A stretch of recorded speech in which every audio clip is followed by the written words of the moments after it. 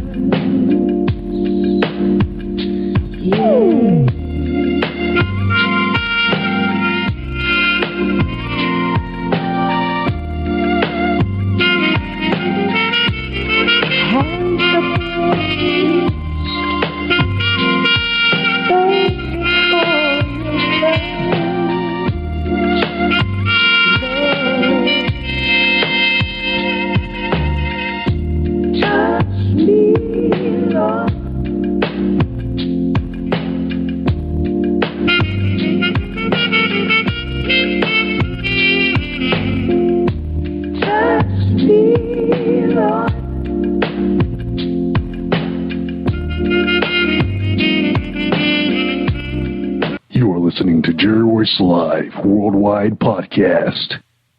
Hey, this is Tiffany Boyle, CEO and Editor-in-Chief of Emerge Magazine, the new voice of business. Here inviting you to come out to celebrate with us at the Emerge premiere, May 29th from 6 p.m. to 10 p.m. at the City Club of Washington, D.C., located at 555 13th Street Northwest, Columbia Square. Again, that's May 29th in Washington, D.C. For more information, visit www.emergepremiere.com. Hello, I am Rhonda Bello, the author of Women of Yesterday for Women of Today, and I am on Jerry Royce Live Worldwide. You are listening to PositivePower21.org with Jerry Royce.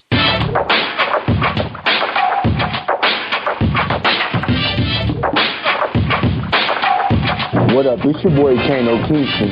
Hi, this is Angel Sessions. Hey, this is Pat. Hi, I'm Teresa Powell. Hi, Jerry. This is Ira Sandro Carter. Hi, this is Bill Powers. Hello, this is Teresa Bobby with Jerry Royce Live. Hi, I'm Philip Byrne. I'm live on the Jerry Royce Show. Hey, what it do? Boy, who's the same?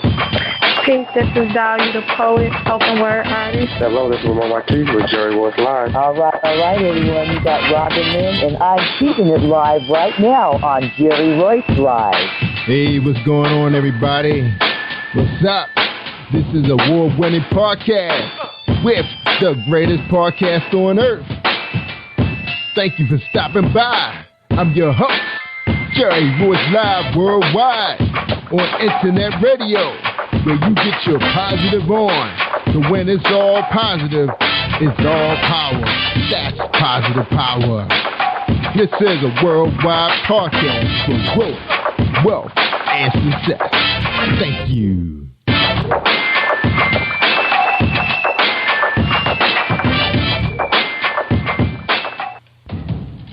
Think you know how drugs get in those little brown bottles? Think again. Set in the green hills of western New Jersey, inside the gilded halls of power of a U.S. pharmaceutical company where decisions are worth billions of dollars and human lives worth less. Nicholas Hardy, a young executive at Marshall Pharmaceutical, finds his career, family, and life in jeopardy. The Farmhouse, a suspense thriller novel by Bill Powers, published by Donna Inc. Publications, available at Amazon.com or DonnaInc.org. Go to Bill's webpage at www.authorBillPowers.com. Are you looking for the next great read?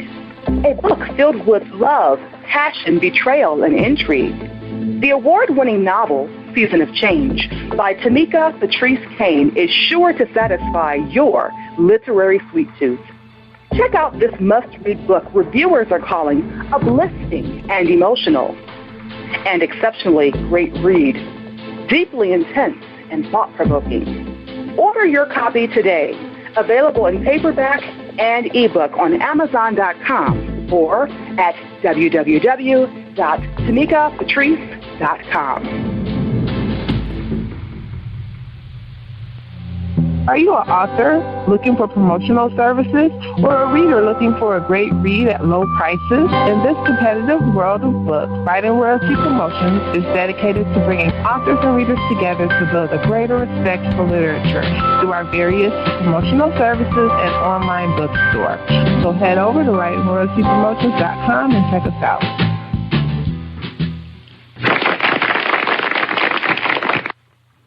Thank you, everybody. Thank you for joining us and welcome to PositivePower21.org. Today I am feeling unbelievable. I am blessed. I am Jerry Voice Live and I'm worldwide. And you're listening to episode 354 with Rhonda Bello. That's right. She's here to talk about her book called Women of Yesterday for Women Today. She's with Kingdom Builders Publications. They are home based in South Carolina. But we're going to take a quick break real quick. When we come back, we're going to hear all about who Rhonda is. So here's a message from Gerald Manuel in his new book. Check him out. Hi. If you're struggling with your relationship or you just can't seem to find the right one, author Gerald Manuel has written an enlightening new book entitled How to Identify Your Spiritual Soulmate. You may order a copy today from Amazon.com or at BarnesandNoble.com. This book is sure to answer many of the questions you may have. Thank you and God bless you. That's right. Check out Gerald Manuel. His book is on our website, PositivePower21.org. For those of you who've never been to the website, you can check it out at PositivePower21.org. That's right. And also, we want to give a shout out to all our new radio casters that's coming up on our new program. That's right. We current other programmers now, other podcasters, other radio personalities. We have Elation Magazine show coming to us with Kimmy Kim. That's right, out of Kansas City. She hosts a show, a religious show on AM out there, and she just launched her brand new online magazine, and she will be hosting a show with yours truly just to get her out of the gate. Also, we got Tea Timers coming. That's right, Real Talk with T. That's right, T Spence from Hollywood. That's right, she walks the red carpet. She's going to be here to talk about empowerment for young ladies and people going through some things. She has walked that walk before. She knows what it's like. So she's going to be here to talk about that, and also a little bit of HIV intervention, okay? And we're going to be bringing Justice Clark live, going to be here soon. That's right, you can find him out there on APRI on Blog Talk Radio, so he has a lot of experience.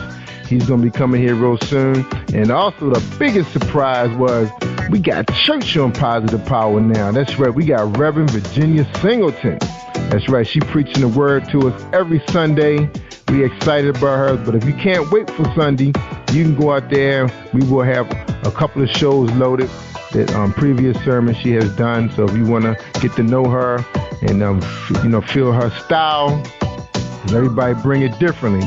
So that'd be the Word of Power, starring Reverend Virginia Singleton. And we want to thank her son Chuck for making this happen. And don't forget about Jam Box Radio on Saturday night, where you want to hear some house music from my favorite DJ, and he's worldwide. That's DJ Spin. We grew up together. If you remember him, he's formerly with the New Marks. If you come out of the 80s, back in the day when they had a big hit with Nilly Vanilli, and those guys that made it big. And right now, of course, that group consisted of yours truly, Kevin Lyles, who's a big-time record executive up in New York. Him and DJ Spin used to spin on 4 turntables at one time, and I think Kevin was like a rapper. Yeah, man, they was exciting cats back then. And also we got Michelle Emmons going to be here. She brings a holistic approach. You'll see a little more information out there on her. We just received her information, and she's excited to be here too. So all those young ladies will be slotted during the week. You know, where you used to hear me, they're going to be taking my place where we're going to be co-hosting, still bringing some guests, still having an exciting time, big time talk. All right, so we ready to move on. We got Rhonda Bello in the house. Minister Rhonda Bello is a Maryland native. She loves the Lord, education, reading as well as teaching. She She retired in 2011 from the United States Army, where she served over 24 years of faithful service. She is now less than 1 year from receiving her doctorate degree in business administration from Phoenix University. Rhonda holds her MA in accounting from the University of Phoenix. She's the executive board for the NGO agency, Global Organization for Humanitarian Relief, as a legal advisor. She's certified with the IRS, performs services with tax preparation, and mentor with University of Phoenix mentorship program, as well as president of University of Phoenix Alumni DC Chapter, University of Maryland Mentorship Program, American Corporate Partners, ACP, Protege Program, and Business Professional Women Foundation, BPW. Ron is the Area 11 Governor of District 27 Toastmasters. She is also co-founder and currently works as assistant pastor in Holy Mountain International Ministry. Rhonda Bell has written an endorsement for a book which will be released, or was released in March 2015. She's also a contributing author in a book called You Are Called to Greatness. Her first book, which was just released, called Women of Yesterday for the Women Today Platinum Series.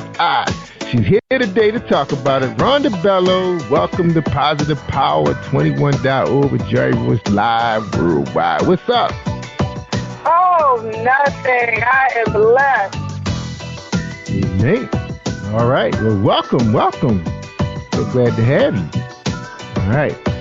Now, we met Rhonda. We had an opportunity to do a face-to-face interview with Rhonda. We haven't aired that show yet because we got so much stuff going on. We haven't had a chance to publish that yet, but we will get that up on the site so you guys get a chance to see Rhonda in person with her loving husband, also Mr. Bello, and their church. That's right. She has her own church up there in the Greenbelt area of Maryland, and we had an opportunity to meet her and her publisher, Louise. That's right, Louise Smith, and owner and operator of Jam Vibes Radio. That's right, who bring us our jazz and gospel music daily.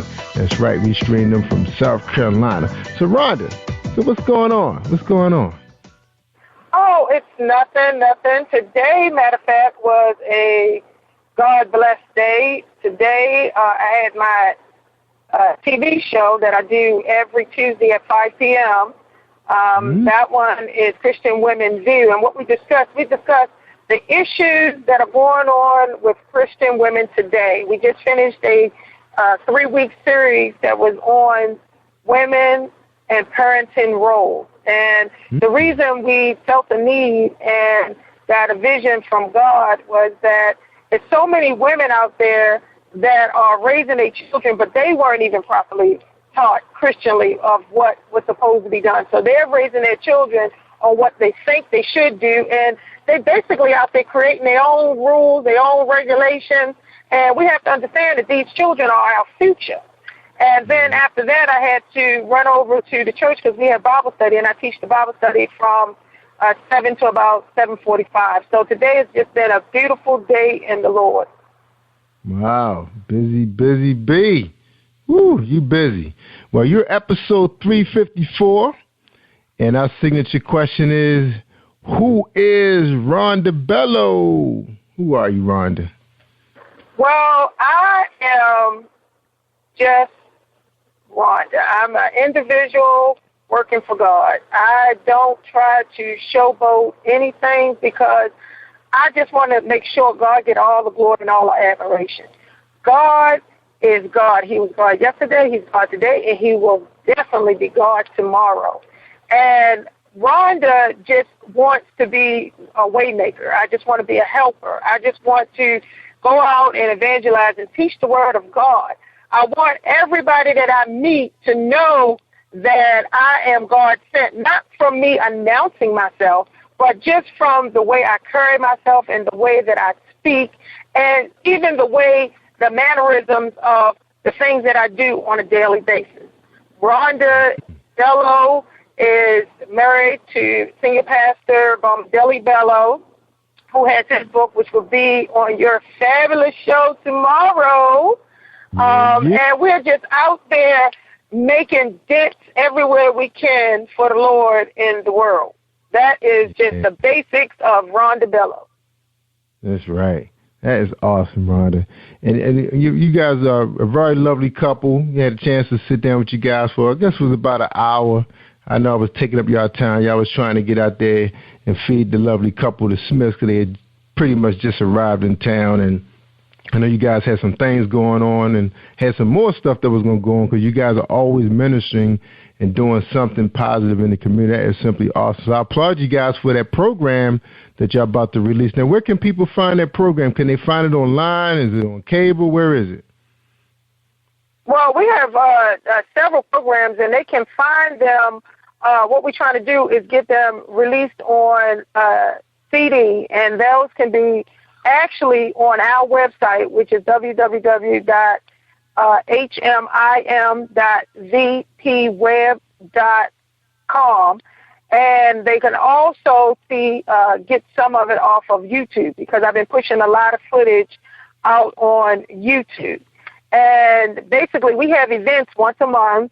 We just had fabulous Minister Derek David, who is Out the Box Ministry. We just had the fabulous the Jazz Bowl, which is Linton and Louise Smith, and they brought their own beauty to gospel and jazz together. And now, believe it or not, we're preparing for just our 1-year anniversary that's coming up in July, and that one is going to be just as great as every event that we have at the church. We have events daily. We have a prayer line that's Monday through Friday at 9 p.m.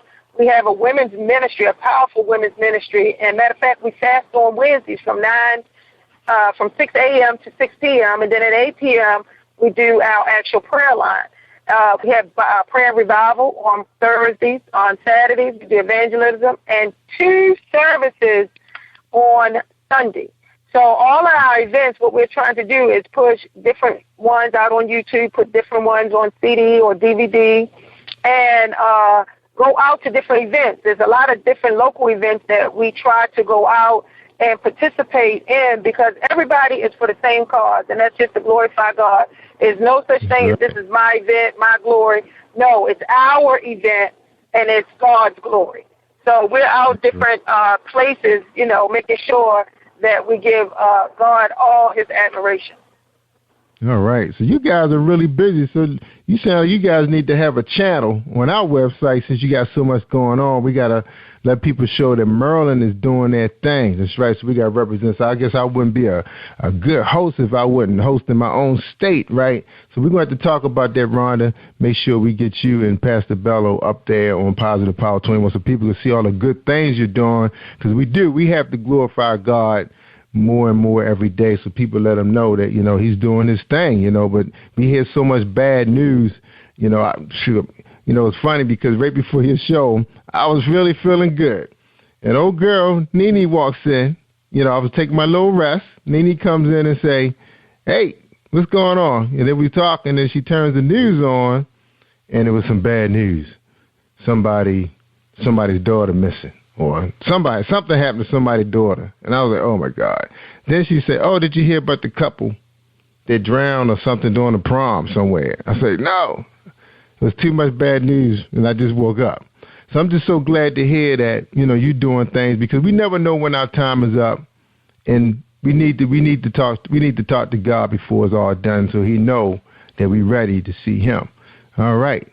Awesome. All right, Ron, let's get down a little bit about you now. Now, we know what you're doing now. Everybody know you got all the education. You got the Army behind you and everything. You got your stripes. Tell us about you growing up. What were you like? Because I know we went to the same neighboring school.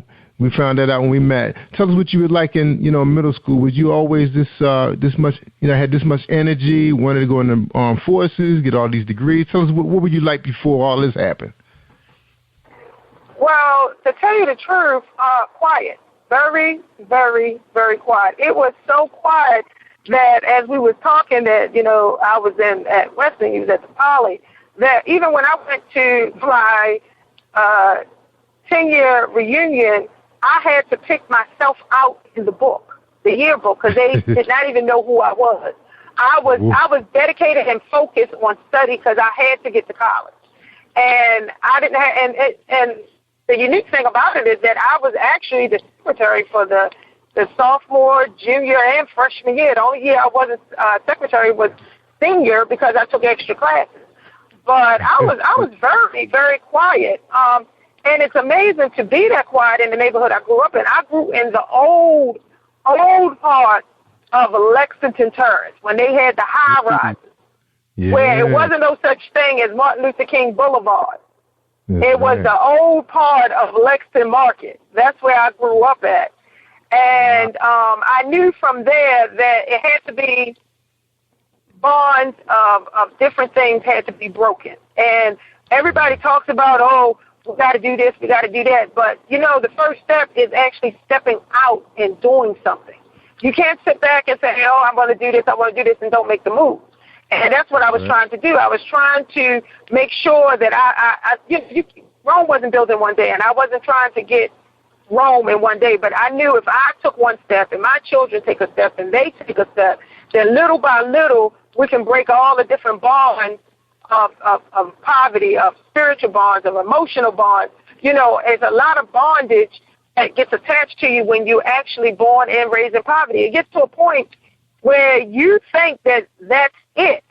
You know, I can remember one time I had to ask a friend, this was a friend that was up in Baltimore County, and I want to say about 13 or 14, I spent the night. I couldn't understand why she didn't put her cereal in the refrigerator. I'm like, everybody put their cereal in the refrigerator. She's looking at me like, huh? But it was just a different way we grew up. So I knew from then that I had to do something. So that's how it was when I was growing up. I really didn't become outspoken until I actually joined the military. And I joined the military because I'm not going to lie, you know, all of us as parents, we want our children to go to school. We want them to be doctors, lawyers, you know, these famous actual business head people, CEOs. But I really didn't know what I wanted to do. And I knew I had to do something. And I knew the military would get me on a path to do something. And once I was in there, I saw that I was making a difference and I was making a change, and it was changing me.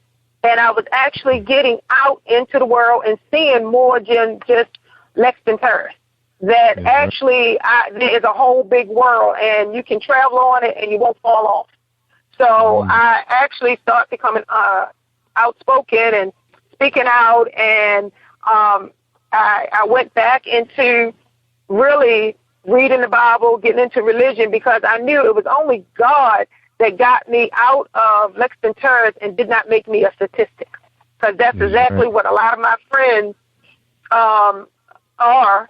You know, they are statistics, and I didn't want to be a statistic. And when I went into the military, and you know that old military saying, "Be all you can be," that's what I was. I was a drill sergeant. I was a chief leader. I actually, in Bosnia, I was part of the ministry team. They didn't have one because we was the first troops out there, and I was part of making and building and setting the pavement for the first ministry team. I am already documented in the Pentagon history for opening the first tri-service tax center, you know, so I was always, you know, busting down barriers and breaking loose and breaking free all the things that were hidden. And I was doing it to glorify God, but I also was doing it as a woman perspective, because sometimes when we're women, we get lost in the shuffle. And sometimes we have to actually open up and say, hey, I know that this is what God told me to do, and this is what the Bible told me to do, and I need to step forth, and I need to do what's right, and that's going to give the glory to God. So that's how I was when I was growing up. I was just you may as well say a rose that was closed, and then now I'm a rose that's done blossomed. That's all right. Good. Wow. Yeah, because I remember, you know, what it was like back in the 70s and 80s. You know, that part of Baltimore, you know, is nothing like what it is today. You know, people think about the riots now, but that was just like one or two blocks that, you know, that was up in fire. But that part where you grew up now is, you know, they building that up. That area is, whew, man, you probably wouldn't even recognize it. $1 million churches and you name it. You know, it's spectacular down there. Now, what happened, Ron? What kind of lit that fire up in your mind that you knew it was more than just Lexington Mark? Because I know in middle school you were just going to school in that community, but when you went to high school, you had an opportunity to attend Western High School, which is, you know, right next door to an all-boys engineering school. So you had the opportunity to meet young men and women who were actually attending private school before they attended Western, because Western was almost compared to a private school back in those days. So right. Well, what happened is that I was actually one of the ones that was known to go to Francis Scott Key. And we were over there, and I did my junior high there, and then was accepted into Western High School. And you're right, Western High School was treated as a private, upscale school, and I was honored to get accepted into the school. But that is not what sparked me to become the person that I am today. What sparked me to become the person that I am today, and to know that I needed to get out of Lexington Terrace and to actually pursue what my talents was that God gave me, was actually when I had family members to start dying. And it got to a point where I thought that I was the cause of all the death. And I said, you know what, I cannot consciously stay in this type of environment if I'm the one that's causing all these deaths. Through my lifetime before I was the age of 24, my mother died, my godmother died, 2 aunts died, my brother died, and my great-grandmother died. So that let me know that I can't stay here. This is death. If I stay here, I am going to die. This is death. This is not a place that I will be proud to raise my children. So what happened? They were dying of what? Of illness, like what, diabetes or something? High blood pressure? Well, my mother was murdered, and I was sick. Yes, and my brother was murdered over drugs. So, you know, that's always rampage. Murphy Homes, the Lexington Terrace, the Poe Home, everything was drugs. Yeah. And he was murdered over drugs. My godmother over drugs. My 2 aunties over drugs. And my grandmother, my great-grandmother, she just died because she was old. Believe it or not, she was 98 when she died. Oh, okay. But she was that spark that kept me focused and would say, you can do it. Nothing is impossible for God.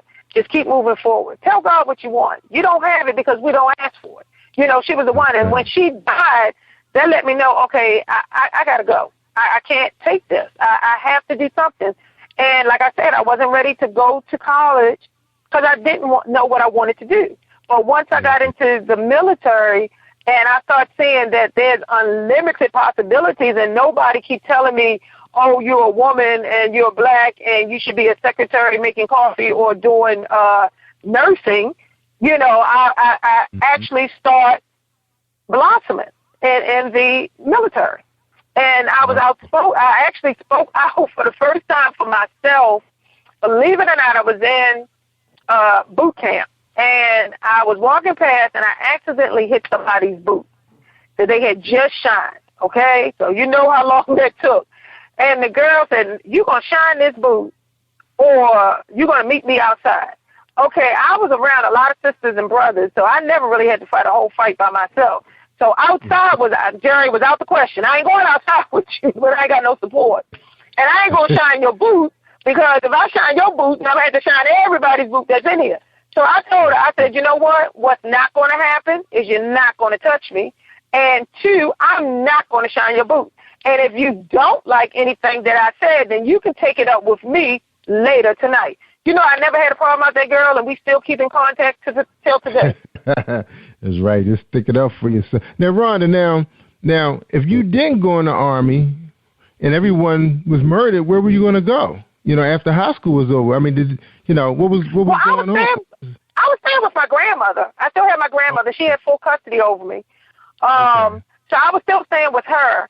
But, you have that spark inside of you that say, yes, I need to do some things. And in my books, I tell a little bit each time about myself because I like to be transparent because I'm like everybody else. I'm not nobody that just got all the blessings showered upon me. No, I'm like everybody else. And if I can do it, everybody can do it. It's just that I was very fortunate that I had a close-knit family. My grandmother, she took us to church faithfully. My sister, Jeline, up till today, I can be in Zimbabwe and make a phone call and just tell her, blase, she on the next thing smoking to come over there to find out what's wrong. So we was a very tight-knit family. So that's who I was staying with, was my grandmother. And she used to tell us, this is all we got. This is all you got right here. You see these? This is it. Your brother, your sister, me, this is all you got. And she would preach that to us. And that's why when anything happened, we're always together to make it happen. And now my sister, you know, everybody always have their so-called as Big Mama. And that's more or less like the role that she has taken because she knows everybody's birthday, anniversary. She tries to get to every graduation. You know, she makes sure she's still holding that family banner, which is excellent because it's still keeping us together. So that's who I stayed with. So I had a place to stay. It's just that I didn't feel, Jerry, that I was going to make it. I really did not feel it. So I had to do something about it. Mm-hmm. So your sister's still living in Baltimore? Well, she is actually in Windsor Mill, which is off of Wrightstown. So she's still in Maryland. Okay, she's not that far from my location. Oh, not Wrightstown, Liberty Road. So she's still in Maryland. Yeah. And my brother, he's out near Aberdeen. He's all the way out. But they're still there. My grandmother lives with my sister, and I'm telling you, if I tell her when this is playing, she's going to be watching this. She listens to everything. She follows me. She supports me. And she's done got all the way up in age, and she doesn't miss a beat.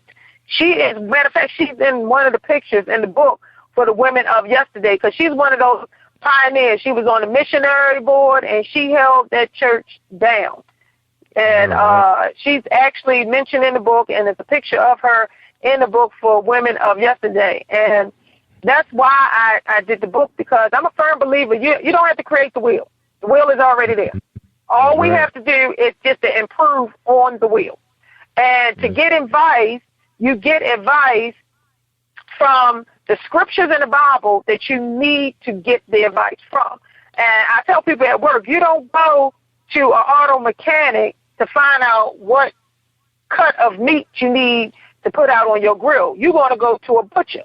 So why would you go to somebody that clearly has no clue what they're doing with their life to ask them what should you do next? That's right. That's true. You know. All right, y'all. So, yes. We talking to Minister Rhonda Bello, Maryland native. She loves the Lord, education and reading and teaching. We're going to take a break real quick, Rhonda, and when we come back, we're going to talk about women of yesterday for the women today. All right? So hold tight, everybody. Here's a message from Merlin Dunn and Kevin Dunn. Get the CD, y'all. It's awesome. I am recording artist Marilyn Dunn from St. Louis, Missouri. If you are looking for some soul-stirring, anointed, spiritual, and heartfelt music, visit my website at www.marilynnministries.com. Or you can also find me on CD Baby, iTunes, and Reverb Nation. For booking information, contact Mr. Kevin Dunn at 636-856-0551. That's 636-856-0551. Hey, this is director-producer Alan Wills, and I am on Positive Power 21 with Jerry Royce Live. And when I'm online, I listen to Jerry Royce Live at www.spreaker.com/positivepower21.org. Y'all heard? Don't delay, give it up, be strong and lift him up, 'cause he's the power of life. Lift him up, rain away, rain away, rain away, 'cause it's the last day. So look to the right,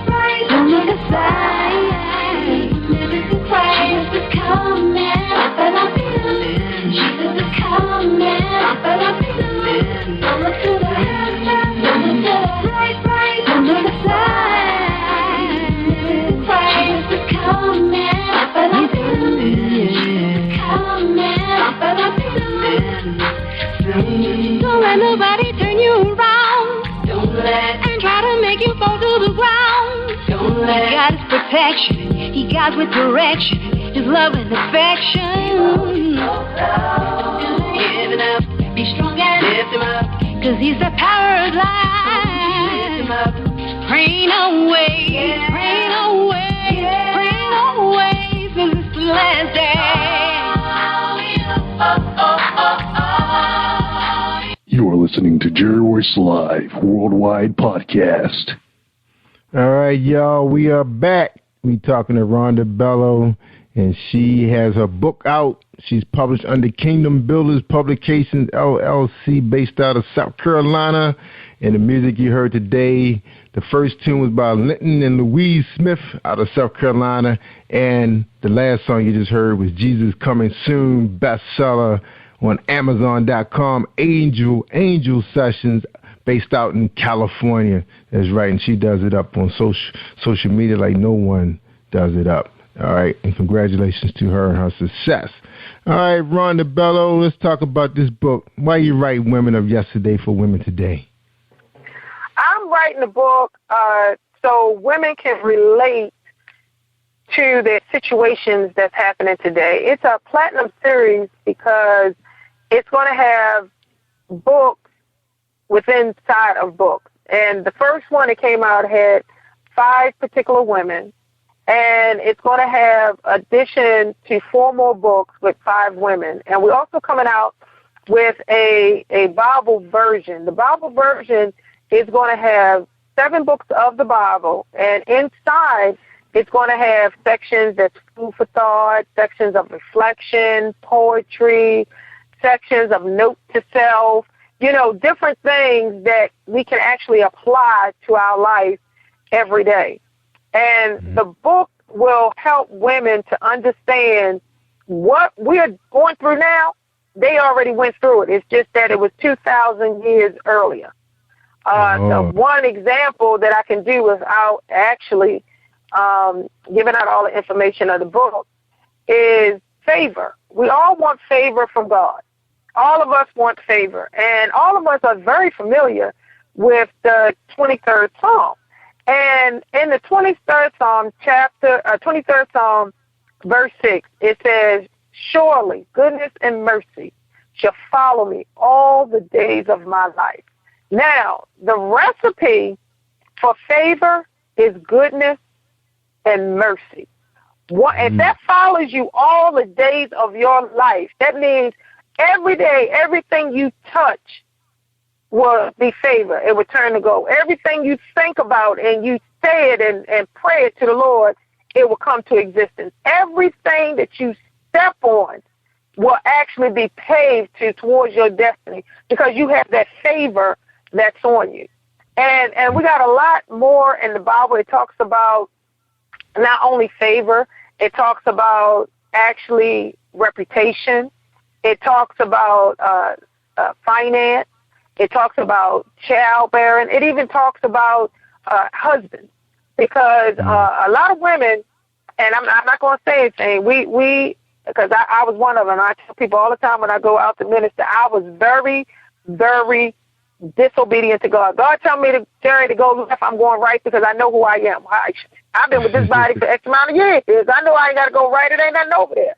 And every time I would get baptized by fire. That means that something would happen and I'm running right back to the cross, pray. And once I surrendered and listened to God and actually start studying his words, everything started turning around. And that's inside the Bible, too, about just being obedient.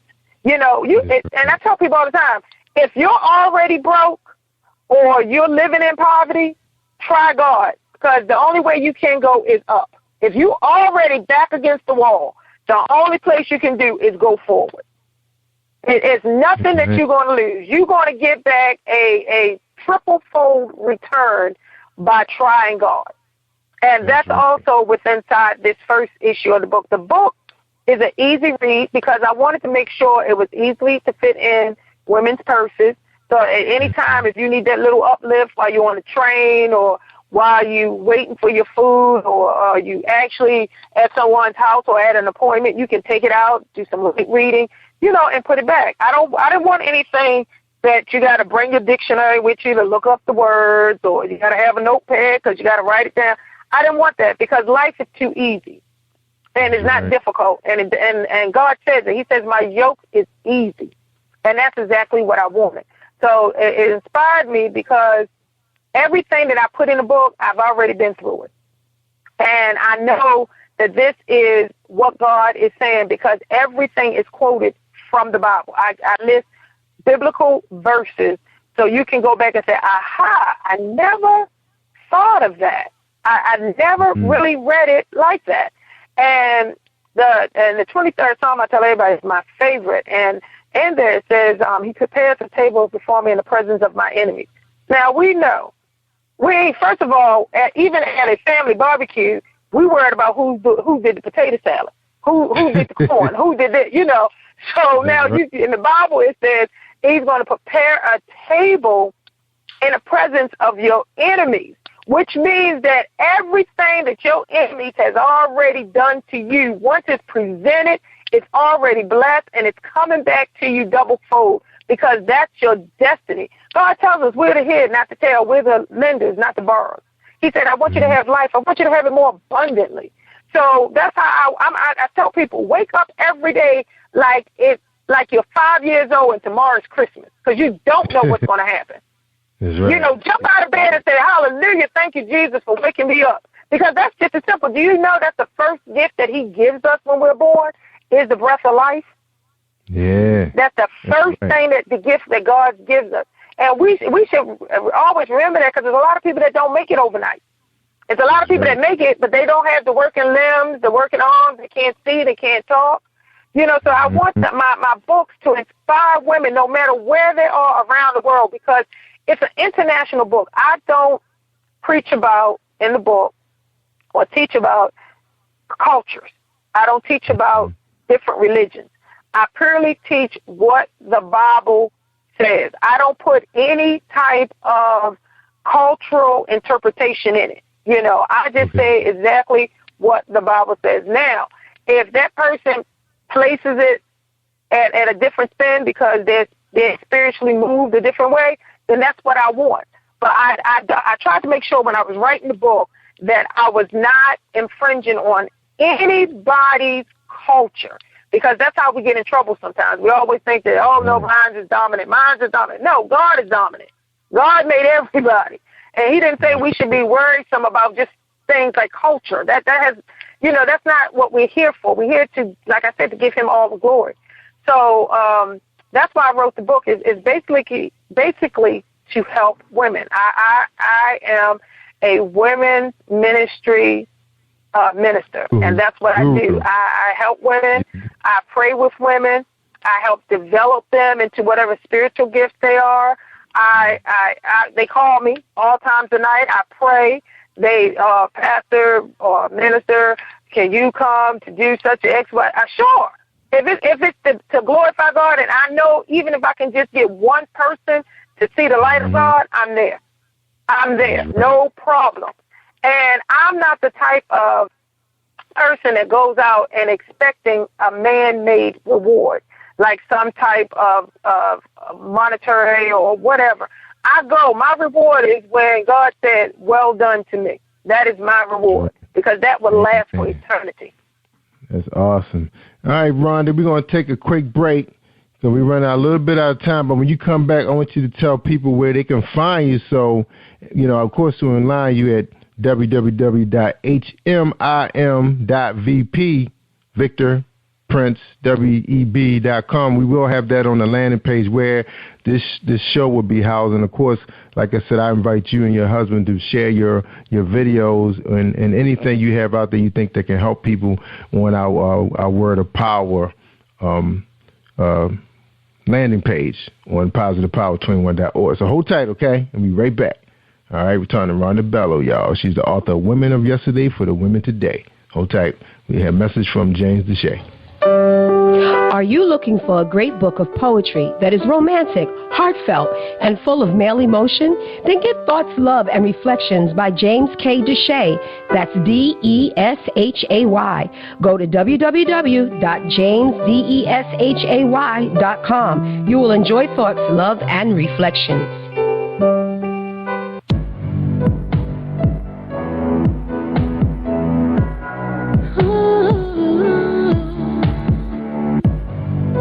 I'm on my knees, it's just you and me, Lord. I love you, Lord.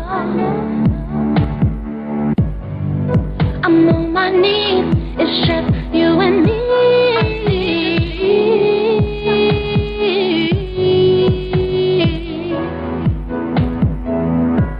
I love you, Lord. I'm on my knees, trying to get through, Lord. I'm on my knees, trying to get through.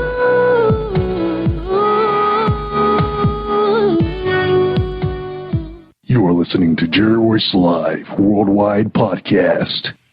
All right, that was Kimberly. I Want to Be Yours. Man, I love that song. But I don't want to take up too much time because Rhonda got to tell us where they can find her, where her church at, because Rhonda goes to church on you. Rhonda, where can they find you and your husband's church? Tell them. Our church is located at 7755 Bell Point, that's B as in boy, E-L-L-E, Point Drive, and it's in Greenbelt, Maryland, 20770. That's right. And that church is called Mountain International Ministry. So you guys Google it. You should have told them to just Google it, Barbara. And they would find you. They find you. The GPS do the work. You had to read it out, Rhonda. And Rhonda's the first lady, minister of Holy Mountain International Ministry. So she want to make sure you guys get this. So that's why she's reading out the address. But I thought she was going to say Google me and Mountain International Ministries. All right? Because we're on the internet, Rhonda. You have to do all of that. All right. I understand that, but you know you got older and younger.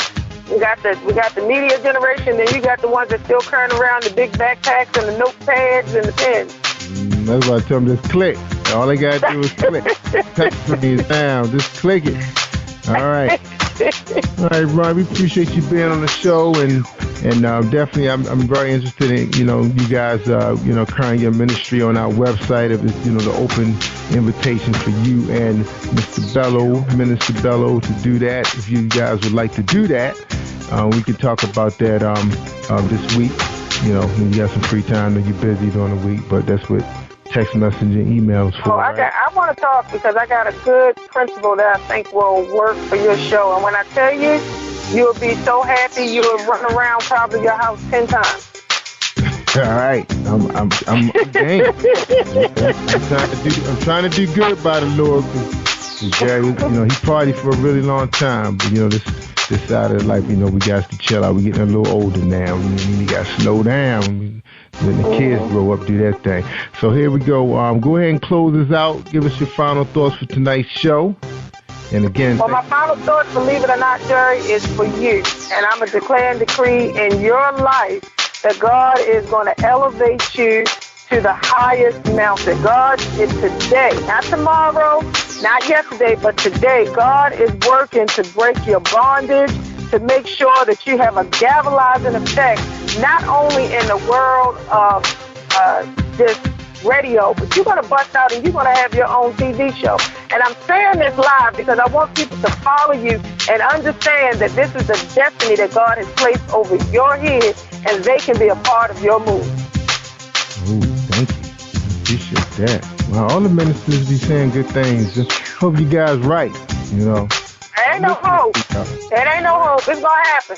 It's going to happen. You just make sure you got a spot for us. You know how people, when they rise up, they forget about the little people. I was like, Rhonda Bell, you from where? No, I'm from Baltimore.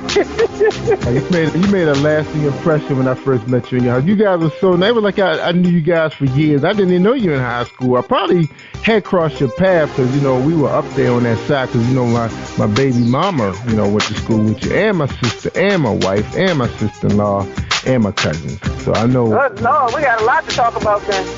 Yeah, them Western Knights, man, they all over the place. Yeah. And a lot of them became Deltas too, you know, so they keep it real. You know, I behave myself. The Deltas, you know, they in the millions. So, you know, the brother can't get away with nothing. So, you know, I married the right person to keep me in check, you know, so. That's good. Opportunity to catch Jerry Voice Live reality show coming to my YouTube channel. You have an opportunity to see me doing chores and helping the lady the house out because she works all the time. And I want you guys to see me asking because I need some help. I need to know how to get stains out of the carpet and when Skylar girl, aka Jill, be spilling jelly and juice all over the wooden floor. What should I really be using to clean it up with? You know, those are the kind of answers I'm going to need on my Facebook page. So look for that. That's coming real soon, y'all. That's going to be fun, and we should have a good time with that. All right, Rhonda, I appreciate you. I can't wait to get your husband on here and talk about his book because you had your turn. Women of Yesterday for Women Today. Can they find that on Amazon? They sure can. Awesome. All right, y'all. Well, we're going to make sure that they can just point and click. The book will be on our website. So you can get that, and that's a digital download as well. Because I know Louise and them handle that for you. So can they get that? Right, it's up in 2 weeks. It'll be out by the second week of June. All right, awesome. All right, everybody. Ron, I tell them all the time, they want to hear the good stuff. They got to listen to Jerry Voice Live on positivepower21.org or our app. That's right, our mobile app. You can find at Spreaker.com/positivepower21. And I tell you guys all the time, I'm Jerry Voice Live. I'm worldwide. Thank you for tuning in to Jerry Voice Live on positivepower21.org and Spreaker.com/positivepower21. This is a Voice Enterprises production. And don't forget about replay on Facebook.com/Jerry Voice Live.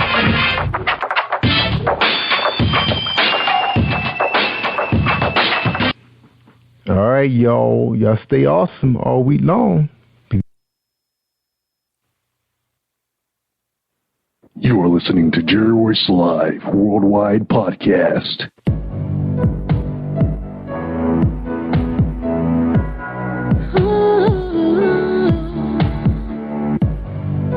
I'm on my knees. It's just you and me, Lord.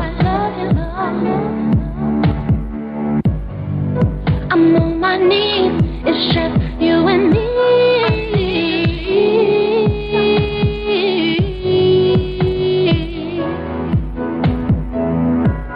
I love you, Lord. I'm on my knees, trying to get through, Lord.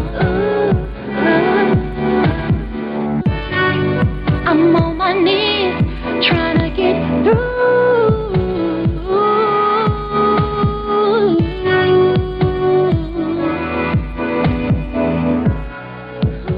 You are listening to Jerry Royce Live Worldwide Podcast. Hey, this is Tiffany Boyle, CEO and Editor-in-Chief of Emerge Magazine, the new voice of business.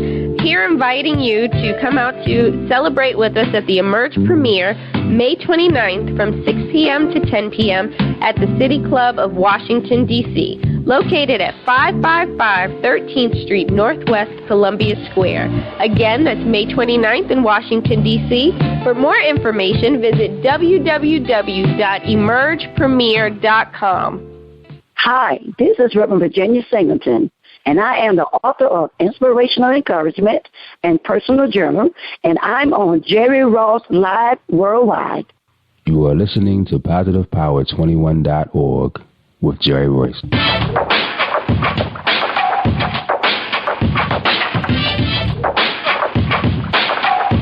What up? It's your boy Kano Kingston.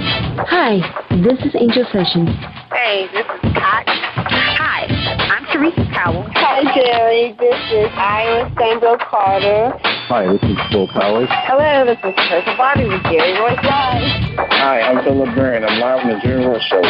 Hey, what it do? Boy, who's the same?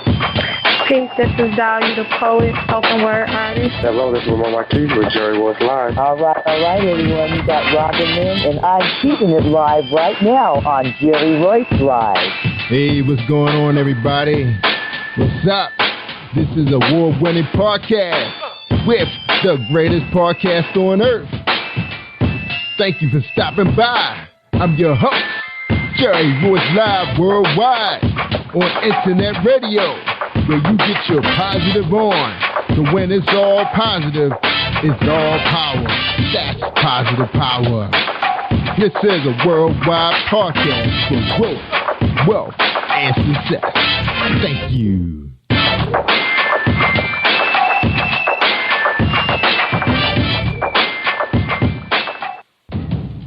Think you know how drugs get in those little brown bottles? Think again. Set in the green hills of western New Jersey, inside the gilded halls of power of a U.S. pharmaceutical company where decisions are worth billions of dollars and human lives worth less. Nicholas Harding, a young executive at Marshall Pharmaceutical, finds his career, family, and life in jeopardy. The Farmhouse, a suspense thriller novel by Bill Powers, published by Donna Inc. Publications, available at Amazon.com or DonnaInc.org. Go to Bill's webpage at www.author.BillPowers.com. Are you looking for the next great read? A book filled with love, passion, betrayal, and intrigue.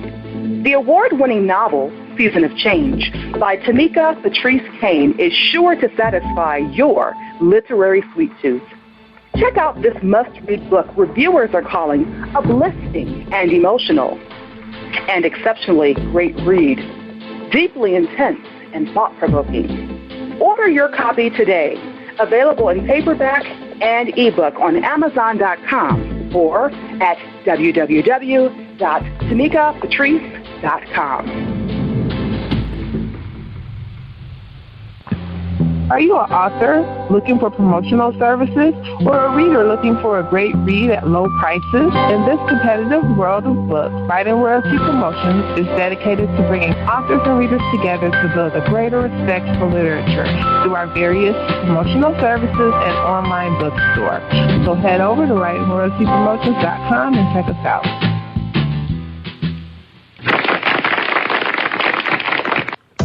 Thank you, everybody. Thank you for joining us and welcome to PositivePower21.org. Today, I am feeling incredible, I am blessed, and I am Jerry Royce Live, and I'm worldwide. And you're listening to episode 353. And today on the show, we have a poet. Well, not exactly a poet, but we're going to say we have an author on the show. The title of her book is called Inspirational Encouragement and Personal Journal. And her name is Reverend Virginia Singleton. And we're going to bring out on the show as soon as we hear a message from our sponsor. And tonight's sponsor on the show is my man. That's right, James Deshay. Check him out. Are you looking for a great book of poetry that is romantic, heartfelt, and full of male emotion? Then get Thoughts, Love, and Reflections by James K. Deshay. That's Deshay.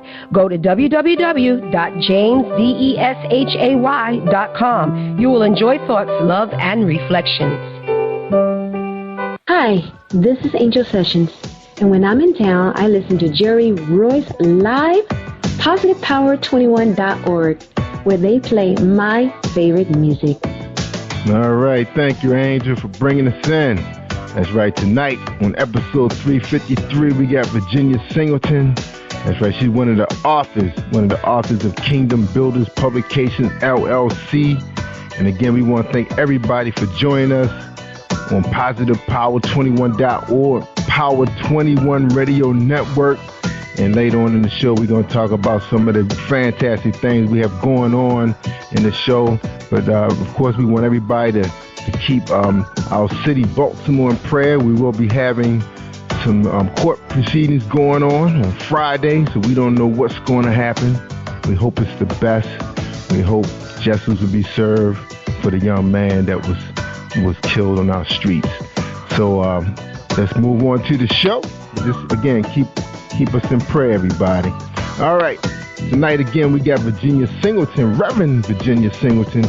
She's a woman of prayer, faith, and a woman of the cloth. She is captivating and exhilarating preacher who has founded and pastored the flourishing and dedicated membership of Divine Church of Deliverance in Florence, South Carolina.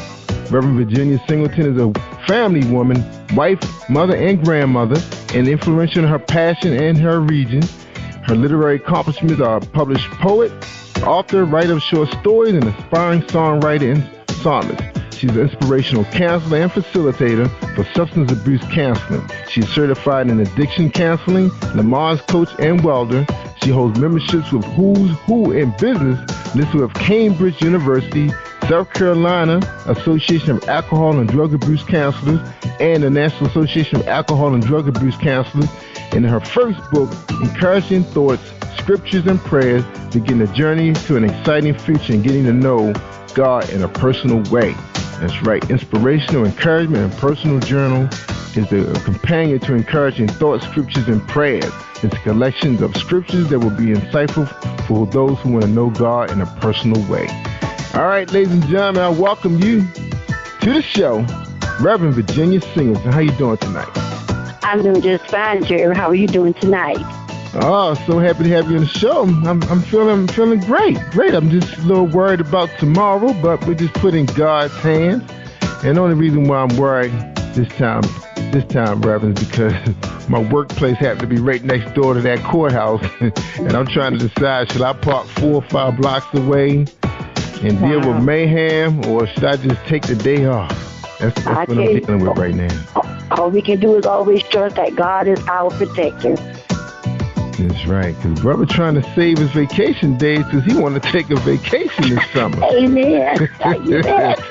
That's right, because man, we dealing with allergy season and everything. You know when you get up with allergies, it's like having a bad cold. A bad cold.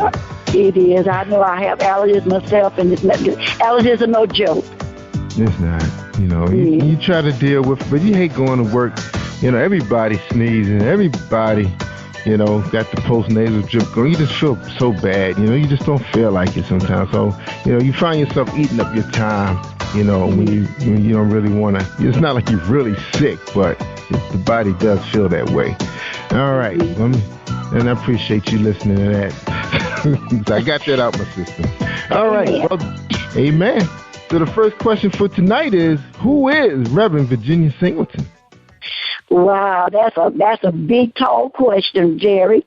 I am a wife. I am a mother, grandmother, great-grandmother. I'm a poet. I am a retired clinical counselor, and presently I am the 14-year pastor of the Divine Church of Deliverance. And I tell you, my plate just gets so full sometimes till I wonder which way to go or where to begin.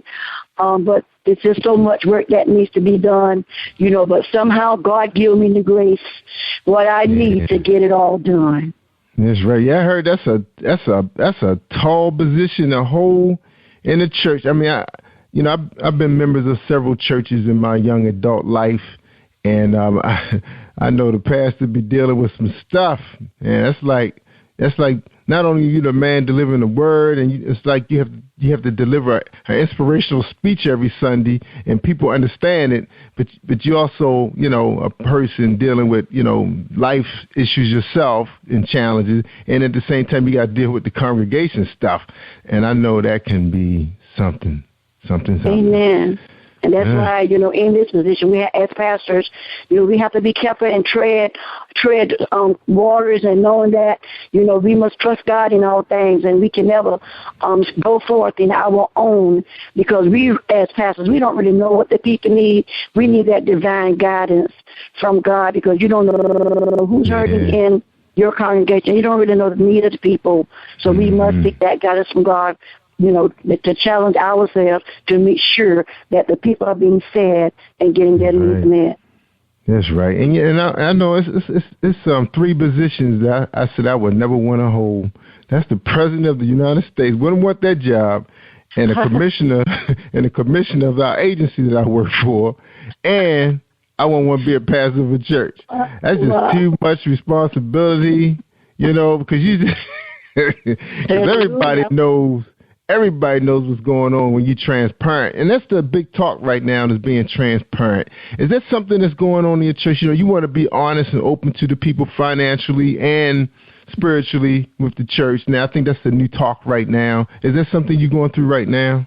Absolutely, it is, and and it's almost necessary, because people, they're sitting in congregations and they're looking at whomever is in the pulpit, providing them guidance, and they need to know that that's not a perfect, flawless person, that's standing there as their leader.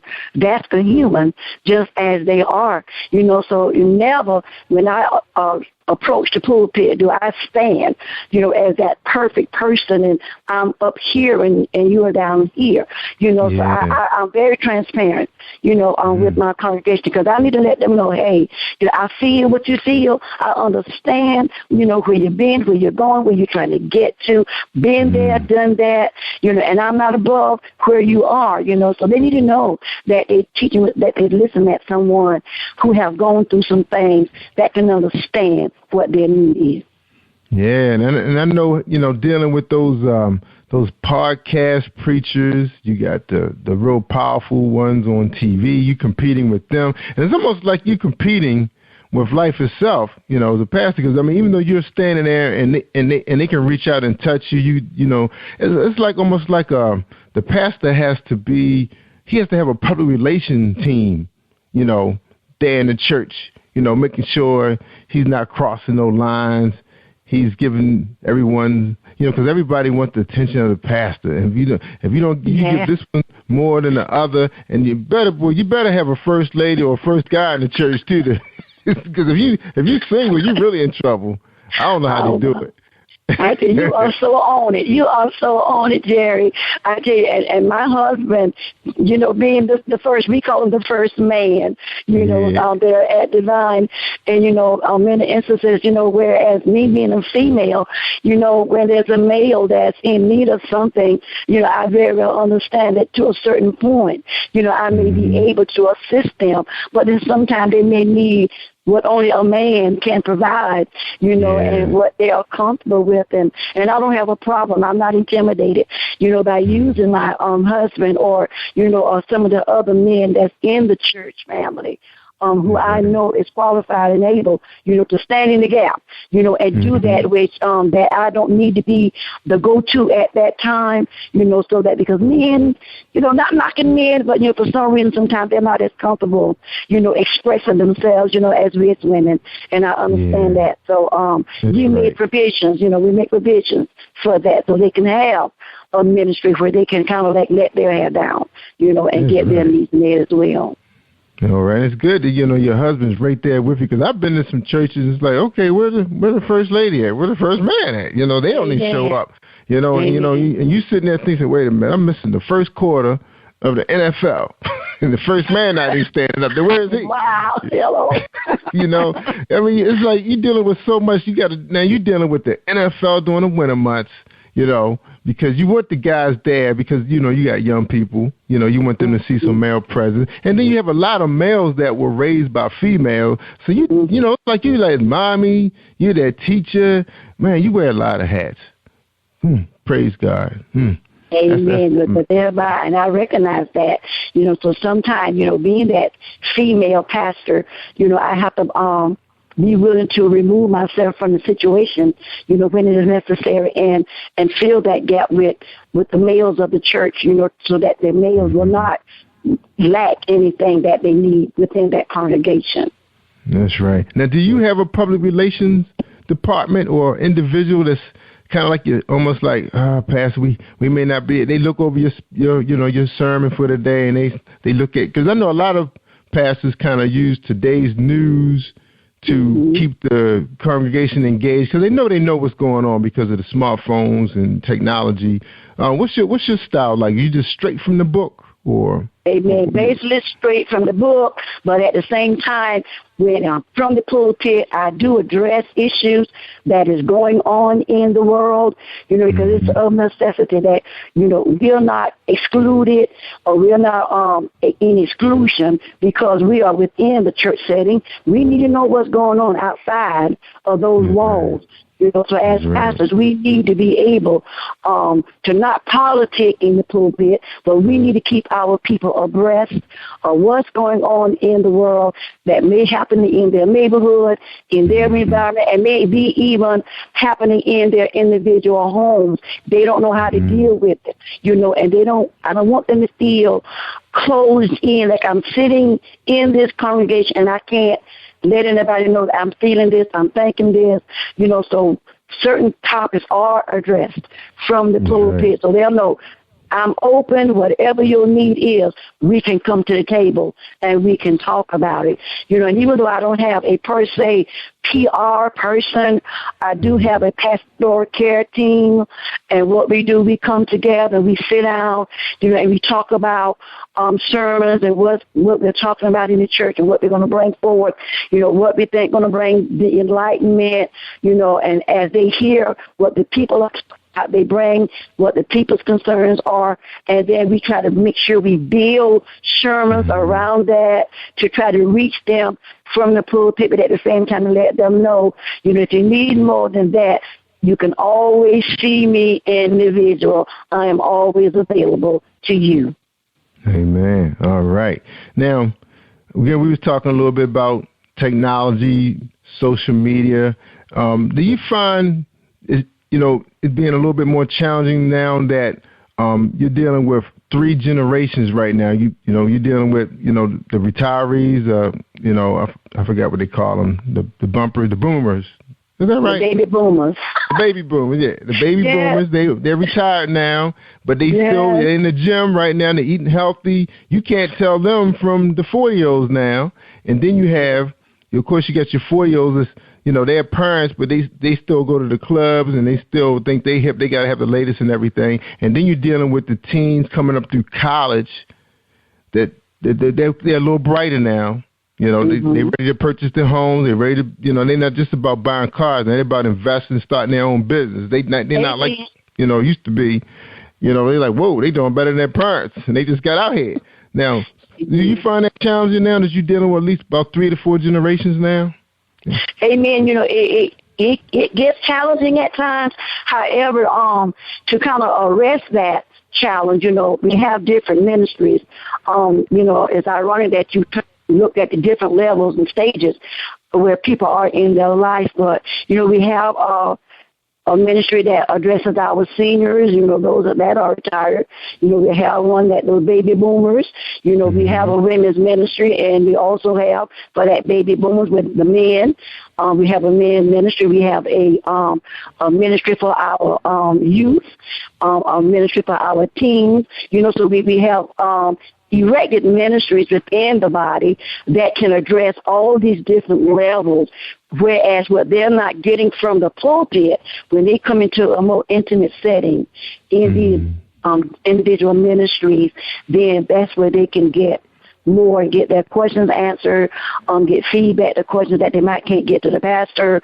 But if they can't get it answered there, then of course these team leaders, they will gather that information, bring it back to me, get some feedback, and then take it back into that setting. So at all times, just think about all those different levels, but at the same time recognizing that they're not going to get it all from the pulpit. So thereby we have these different intimate ministries that they can probably get more information, on an individual basis. Because I can't stop in the middle of a sermon and answer a question. So thereby, we have to set up other avenues that the questions can be answered. That's right. Now I'm going to tell you something I noticed, because I'm very observant. I watch everything. I've been this way for so long. Now, I know since President Obama became president, people put a little bit more weight on their leadership now. It's like the introverts are having a hard time. It's like nowadays people are saying, I know you are the leader, but you need to come down, you need to hug me, you need to shake my hand, you need to sit down and break bread with me or something, or I'm not going to vote for you, or I'm not going to support you wherever your platform is. Because President Obama is a very engaging president, a very engaging leader. And I noticed what happened to the church I was going to, because this pastor, he likes to sneak in through the back, do his thing, and then he disappear after he does communion or whatever, and he's not at the door to say goodbye to you and have a nice week. Everybody like, what the heck? He doesn't do that. But I remember I had a pastor that was like that. He would, do his thing, speak. He wasn't one of them long-winded preachers neither. And then he would walk down, do his little benediction. Well, I forgot what he called that thing. Man, it's been a while since I was in a Methodist church. He would come down, little ceremony, and then he would stop at the back door. And then when the church, service was over, he shakes everybody's hand, hug every woman, and smile at every kid like he was running for office. Mm-hmm. And the church was packed because I remember what it was like before he got there. It was you can count the people in the pews, but and he had to have a second service. And I'm noticing now that people are putting a little bit more pressure, and even in the workplace, they're telling leadership, and I've seen this happen in the workplace where I'm at, where we have the managers like to stay in the cubicles. They don't come out and say good morning. And this is one of the biggest complaints in town hall meetings now is my boss don't say good morning to us in the morning. They don't know they're there or not. But the ones walking around, they may never been one of the better workers in the workplace, but they know how to treat people and the people like them and they work hard for them. Have you found that to be a problem? Have you seen a difference? Well, let me say at Divine, I make it a point to be very engaging with the congregation because I think that is so necessary. Because first of all, you don't want to give out the image that I'm better because of where I stand. Because people need to understand that though that's my leader, I need a leader who is not desensitized to me being a human so much that we can remove ourselves to what issues and concerns that people may be experiencing. Thereby, I make it a point to be very engaging with my congregation. I enjoy the hug. I enjoy the shaking of the hands. I enjoy the picking up the little people and holding them and feeling those little arms wrapped around my neck. I enjoy standing at the door as they go out, as they depart, shaking their hands and telling them, God be with you until we meet the next time. And I think that is so important because pastors have such a busy schedule. They have so much on their plate. And I feel that when the opportunity presents itself, that you can show the people that you have my undivided attention. And being in church is one of the main places, one of the main times that the opportunity is presented, that we can show them, you may not be able to grab me all week, but you got my attention this morning. What do you need from me? Amen. So we need to show them that love. We need to show that. Jesus was very engaging. Yes. Yeah, Jesus didn't exclude himself. He was very engaging. And I love that style, and I've adopted that style, and I'm going to have that style until the day I die. Whether it's in the church or on the outside, it's important to engage with your leaders. That's right. I love that. Wow, you awesome. You are awesome. Hallelujah. That's what I'm talking about. That's right, because Jesus was rubbing people's feet. Thank you. Thank you. I don't think you get anybody bought. Well, you do have some bosses out there that are more like servant leaders. That they want to make their job really is to give you what you need, the tools you need. Whether it's just high in the morning, or can I sharpen your pencil, or is your computer system working right?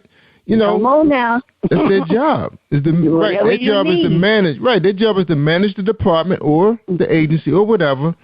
But to make sure you're a happy camper at the same time, Absolutely. And it's funny because when you go to some of your higher up organizations, a lot of the leadership is like that. But somewhere down in the middle, when it gets down to right before the first line, it disappears.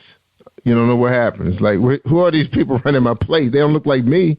They don't have my style of leadership. So I don't get it. But you are awesome. But we're going to take a break, Reverend Singleton, and we come back. We're going to talk about encouraging thoughts, scriptures, and prayers. That's right. Oh, my bad. Inspirational encouragement and personal journal. We're going to talk about that when we get back. Your relationship with Kingdom Builders Publications, all that good stuff. So everybody hold tight. We talking to Reverend Virginia Singleton. Awesome, awesome preacher. Awesome. All right. Here we go with Reese World Publishing.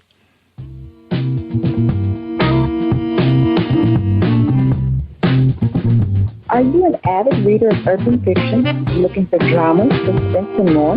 Reads World Publishing is dedicated to bringing the world's best literature to our readers.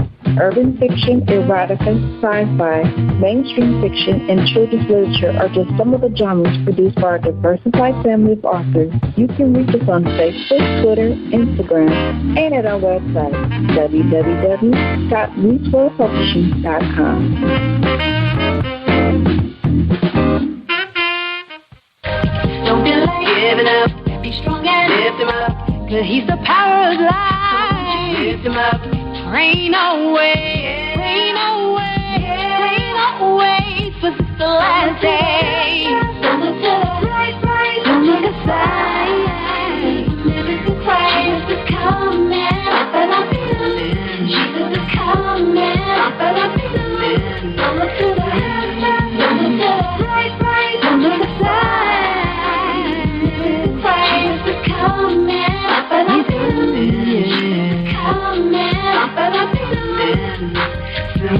Don't let nobody turn you around. Don't let and try to make you fall to the ground. Don't let. He got his protection. He got with direction. His love and affection. Don't give it up. Be strong and lift him up. 'Cause he's the power of life. Lift him up. Rain away. Rain away. Rain away. 'Cause it's the last day.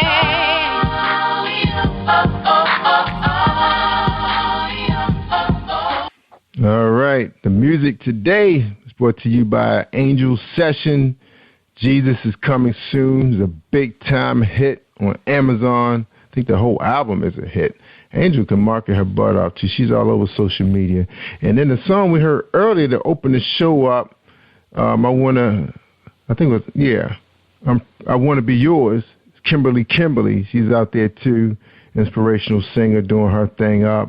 And we appreciate both those artists. They were both on positivepower21.org, so you can check out their shows. If you go out to the website, positivepower21.org, you will see them listed on our billboard. You want to get on the billboard, just inbox us, and we tell you how much it costs. All right? Everybody see you, and everybody wants you. All right, we're talking to Reverend Virginia Singleton.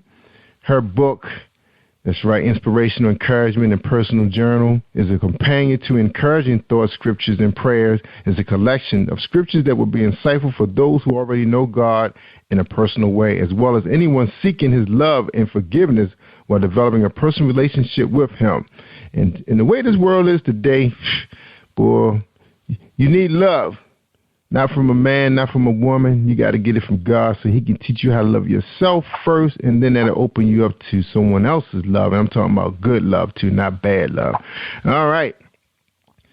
Reverend Virginia Singer, tell us about this book. Tell us about it. Amen. As you said, Jerry, I thank God for this project, and it is the junior to my first book, Encouraging Thoughts, Scriptures, and Prayers. With that first one, I wrote that, in dedication to my sister, my baby sister, as a matter of fact, who passed away with breast cancer. She and I, we used to have many conversations, and we talked about many different topics that was encouraging and inspiring, in trying to keep her encouraged. And, and when we would sit down and talk, she would always say, sis, you need to write that down, because it's so encouraging to me, and that's been part of what's helping me to not to complain, but to be a trooper through this and to keep my faith and to hold on to God, and not give up. And she really inspired me to pen it on paper. And so that's how the first book came about. But then God started dealing with me about kind of furthering, that book itself. And that book itself became the foundation for inspiration, encouragement, and personal journal. And that's exactly what it is. It's a journal where a person can, on a personal level, they can kind of monitor themselves, where their personal spiritual growth is, what they want from God, where they are in God, what they want more for themselves, Where am I growing? Where do I need to grow? Where are my strengths? Where are my weaknesses? And it's not a preachy book. It is very simple. I try to keep it on the style like Jesus did. Jesus was very powerful in his teaching, but at the same time, he was very simplistic.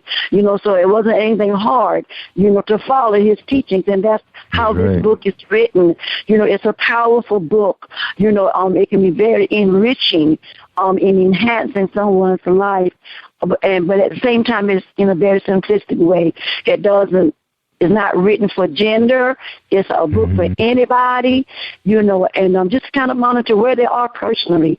So often people judge us and try to tell us who we are, and sometimes we give in so much and believe what people tell us about us that we forget ourselves who we really are, but this little personal journal would help us individuals kind of monitor their own personal journey in getting to know God, building a bigger relationship with God, getting a closer walk with him, and to gain a little bit better understanding about certain topics such as faith, love, joy, their need to change, prayer, their prayer life, their security in God, wisdom in God. It just talks about several different topics, which could be building blocks in their spiritual maturity. That's right. Now, when you use the word encouragement in your book, I mean, is this something that's the word? Is it going to help build that person up? Like, a lot of people hit rock bottom sometime before they decide to, get a chance to seek God and Jesus. They rock bottom now. It's like nowhere else to go. Let me try Jesus. That's what they say. Is that one of those kind of books they can pick up and at least get on the right path? It's like a blueprint to what they need to do. Amen. And as I said, Jerry, it's a book. If you're at the very bottom, it's a book. If you pick it up and read it, it'll show you how to get up from where you are. Pull your bootstraps up. Recognize that God is not concerned that you fail. He loves you so much that he wants you to get up. And that's what this book is all about, to show somebody. It doesn't matter where you've been, where you came from, or where your path is right now. But God said that you're somebody. And we need to stop listening at the negative and stop trying to meet people's expectations and believing what people say about us. But we need to get in the word of God and find out what did God say about who I am. And that's what this book is all about, teaching somebody about what the Lord say about you, not what people say about you. That's right. Now, you have a lot of experience dealing with people who have hit rock bottom. I know you heard some stories, you've seen their faces, and you can look at their eyes and you know where they come from. Tell us a little bit about now. This has to weigh on you sometime also, dealing with those kind of people every day, day in and day out. How did you keep yourself encouraged? And then going through what your sister was going through at the time. Tell us about that. Hallelujah. Jerry, as I said, I see myself no different than anyone else, whether they're standing in the pulpit or whether they're sitting in the congregation or whether they're out there walking on the street and have hit the lowest part in their life. The only difference is I accepted that I needed somebody greater in my life than I was, somebody who could provide guidance for me and show me a better way, that could love me when nobody else would show me any love. And when I recognized that there was a man called Jesus Christ, and when I got into that word and I began to study and learn what he was saying about me, then it helped me to stop listening at what people say. And as I've worked with people, and I mean, it's unbelievable some of the stories that I heard coming across my desk in counseling people's lives that have been damaged so much by drugs and drug addiction, and their children also suffered as a result. And we had to help them to understand, you know what, you don't want to live in what you have done. You got a life to live that God created you to become, and what you did is not who you are. And I had to teach them to separate, as Jesus did, separate that sin from the sinner, meaning separate what they had done wrong from who they were as a person, because they were good people that just made some bad choices, and that's what I live my life to do, never looking down on anybody, because by the grace of God, there go I. And at all times I keep that in the back of my mind, never to look down on anybody, never to stand in judgment of anybody. And that's what really helped me as a clinician. As I looked across my desk at that individual sitting in front of me, I saw them, not what they had done, but I saw a human being that was in need of love, that was in need of change, that was in need of knowing that there is a God that loves you and there is somebody that's greater than you, and that you're not waiting on them, they're waiting on you to make up your mind to do something different. So, but I myself, to take care of me so I could take care of them, I had to stay in constant prayer. I needed to read things that kept me encouraged, that kept me inspired. Thereby, I found myself reading other inspirational materials by other authors, sitting down talking to other people who I knew wouldn't stand in judgment of who I was and who could encourage me to let me know to hang in there. These people need you. You got to keep yourself in check so you can help these people. So and that's how I did. I stayed on my knees. I stayed in my prayer closet. I stayed before God, asking God for guidance. Show me how to lead these people, and that's the same thing that I do in respect to leading people in the church. I have to stay before God, because if I don't keep me straight, what can I do for anybody else? I have to remember, God said that I am the salt of the earth. I am the light of the world. And if my salt loses its savor, then I'm good for nothing but to be thrown into the fire and trodden under the feet of men. So I pray every day and I ask God, give me what I need. Let me live my life, not by how I say it, but let me live it by being an example. I want people to see who I am so much so that I don't have to tell them that I'm saved. I want them to see it in the way that I live. I want them to hear it when I speak. I want them to hear it in my voice. I want them to hear God coming out of me. That's right. Now, this is episode 353. I heard some stuff on this show, Reverend Singleton. And looking at your bio, I know you heard some stuff, you've seen some stuff. And I say, God you must be a very special person for him to give you this kind of response. Not just one responsibility dealing with people, but two. One, dealing with his church folks, and the second, dealing with his people who have hit rock bottom. Because you're seeing them before they even get to the church. Most of the people in the church are already kind of straight, little cleaned up. You're just trying to keep them in the spirit. The ones that you see across your desk, whoo, man. I know. So you got to be a special individual. And not everybody can do what you're doing right now. Not anybody. I thank you, but all I can say is I thank God, and I feel so humbled and so privileged that God chose a nobody like me, because as I said, only but by his grace, it could have been me sitting on the other side of the desk sharing my story about hitting rock bottom. And though I had some rough places in my life, and I have not been excluded, from the cares of the world, but I just thank God that before it was too late, God surrounded me and placed people in my life that would speak into my life positivity and give me words of encouragement that inspired me to come out of the low places where I was. So thereby, I had to learn to freely give back what was so freely given to me, that others might be inspired the same way that God let others speak into my life to inspire me.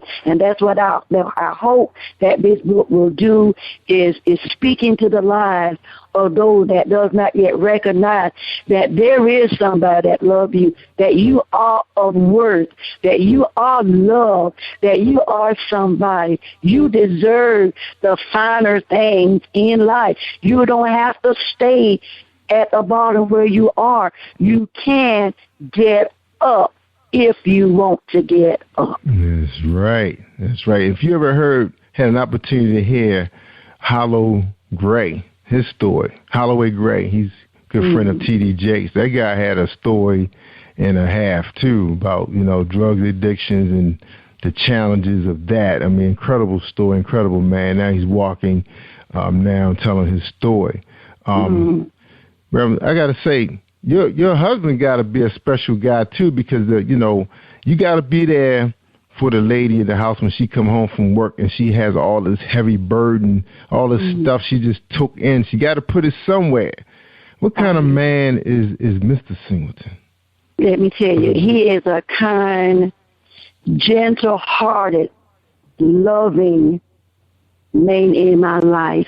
And though we went through some challenges early on in our marriage, and which played a big part in God building the understanding in me for the job to be able to sit across the desk and help other folks who had hit rock bottom, but when God turned his life around, oh my goodness, Jerry, he is just an awesome man, and I won't say dump on him because I don't see it as dumping. I thank God that he grew him up in his spiritual maturity at the same time that he was growing me up for pastoring into the vineyard, that he has a listening ear and he follows me. He is my biggest supporter. He is my best cheerleader, and I honor him so much, in all the support that he gives me, because I find that sometimes when I speak with other females, I have other friends who are in ministry and pastoring and who are married, and they don't get the support.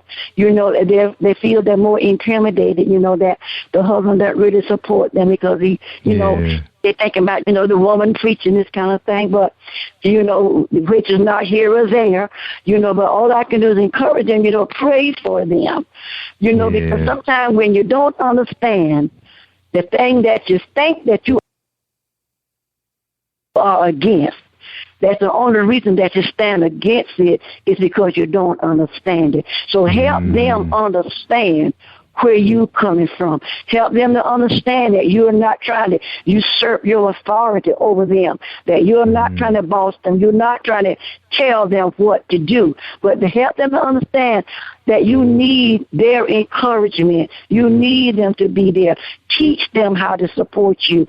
Teach them how to be there for you without intimidating them. So that's how God keep it with me and my husband. We keep it real with each other. We sit down, and if he's having a problem with what's going on with me, we able to talk about it. If I'm having a problem with him, we sit down and talk about it. So, and we do it together. But I thank God for this man. I thank God for him. God has kind of grew us up in ministry together, and now he works harder than any other body in the church, to make sure that whatever vision God gives me, and when I tell it to him, everything that's within his power, he does it to try to make sure that that vision is fulfilled for the body of Christ. That's right. A witness. That's right. Awesome. Inspirational encouragement and personal journal. She is the author, and she's part of Kingdom Builders Publications. So tell us a little bit about that relationship. We got a little bit of time, the relationship with their publishing company, Louise Smith.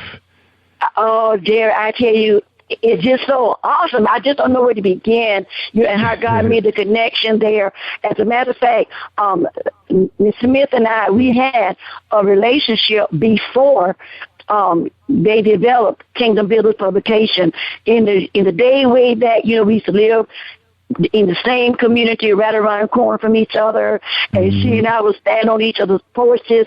That's how close we were in proximity. I stand on my porch and she stand on hers, and believe it or not, we be yelling down the street to each other, talking about the Lord and different things. And then, then she journeyed to Columbia, and I remained in Florence, and then God blessed her, and her husband tremendously, and then they got Kingdom Builders Publications, and with my first book, I did not have very good success with that, so when God poured inspiration, encouragement, and personal journal into my spirit, when it was time to move forward with that, I prayed about it. I said, God, I don't want to go back to the first publishing company because, I was mistreated, and I was very discouraged because I did not, I just didn't get what I should have gotten. But the Lord spoke to me. He said, don't go back to where you were. He said, go to Kingdom Builders.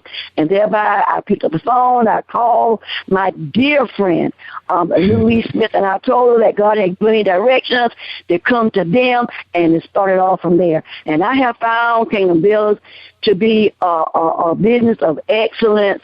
I mean, they roll out the red carpet to you. You know, you get less than royal, nothing less than royal treatment, you know, with this company. And I don't say that just because Ms. Smith and I are friends, but because it's a matter of truth.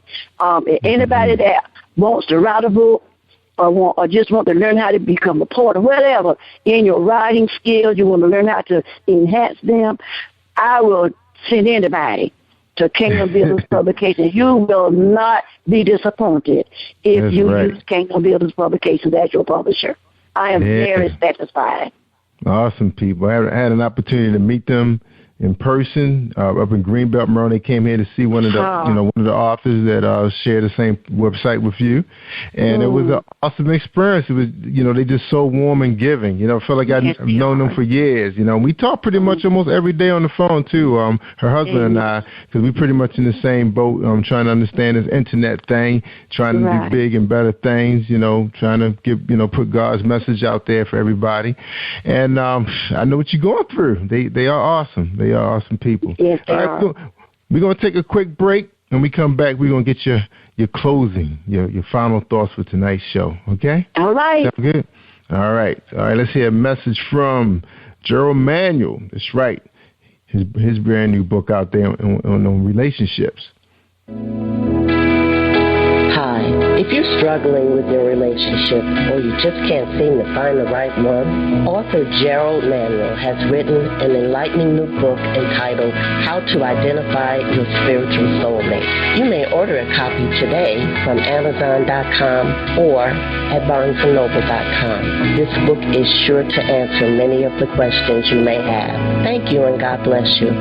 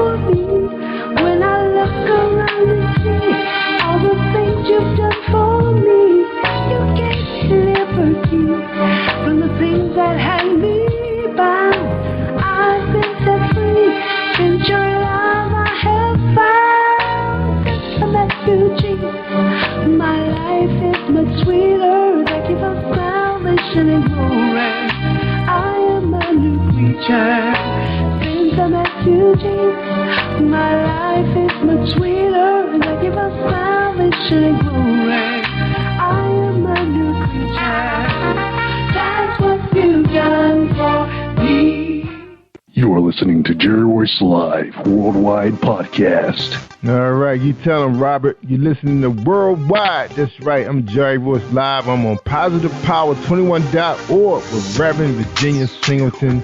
And before you give us our closing statement, I just want to say you were so awesome today. I appreciate the message you gave us, sharing your journey, your work, your husband, your family, all that good stuff. We appreciate you. Thank you so much. You're blessed. Thank you for the opportunity to be on your show, Jerry. You're welcome. So you ready to close this out? Yes, I am. All right, all yours. Amen. Again, I would just like to leave with you all where you can find my material. You can find it at PD Christian Bookstore in Florida, South Carolina. You can purchase it online at KingdomBuildersPublications.com, Amazon.com, BarnesandNoble.com, Books A Million. You can also get it from downloads for Kindle, Googlebook.com, iBook, and other tablet and Android markets.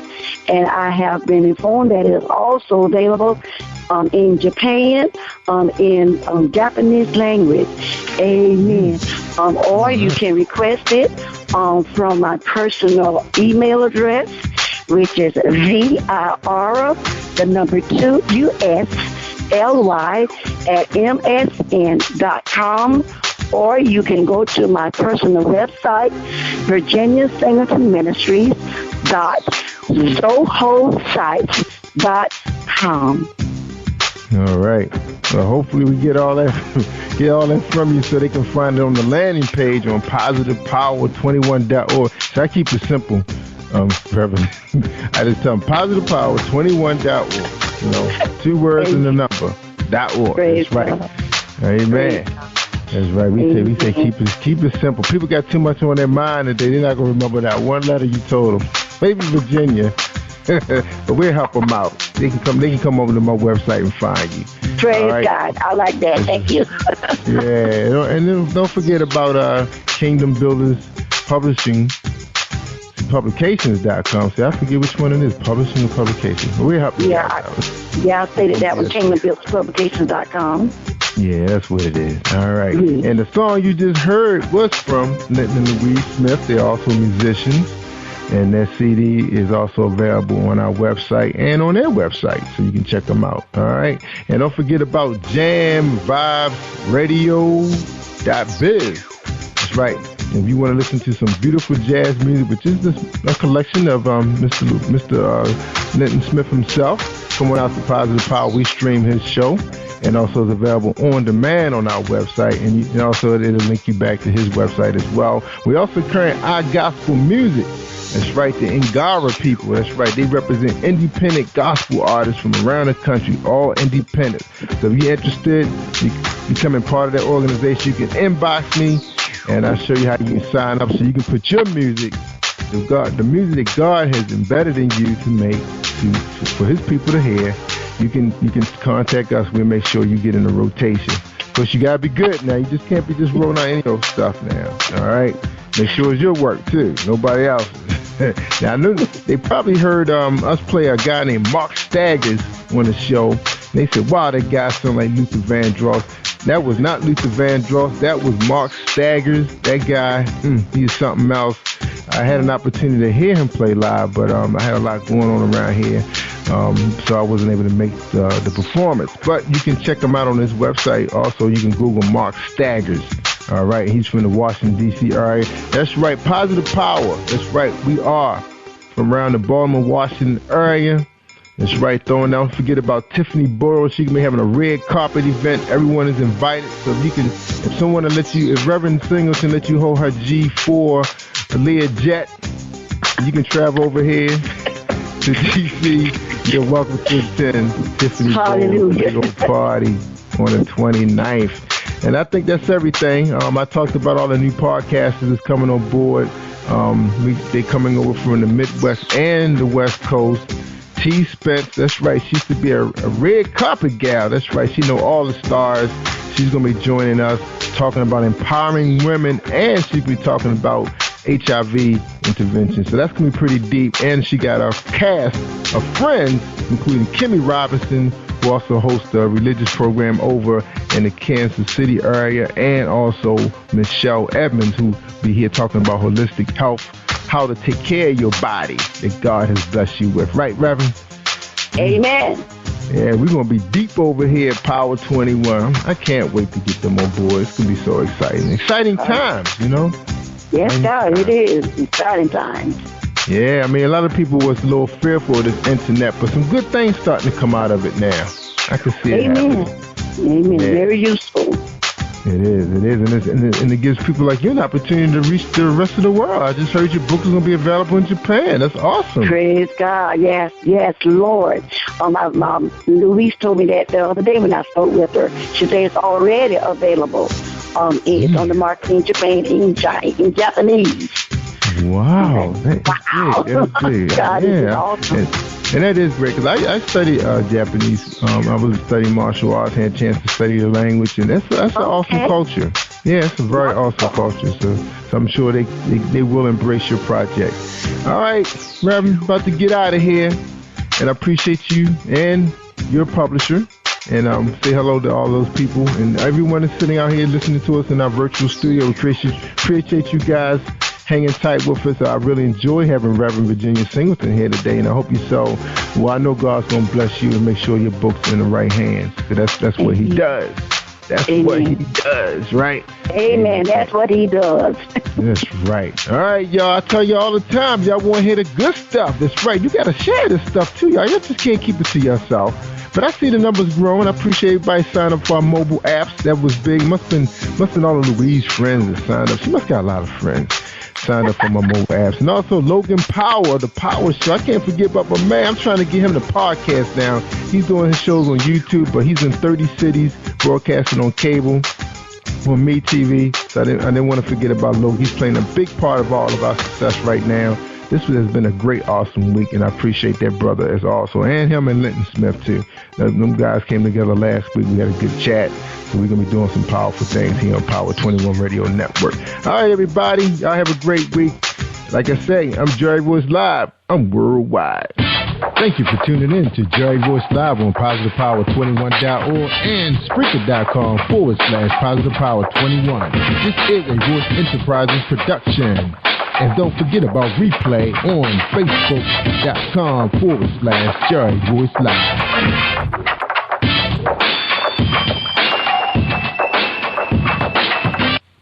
All right, that's a wrap.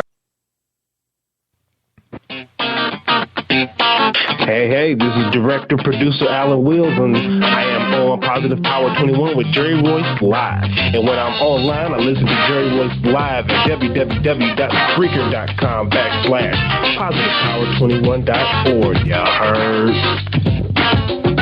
You are listening to Jerry Royce Live Worldwide Podcast.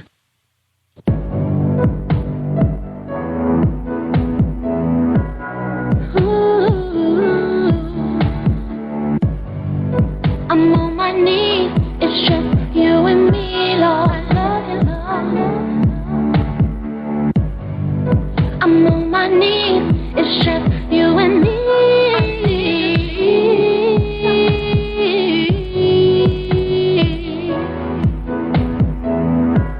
I love you, Lord. I'm on my knees, trying to get through, Lord. I'm on my knees, trying to get through.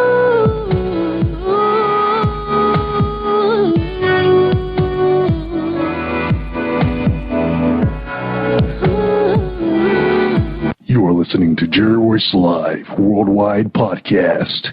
This is Tiffany Boyle, CEO and Editor-in-Chief of Emerge Magazine, the new voice of business. Here inviting you to come out to celebrate with us at the Emerge premiere, May 29th from 6 p.m. to 10 p.m. at the City Club of Washington, D.C., located at 555 13th Street Northwest, Columbia Square. Again, that's May 29th in Washington, D.C. For more information, visit www.emergepremiere.com. Hi, I'm Juanita Ford, Victory Through the Blood on Jerry Ross Live. You are listening to PositivePower21.org with Jerry Royce.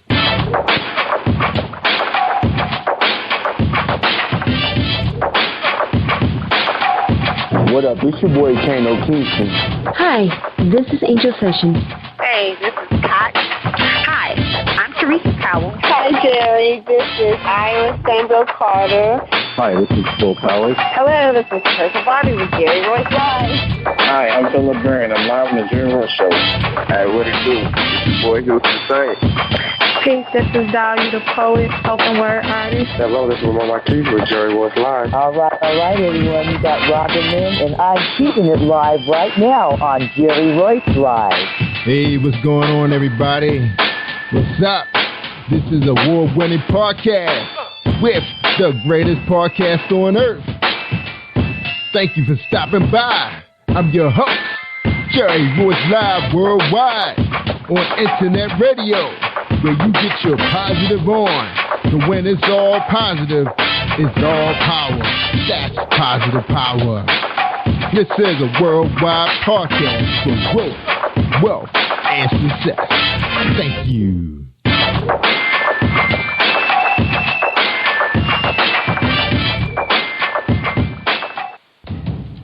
Think you know how drugs get in those little brown bottles? Think again. Set in the green hills of western New Jersey, inside the gilded halls of power of a U.S. pharmaceutical company where decisions are worth billions of dollars and human lives worth less. Nicholas Hardy, a young executive at Marshall Pharmaceutical, finds his career, family, and life in jeopardy.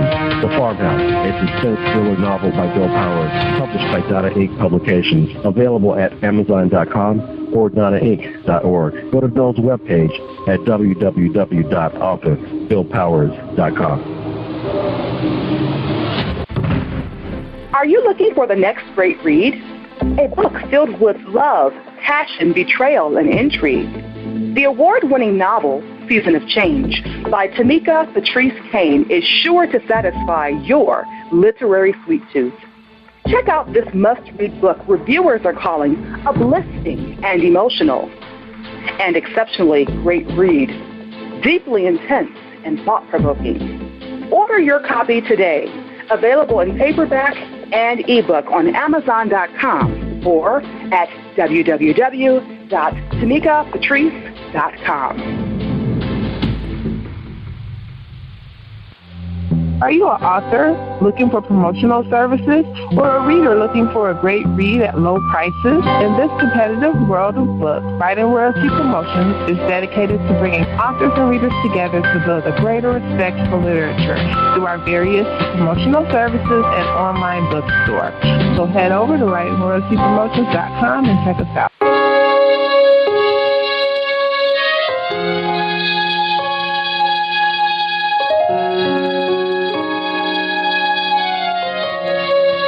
What I've come to understand is to surrender your all to God.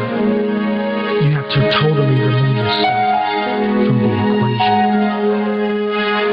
See, God wants to use us in tremendous ways, but we're the ones in the way. God wants to take us to higher heights, to touch more lives, but until we truly surrender, until we truly give ourselves, our minds, our bodies, our souls to God, our Creator, we haven't truly surrendered. Give yourself to God today. I surrender my all to you, my life for worship. Draw me closer to you. I surrender my all to you, my life for worship. Draw me closer to you, Lord, to you, Lord. Oh, my life for worship. Please just draw me closer, God.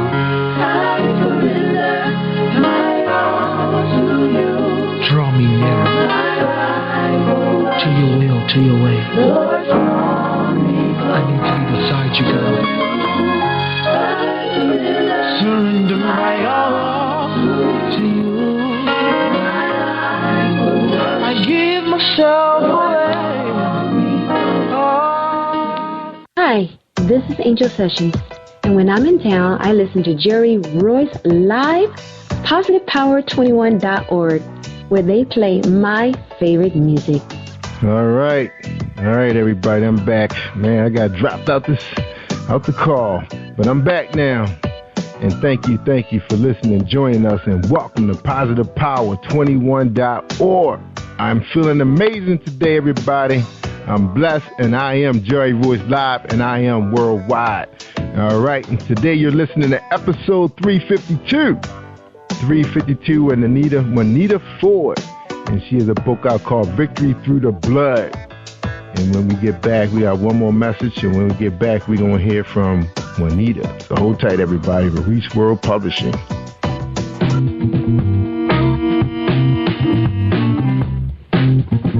Are you an avid reader of urban fiction, looking for drama, suspense, and more? Reach World Publishing is dedicated to bringing the world's best literature to our readers.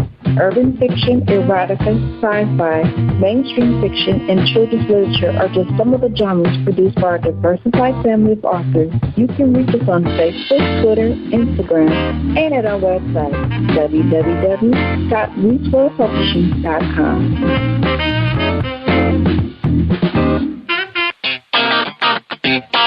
Hey, this is director, producer Alan Wills, and I am on Positive Power 21 with Jerry Royce Live. And when I'm online, I listen to Jerry Royce Live at www.spreaker.com/positivepower21.org. Y'all heard? All right. Thank you, Alan. That's right, my man, short film director, talented brother. All right, tonight we're talking to Juanita Ford, episode 352.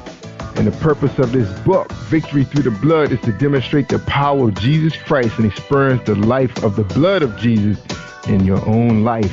In this book, I explain how important the blood of Jesus is to the believer and those who want the deeper connection to his life, character, and holy ethics. The pages will also reveal how we too can conquer and have victory in every area of our lives. If we conquer, we win. Here are some subjects in closing the book. Victory over strife through the blood, covenant of victory through the blood, for provision, victory over enemies through the blood, victory in finances through the blood, to name a few. Take a life-changing journey and discover how to have victory through the blood. Ladies and gentlemen, Juanita Ford. Welcome to Positive Power, Juanita. What's up? What's going on? Juanita Ford. Victory Through the Blood. I'm live with Jerry Ross. Yeah. And I'd like to thank God for this opportunity.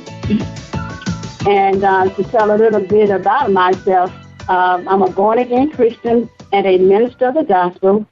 I serve in the ministry with my husband, Charles Allen Ford. We have a daughter and 5 grandchildren. We are currently living in Columbia, South Carolina. I was born in Marietta, Florida. I have 3 brothers and 5 sisters and a whole lot of nieces and nephews and cousins, aunts and uncles. I attend Full Benefit Harvest International in Columbia, South Carolina, where the pastors is Apostle Waylon and Michelle Gibson. Yeah, awesome. Thank you for your bio. Yeah, I'm going to get Louise because she didn't send your bio for us. You know how we like to be prepared. But we appreciate that, Juanita. You was right on time. But the first question for night is, who is Juanita Ford? Who is she? The author. I am Juanita Ford. I'm the author of Victory Through the Blood. And like I said earlier, I am a born-again Christian, and I am a minister of the gospel. I attend Central Texas College. I went to Rhema Bible College in Tulsa, Oklahoma. I also went to World Changers Ministry, Minister Educational Development Ministry. Yeah, World Change. That's the one with Creflo Dollar. That's him. Yeah, powerful ministry. Yeah. Awesome. I remember spending a lot of time with Creflo Dollar. He was. I think he's on demand. He's all over the internet. Awesome man, and his wife, his beautiful wife. All right. So we got the gist of who Juanita Ford is. He's all in the ministry. So tell us a little bit about your background, Juanita. What were you like growing up? Were you always in the church, 2-parent household? Good student, A student? I did grow up in a 2-parent household. My parents always encouraged us to go to church. Only reason why we could stay out of church is we was really sick or, I have 3 brothers and 5 sisters. I was more like the one by myself, but God helped me to come out of being by myself. My sisters and brothers, they're very supportive of me, and we grew up on a farm. We had to work out on the farm, hot and late in the evening, but we had fun doing it. And I just like to thank God for the teaching that my parents gave to me and how they just helped us to go to church. Yeah, amen. So you guys, did you guys have to get up early and, did y'all have like chickens and cows? Like you had to milk the cows and get the eggs and all that good stuff and have breakfast in the morning together? We sure did. Yes, we sure did. Mm-hmm. Awesome. And then you said when you guys got home from school, got off the bus or walked, most likely, you had to tend to the farm animals again, right, and get everything in order. That is correct.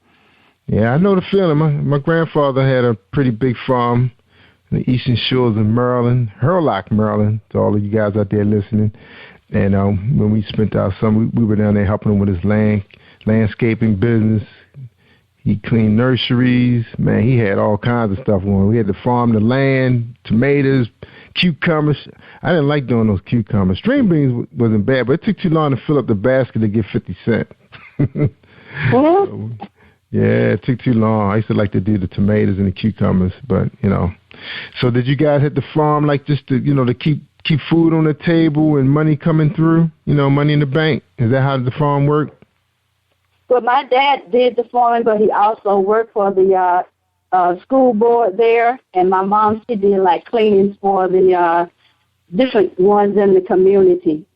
Yeah, all right. It's right, because, you know, you had to make things happen, you know, when things slowed down, because you never knew when you was going to have a bad crop season, so you just had to be prepared for the worst. So, I mean, because I know you can remember those times when it was a drought or it was too much rain, you know, and those perfect summers, right? That is correct. I do recall that. Yeah. Now, were you guys good at, like I know my grandmother, she was really good at, like, preserves, like strawberry preserves, peach preserves, apple cobbler and stuff. That was her specialty, you know. Were you guys like that? You know, put everything in the jar and save it for a couple months, and it was just so good. Jelly. Yes, we did. We mainly did the pears and the plums. Yeah. So you said you guys was in South Carolina. So what was the all-time favorite fruit? I mean, you know it was going to be good every time. What was y'all thing? The pears. The pears? Y'all had really good pears? Yes, sir. We had lots of pears. I mean, there was a bunch of trees in the community that we lived. So we shared it with other people. We had plenty of pears that we preserved. Oh, so every neighbor didn't have a pear orchard? Did they call them orchards? Pear orchards or just pear trees? You just call them pear trees. Yeah, because, you know, Maryland is famous for having, like, apple orchards. We had apple trees everywhere. Some pears, you know, the pears weren't bad. You couldn't brag about the pears. But some of our apples would be so good that they can actually compare to the taste of a pear. You know, he's so sweet. You know, it depends on when you get them off the tree and how long the sun stays on it, you know. So that's how you know. And cherries. We were good for cherries, too. But our thing is, man, we got some really good plums and watermelon up this way. Oh. Yeah, watermelon. Woo, man. Yes, we're familiar with that. My dad had a watermelon field. He had just about all the vegetables you can name. Carrots, cucumbers, all that, tomatoes, okra. Squash. Yes. All the good stuff growing in the ground. That's how you roll when you pull it out of the ground. Now, let me ask you this, before we, talking this farm talk.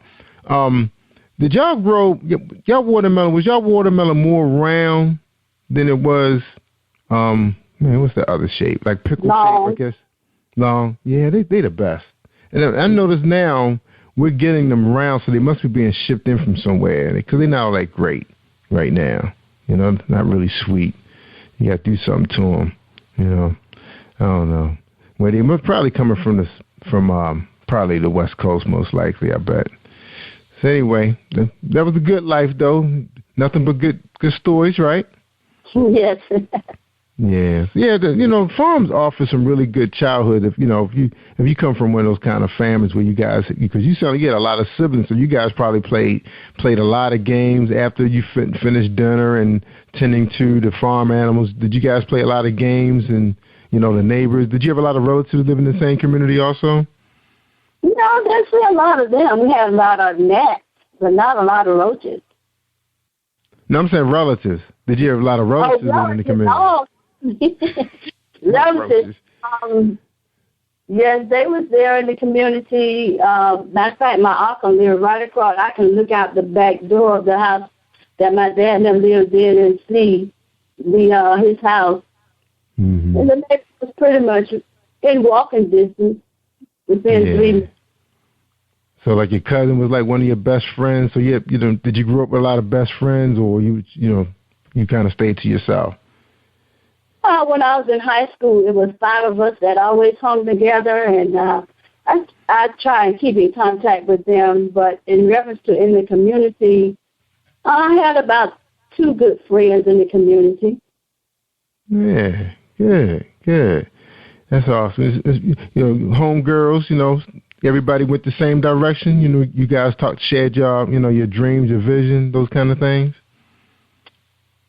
Some days we did, not all the time, but I just had a vision that I wanted to do something other than just go to clubs and just hang out and do nothing. I always wanted to do something, and I was always writing when I was younger.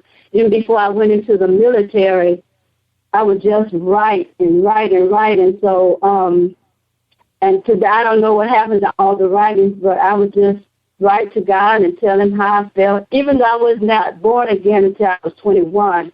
But I just would write out what I felt in my heart, and when I wrote it out, I felt a release, even though I was not saved. But it's just awesome when you write what you feel out of your heart.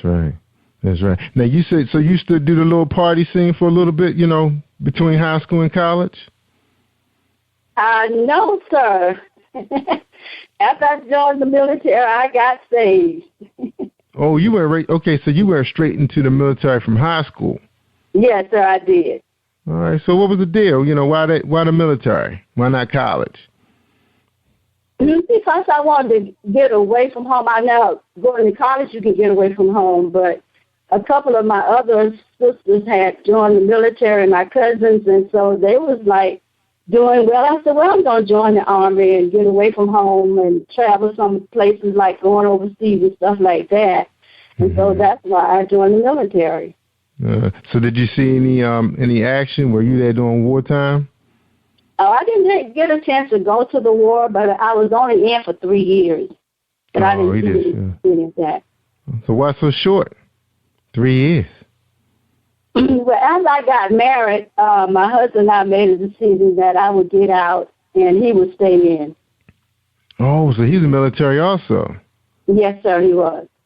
Oh, okay. So y'all made the decision. So basically, how long did he stay? Did he retire in the military? He did retire. Yes, sir. All right, good. So you guys got a chance to travel, and so you got a chance to travel as a what, Army wife? You were Army wife? Yes, Army. Yeah. Okay. Now, any children? Yes, we have a daughter and 5 grandchildren. All right. Good She's for up you. in that area. Mm-hmm. She's in Delaware. In Delaware. Okay, she up on the East Coast. Okay, awesome. So you know about our weather that we be getting around here. Yeah. So what were some of the really good experiences, being in the military, being a military wife, Army wife, that you could share with us that, they kind of, because you said you got saved when you was 21, so was it a strong Christian following in the military, or basically were you studying alone? I was strong in the military. By my husband and I, we went to church one night, and we both got saved the same night. So when being in the military was not really hard, because when both parties are saved, it's a much easier walk with the Lord, where if one is not, it's kind of a struggle. But by us both being saved, it was truly a blessing, and we would minister to the soldiers in the barracks, and we would minister to the people in the community where we lived at. We even had a place over in Belgium called the Coffee House, where we all, the different Christians that went to the church that we attended, we all met there for prayer and talked about different books to read and just shared with one another testimony. So, it really wasn't that hard in the military being married and being a Christian. Yeah, awesome. So now that, he's retired, you guys decided to come back. So you guys actually living in South Carolina where you grew up at? No, I actually grew up in Florida, but we're living here in Columbia, South Carolina. My husband and I, we were in Atlanta, but God shifted us here to Columbia, South Carolina. But he grew up in Baltimore. He grew up in Maryland, Chestertown, Maryland. Oh, did he? But that's right. He grew up in Eastern Shore then, where my family from. Yeah. Yep, that's where the farm's at. Yeah. So you said you grew up on a farm in Florida? Yes, sir, I did. So I didn't know they had farms in Florida. I knew they had a lot of like orange orchards and all that kind of stuff. I was thinking that you was talking about South Carolina. You was talking about farming. No, sir. It's Marianna, Florida, near the Dothan Panhandle area. Mm-hmm. Down in that area. So that's not the area where you guys would getting hit with all those big storms, tornadoes and stuff. No, sir. Okay, because I was about to say it had to be a real challenge trying to take care of animals when you have those storms coming through every season. So in other words, you're not that south like Key West or anything like that. No, sir. All right, awesome. Okay. All right, we're talking to Juanita Ford. When we get back, we're going to talk about Victory Through the Blood, find out what this book is about. She did break it down, all the different chapters in this book, Victory Over Strife Through the Blood, the Covenant of Victory Through the Blood. She's on Facebook. She said her website is not up yet and will be soon. We're going to find out where Juanita's going to be this summer in case you guys want to meet her, get a signature or two. All right, so let's hear a message from Marilyn Dunn and Kevin Dunn. Hi, I am recording artist Marilyn Dunn from St. Louis, Missouri. If you are looking for some soul-stirring, anointed, spiritual, and heartfelt music, visit my website at www.MarilynDunnMinistries.com. Or you can also find me on CD Baby, iTunes, and Reverb Nation. For booking information, contact Mr. Kevin Dunn at 636-856-0551. That's 636-856-0551.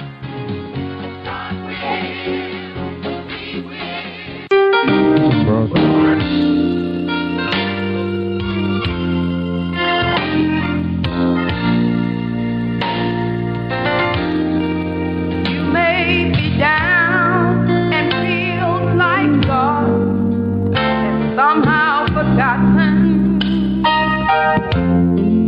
that you're faced with circumstances that you can't get through.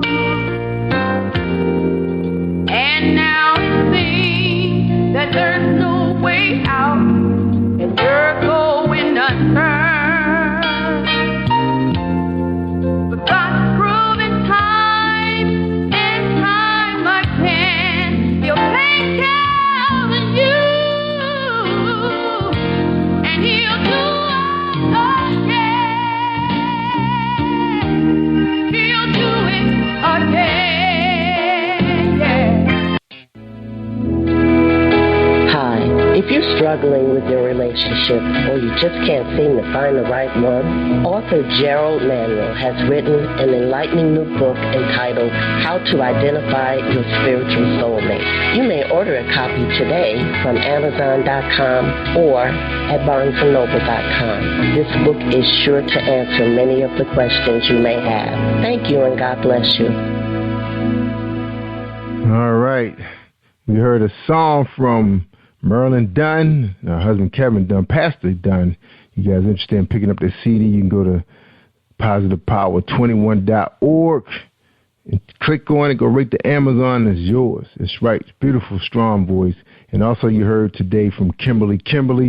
You can check her out also on her Facebook page, Kimberly, the Angelic Voice, and find out where she's going to be on tour and where her single can be. I think her single's on Amazon also.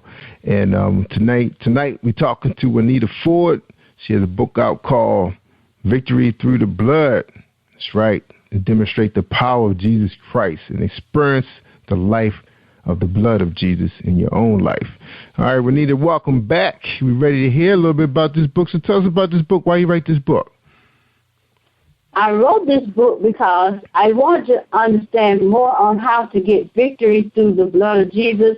I had written my first book, which is called Life Through the Blood, and I almost died when I was dealing with those fibroid tumors.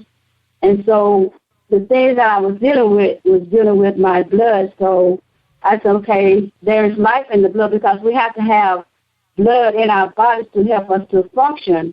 And so then I said, okay, now that I got the life, I want to know how to get victory over different situations.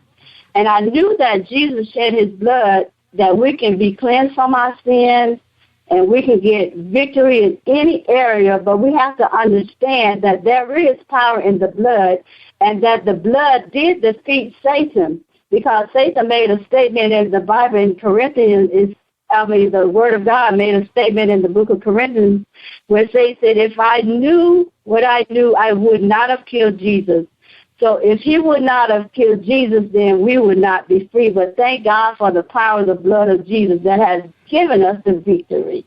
Amen. Amen. Oh, now you've been going through some challenges, so you had a lot to think about. So what would you say this book would do for someone who was searching? I mean, how would this help them? What did it do for a individual? A lot of people, like for instance myself, I had never taken communion in my household at home, but, the church teaches that we take it at the church. But, the things that we deal with are in our household. So we want victory in our household. We have to honor the blood of Jesus in our household. So that's why I started writing the book when I was studying on the blood, and I saw in every situation in the Bible where the blood of Jesus or where the blood was mentioned, they was getting victory. Wow. So in other words, a lot of ministry was going on in the households, and they were being saved. Now, through your walk with your illness, has this made you a stronger Christian, or did you start questioning some things? Oh, definitely. It made me a stronger Christian, because I'll give you an example of when I would do the communion, like over a job situation that I was having. I took communion at my job as well as in my home. And when I saw the situation change, I said, wow, I just got a victory over that situation. So I started taking it more over finances. I take it over when a pain is in my body. Basically, I take it over everything. So that's how I see the victory is happening every day. Every time I honor the blood of Jesus, I see a victory. All right. Wow. So you do victory over finances. So tell us a little bit about that, a little bit more about the victory over finance, that chapter. Okay. There was a guy came to me in one of the churches that I was in, and he was telling me how he had a situation over that was going on with his finances. So I shared with him to take communion at home over his finances. So he took communion over his finances. That was on a Wednesday. He was talking to me. Then he came back to me that Friday. He was so excited. He said, I took it, and it's just like his finances turned around. He got an $8,000 raise on his job. Wow. He went on to be a manager, and now he's doing something else. But through him taking taking the blood over his finances, that day he got victory, and he began to excel. That is awesome. Now, in your book, are there specific scriptures that you recommend people to read? Can you walk us through that? Sure. Matter of fact, I got a chapter, which is chapter 21, and it says 12 reasons why we should take communion in the home. And so that's dealing with Exodus chapter 12, verses 7 through 13, where with the children of Israel, they was in bondage. And you notice they did not come out until they put the blood on their dough. Even though all those other plagues came, they did not get delivered until the blood was applied. The blood of the lamb was put on their dough. That's when they got delivered. And you know what? They didn't only get delivered from the enemy. They never saw those enemies anymore, because those enemies was drowned in the Red Sea. And then it said they came out without any sickness, any disease, and they came out with silver and gold. So that lets me know they got victory through that situation. Yes.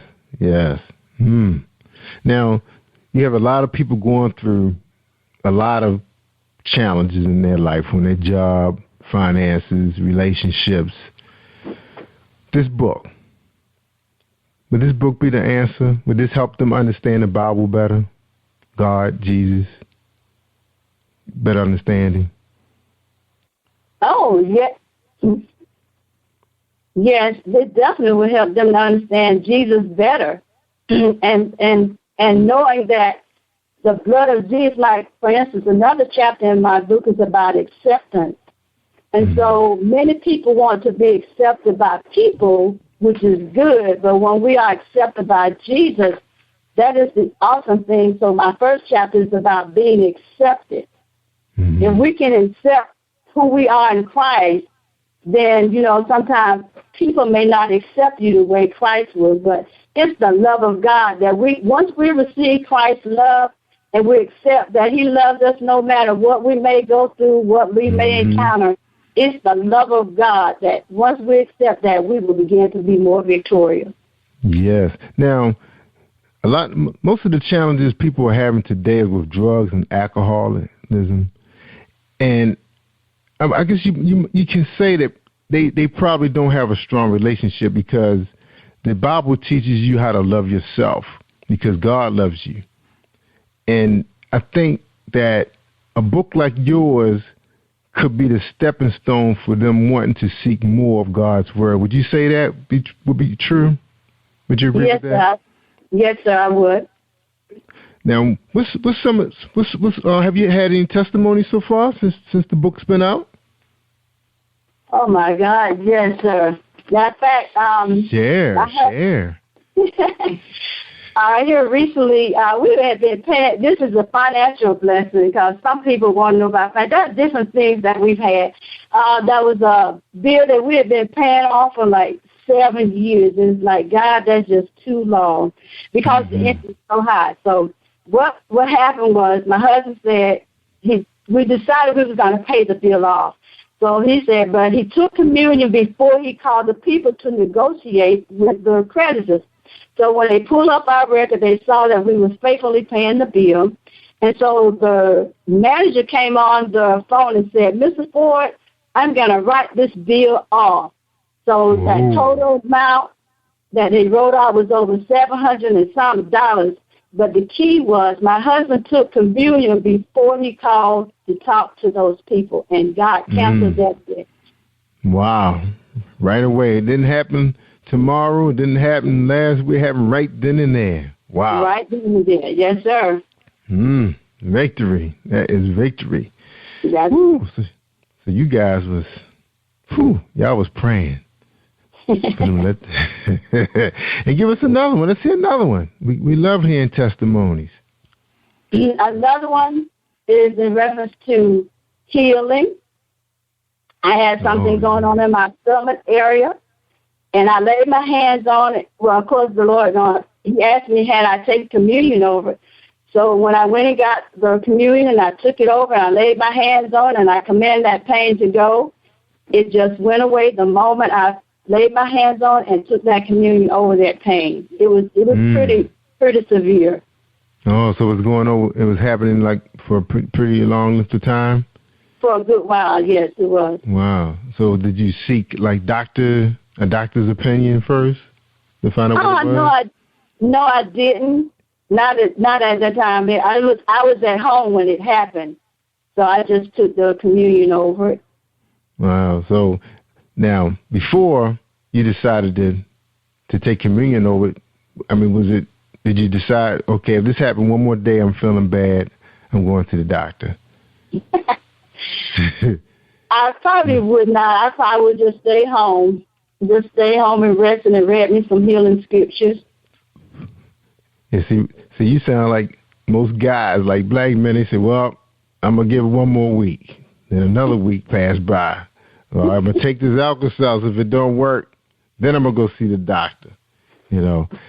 Sometimes they say the longer you wait, the worse it's going to get. But because you had so much faith and you knew that communion, the blood of Jesus would heal you, you waited it out. How long did you wait it out, Juanita? Just that day. It was just the pain was there. Just that day. Mm-hmm. All right, so it wasn't like it was happening like a couple of days. Okay, so you jumped right on it. So if it didn't work, but you knew it was going to work because in your heart you knew that Jesus was there for you. All right. Okay. Now, this book, when was it released? It was released in 2013. 2013. So where can people find it? Where can they get it? So they can understand its power. They can find it through Kingdom Builders Publication on Facebook, Amazon.com, Books A Million, Google. All right, everywhere. All the retailers. The big retailers, too. Amazon and Google, they're the big retailers out there. All right. And Barnes and Noble. Good. Oh, okay. Oh, I hear you. Now, have you been doing book tours, social media, offline promotion? How are you promoting your book?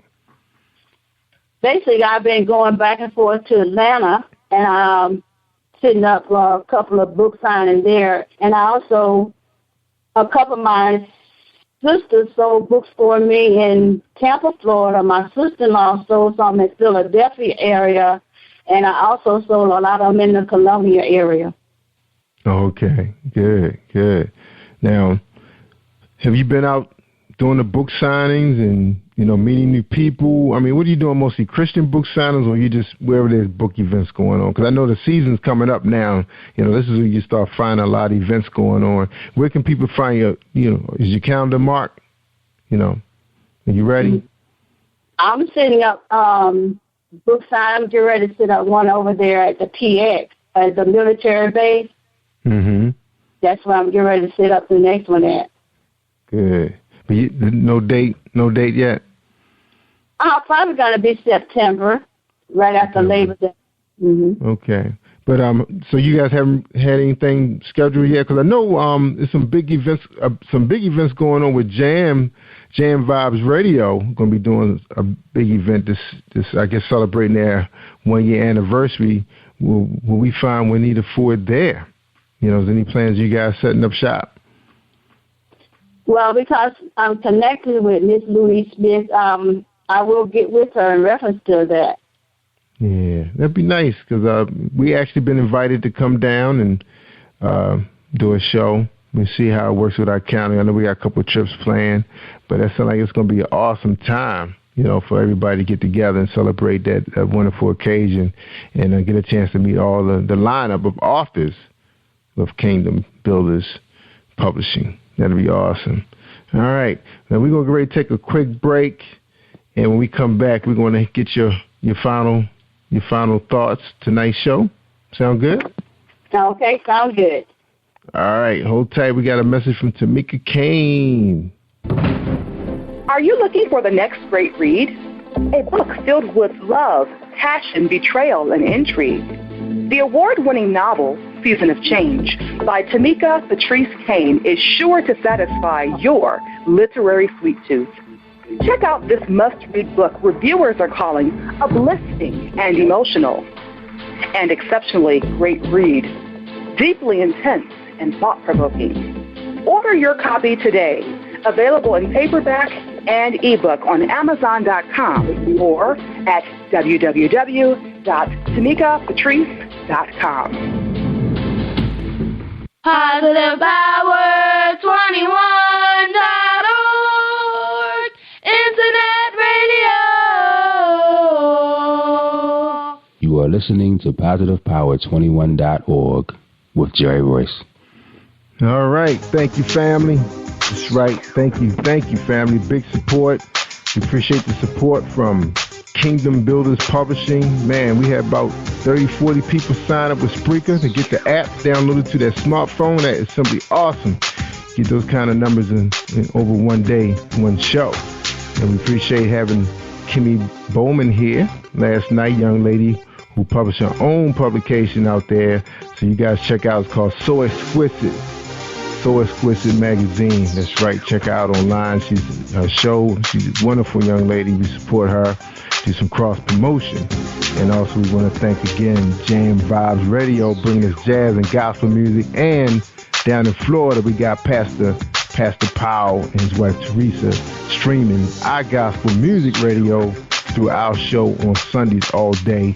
And we're looking to bring some very powerful pastors. The great Pastor Daryl Ham from Baltimore will be here soon, and Pastor Gerald Manuel. If you want to check out Pastor Gerald Manuel, he done 2 shows with us on relationships, spiritual, how to find your spiritual mate.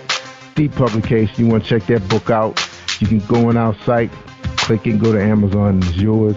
Same thing with Juanita Ford book. Victory Through the Blood is available on Amazon, Barnes & Noble, Google, all the big-time online retailers, because she's big-time and she's working for the Lord. All right, Juanita, you ready to take us home?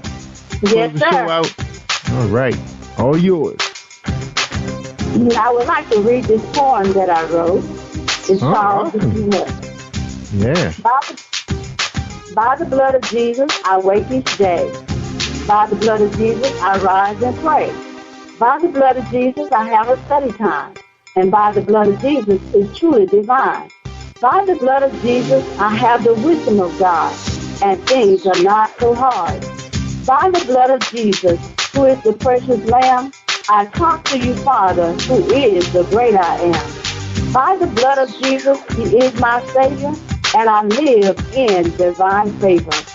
By the blood of Jesus, my hands are anointed, and I am appointed. By the blood of Jesus, the word is in my ears, and I eliminate all fear. By the blood of Jesus, I am strong, and I can do you no wrong. By the blood of Jesus, I am the head and not the tail. By the blood of Jesus, I am the head, and I am led. At the cross of Jesus, the devil was defeated. Through the blood of Jesus, God knew what we needed. By the blood of Jesus, I have divine health, and I live in abundant wealth. By the blood of Jesus, I lay hands on the sick, and they will heal quick. Think about his goodness and all that he has done, and that I have already won. By the blood of Jesus, I am made of dust, and get rid of the spirit of lust. By the blood of Jesus, I am a millionaire, and I cast away all care. By the blood of Jesus, I am out of debt, and all our needs are met. Powerful. Juanita Ford, Victory Through the Blood. Now, Juanita, for the people who are listening to the show, a lot of people are going through struggles. They do come to positivepower21.org for answers. A lot of people do share their victories here. A lot of people have been through all types of abuse and life challenges, and today they claim victory. Now, you're claiming victory. You're teaching people how to claim victory, how to use God's words to overcome some of these obstacles. Are there instructions in your book to teach them how to have communion in their home without having a minister? Would they need a minister? Yes, sir. It is a chapter in my, on every situation. I give a testimony and I give a scripture on how to act, and even confession on how to do the communion over a situation. Like, for instance, I give you, let's say somebody having a challenge with the enemy. I give them a scripture like in Matthew, it talks about to pray for your enemies, pray for them that hate you and them that despitefully use you. So once they read that scripture, they get some bread and they get some fruit juice or whatever they may have, lift that up, name their enemy, and thank God that they have victory over their enemies, and that relationship will be mended. Oh, man. That's powerful. Now, is your book available in digital download as well as hardback or softback? It is, yeah, you can download it, yes, sir. All right. How much is your book? I sell it for $10. $10, both digital and hardback? I mean, is it soft cover? It's soft cover. Yes, it's soft cover. And I do have some on hand here in Columbia, South Carolina. I do carry some myself. All right. So is the softbacks available on Amazon or Barnes & Noble and Google? Yes, sir, it is. Okay, good. All right, people. So she will guide you on your path to victory. We need it. This is a tough time. Well, it's been tough times probably throughout the history of America for us. But now we have Juanita Ford here with the answers. That's right. She has the answers to help you. Juanita, I tell them all the time, Juanita, I want to thank you before I close out the show. I want to thank you so much for sharing this with us because, like you said, people are going through some stuff. You seen what happened in Baltimore a few weeks ago, and that was out of frustration. That's out of the challenges that people going through not getting any help from the government. Because not everybody can, not everybody has, have the talent and creativity to make a living. Some people are sick and they can't, their mothers and fathers can't go to work. They don't have a two-parent household. They don't have those tools to be able to make a decent living in an expensive city like this, Baltimore and Washington. So they got to do the best they can with what's out there, the streets. But this book, anybody listening, you can put this in somebody's hands and show them how to overcome those obstacles. Juanita Ford is a blessing to us, and I'm glad she was on positivepower21.org. And we will have a book out there on our site, so you can click it and get it. All right, so you can claim victory with the blood of Jesus. All right, Juanita, I tell everybody all the time, if they want to hear the good stuff, the real good stuff, they got to come to positivepower21.org or our mobile app, Spreaker.com/positivepower21. And please remember, I'm Jerry Royce Live, and I'm worldwide. Thank you for tuning in to Jerry Royce Live on positivepower21.org and Spreaker.com/positivepower21. This is a Royce Enterprises production. And don't forget about replay on Facebook.com/Jerry Royce Live.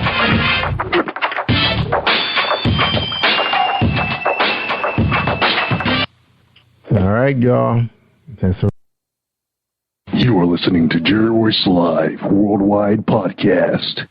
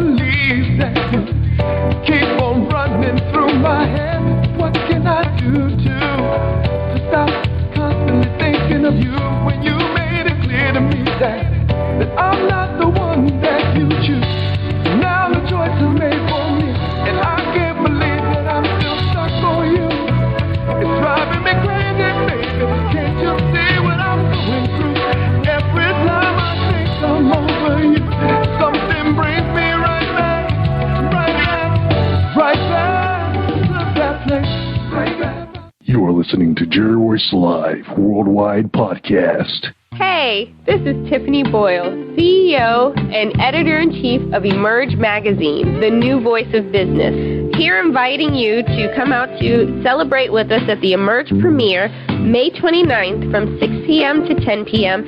at the City Club of Washington, D.C., located at 555 13th Street Northwest, Columbia Square. Again, that's May 29th in Washington, D.C. For more information, visit www.emergepremiere.com.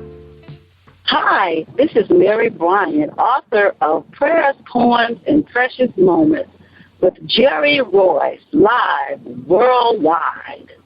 You are listening to positivepower21.org with Jerry Royce.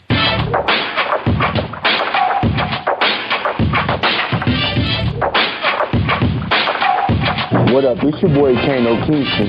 Hi, this is Angel Sessions. Hey, this is Pat. Hi, I'm Teresa Powell. Hi, Jerry. This is Ira Sandro Carter. Hi, this is Phil Powers. Hello, this is Teresa Bobby with Jerry Royce Live. Hi, I'm Philip Barron. I'm live on the Jerry Royce Show. Hey, what it do? It's your boy Houston Saint. Peace, this is Dolly, the poet, spoken word artist. Hello, this is Ramon Marquis with Jerry Royce Live. All right, everyone. You got Robin in, and I'm keeping it live right now on Jerry Royce Live. Hey, what's going on, everybody? What's up? This is a award-winning podcast with the greatest podcast on earth. Thank you for stopping by. I'm your host, Jerry Royce Live Worldwide on Internet Radio, where you get your positive on. So when it's all positive, it's all power. That's positive power. This is a worldwide podcast for growth, wealth, and success. Thank you.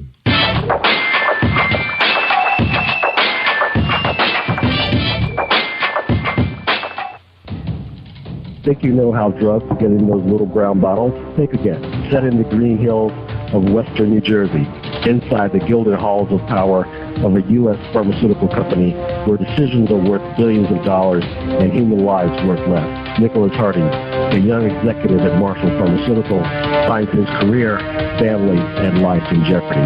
The Farmhouse, a suspense thriller novel by Bill Powers, published by Donna Inc. Publications, available at Amazon.com or DonnaInc.org. Go to Bill's webpage at www.authorBillPowers.com. Are you looking for the next great read? A book filled with love, passion, betrayal, and intrigue. The award-winning novel, Season of Change, by Tamika Patrice Kane is sure to satisfy your literary sweet tooth. Check out this must-read book reviewers are calling uplifting and emotional. And exceptionally great read, deeply intense and thought-provoking. Order your copy today. Available in paperback and ebook on Amazon.com or at www.tamikapatrice.com. Are you an author looking for promotional services or a reader looking for a great read at low prices? In this competitive world of books, Writing Royalty Promotions is dedicated to bringing authors and readers together to build a greater respect for literature through our various promotional services and online bookstore. So head over to WritingRoyaltyPromotions.com and check us out.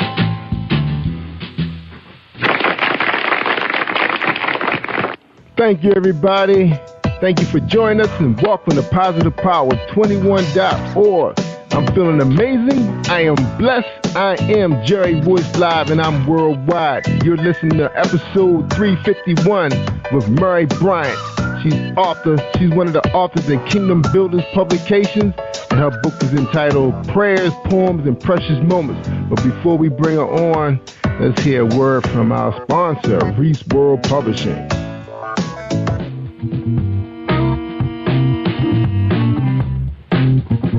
Are you an avid reader of urban fiction, looking for drama, suspense, and more? Reese World Publishing is dedicated to bringing the world's best literature to our readers. Urban fiction, erotica, sci-fi, mainstream fiction, and children's literature are just some of the genres produced by our diversified family of authors. You can reach us on Facebook, Twitter, Instagram, and at our website, www.reeseworldpublishing.com.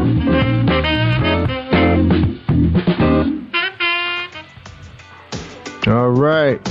We appreciate everybody for joining us tonight. Tonight we got Murray Bryant on the show, and her book is titled Prayers, Poems, and Precious Moments. And she's with Kingdom Builders Publications, LLC, owner Louise Smith, owner and publisher. Her book is a collection of rich and vibrant personal prayers, heart-touching poems, and divine experience of precious moments through her relationship with Jesus Christ. The prayers are transparent and full of faith in all-powerful God. They are modern-day psalms and inspired moments that express the deepest inner emotions of the heart in relationship with God by the Holy Spirit. This collection is flowing with trust, love, and adoration, thanksgiving, praise, and a longing for a closer fellowship with Christ the Messiah.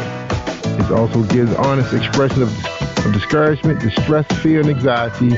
As you read this collection of prayers, poems, and precious moments, you will be able to relate to the emotions of that inward place. So let yourself get to that place deep within, hidden and obscured from the human eyes, and let the Spirit of the living God touch you like never before.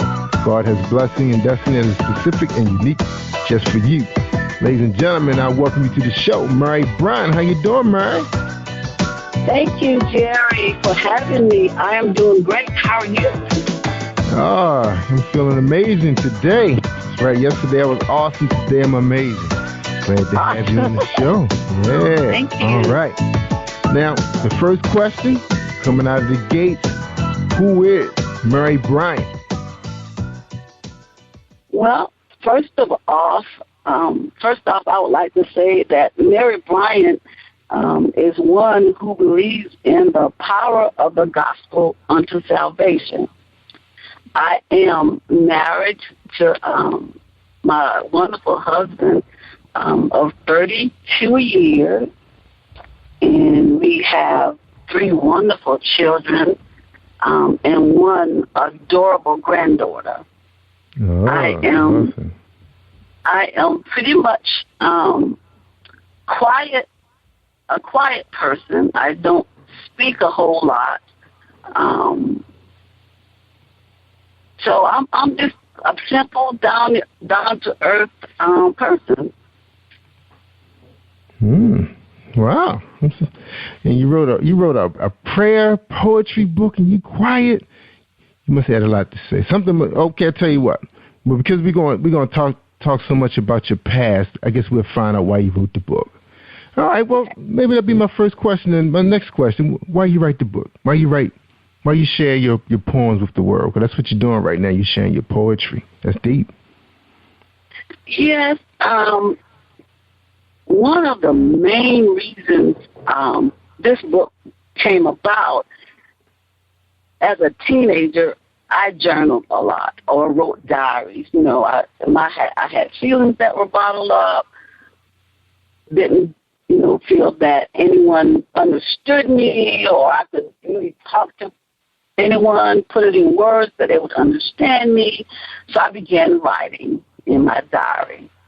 And okay. Yeah, so in the diary, at the time, being a junior in high school, that's when the boys would come around, and so I started having my little boyfriends and being finding that person that got my heart, and having my heart, there was hurt and there was happiness, a lot of happiness, and as time went on, that happiness, that heart stuff, getting older, maturing, turned into pain, and life started happening, and just a ball of life challenges started happening to me, and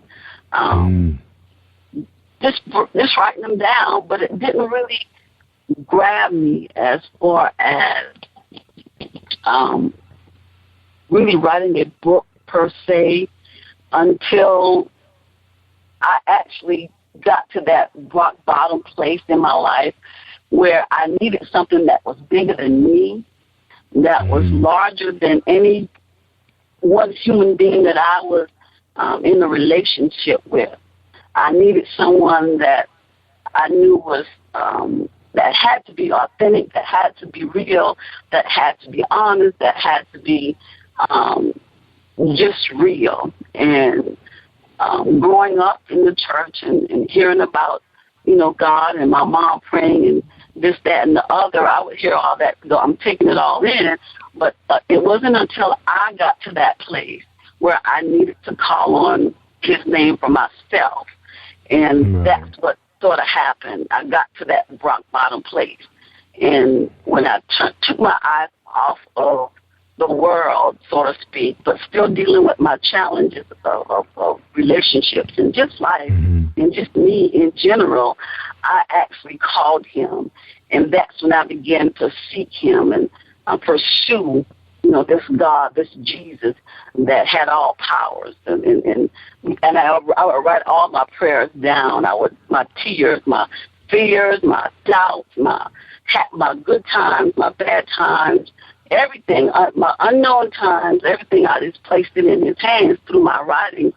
Now, I don't really consider myself a poet, but through that relationship, it was so beautiful and so nurturing that these poems came out, these precious moments, these divine moments came out, and this is just a snippet, actually, of all of that. It's a collection of all of that, and I felt that he wanted me to. He gave me the title first, so that's how I knew a book was coming with the title. So when he gave me the title, I'm like, well, what am I supposed to do with that? And he said, well, I'll tell you later on down the road. So as he began to groom me and, mold me, which ones to put in the book, which ones, this, that, and the other, that's when I know, okay, here comes the book, and it's coming. So that's how the book really came about. So what period of your life was majority of this book written? It was written, I want to say, actually, it started in 2001 forward. Mm-hmm. So about 2001, about 10 years, of that. 2001 to 2010. Okay, so that was a period when you was really searching for the word. You was really trying to build that relationship with God during that span. Yeah, absolutely. So, are you happy now? I am happy. I am more joyful. I have more joy. There are times when I do get sad, but I have joy because through that sadness, I know where to turn. Mm-hmm. See, I know where the fulfillment comes in that process. And I don't think you really reach that total place as long as you're breathing on this side of eternity. I think you're still growing. I'm still growing. I'm still learning. I'm still receiving. I'm still giving. I'm still pressing. So, but yeah, I would say overall, absolutely. Now, you mentioned early that you found love real early. Do you think, was that something that you didn't get that from your parents, or you just needed that outside the house? What was the deal back then? Well, I don't think I found love necessarily early. It wasn't necessarily in school that I found love. I had guys I talked with that and this, that, and other. But after I got out of school, and I guess some would say that would be early or young, I did meet this guy that I fell in love with eventually. We dated for about 2 years, and the love grew. But he told me that he was in love with me from the very first time he saw me, and he knew I was going to be his wife. And I'm married to that guy today. Oh, wow. So he's my first love, and we're married still today, 32 years. It'll be 33 in October this year. So good. And congratulations. Thank you. So yeah. Now, so you've been married for 33 years to this, to your main love. Now, is he in the Word with you, or he's home during football season? What's up? Well, no, he attends church with me, and he's not there yet, but he's getting there. Mm-hmm. He's getting there because he asks questions, and he I can hear him acknowledging certain things that are biblical. So he's getting there. Yeah. So you guys attend like Bible study and sessions with the deacon, all that stuff? Well, no. I have attended Bible study before. Right now I work in the evening, so I sort of have my own Bible study, every day. So I can know the word for myself. I'm not against Bible study. It's just that our schedules don't always permit us to do so. Yeah, they got some good stuff online. A lot of these pastors, you can tap right into that Bible study right from your smartphone. So nothing can stop you from receiving the word, during your lunch break. You can meditate on T. Jakes. You got Creflo Dollar, him and his wife, Mrs. Dollar. They bring it. You got Jamal Bryant in Baltimore, and you got some good pastors out there. That's 24/7 out there. You can call them too. Now, you talked a little bit about writing your diary. So it's been a lot on your mind. Let me ask you, what's your talent, Murray? What's your thing? Somebody say your name. Say, oh yeah, Murray can do that. What's Murray Bryant's thing? Well, my talent is sort of creativity. I like designing on the computer. I used to have a home business called Dane's Desktop Publications, where I designed business cards, T-shirts, mouse pads. I even dabbled in websites, creating websites for a small group of people or organizations. So that's my eye for creating. I think that's my little niche. So you got an eye for color and detail and making things look like wow. That's your thing. Yeah. So it can be anything. Yeah. So you're a creative person. Sometimes I find that people that's very creative, they really have to be engaged, or they can go deep. They can go dark real quick. Especially when they have those kind of jobs that's not challenging. Now let's talk a little bit about that. Now, do you have the type of job? Now everybody, basically a lot of us trying to survive. We want to pay our bills and have a little fun things to do with the money we have left over. Not a lot left over these days after you finish paying for your SUV and your big house. Now, are you doing what you think God designed you for when your 8-hour job? Well, actually, Jerry, I actually work part-time in the evenings, and it's just 3 hours. I actually work at a technology center where there's computers and customers come in to, be on their email account or search for jobs or do resumes, and I assist them in that area. Now, okay. And I believe anytime I'm helping somebody, I believe that's where God wants me. Right. So, so when I get someone say, I can't do this, can you come help me? And I help them and they're smiling. I'm like, yes, I'm on course. Okay, so during the daytime, you pretty much, working your book, and you're out there, you're available in the morning, the daytime. So you're a housewife? Is that engineering, whatever they call them these days?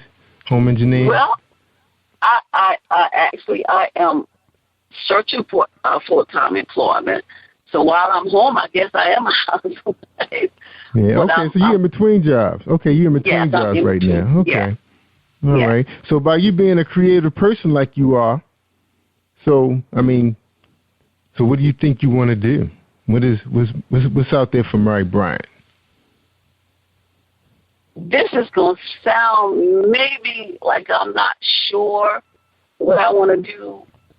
It'll be great for me to find that ideal job where I am a part of a organization where it is challenging for me, because I do need to have that challenge. I don't like to be idle or bored, because I can get dark, meaning I just lose my energy if I'm not doing anything. So absolutely. All right.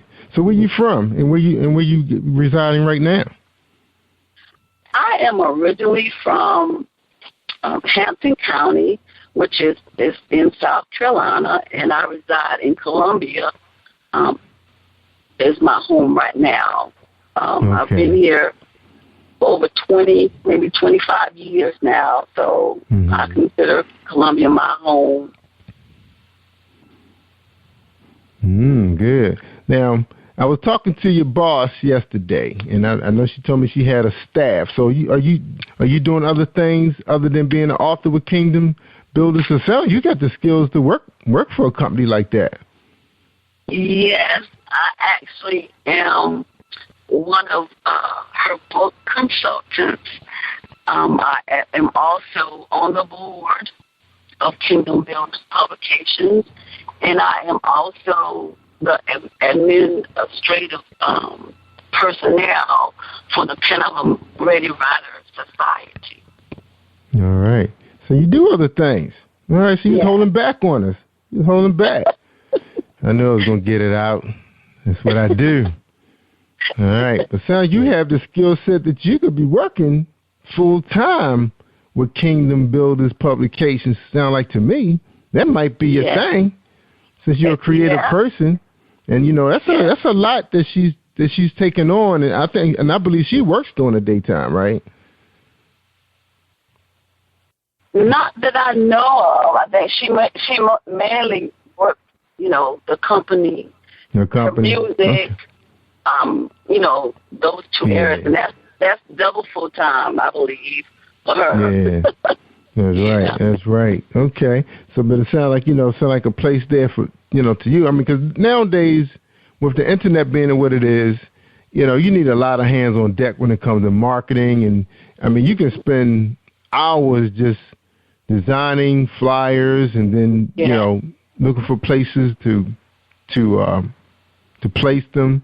And then you have a lot of social media out there right now that takes time just to understand it, So I think all hands on deck, every man on deck these days to make a publishing company, independent publishing company successful, All right. Now we're going to take a little break. When we come back, we're going to talk about your poetry book. So when we start, we like to, hear one of your pieces. So we at least like to hear, you prepared to read at least 2 pieces tonight? I sure am. Yeah, that'd be awesome. Great. All right, y'all. All right, let's hear a word from my man, James Deshay in Maryland Dunn. And early, I meant to tell you guys early in the show, that song we heard, Bring Me Back, was by Mark Staggers. That's right, Mark Staggers. You can find him on our billboard on our website. So if you're on your PC or your Mac, you can find his billboard right there. You can listen to his interview. Excellent singer. He sounds a lot like Luther Vandross. And he's performing in the Baltimore, Washington area. He did have a performance this past Sunday, and I'm sure it was an awesome show. So check him out. He has a CD on sale. You can click it, right at Amazon. You can buy it right off of PositivePower21.org and enjoy it. Awesome performance. And I believe he does weddings and all kinds of live performances for you. All right, here we go with Maryland Dunn, and she's another recording artist and performer. Here we go, Maryland Dunn. Hi, I am recording artist Maryland Dunn from St. Louis, Missouri. If you are looking for some soul-stirring, anointed, spiritual, and heartfelt music, visit my website at www.MaryLynnDunnMinistries.com. Or you can also find me on CD Baby, iTunes, and Reverb Nation. For booking information, contact Mr. Kevin Dunn at 636-856-0551. That's 636-856-0551.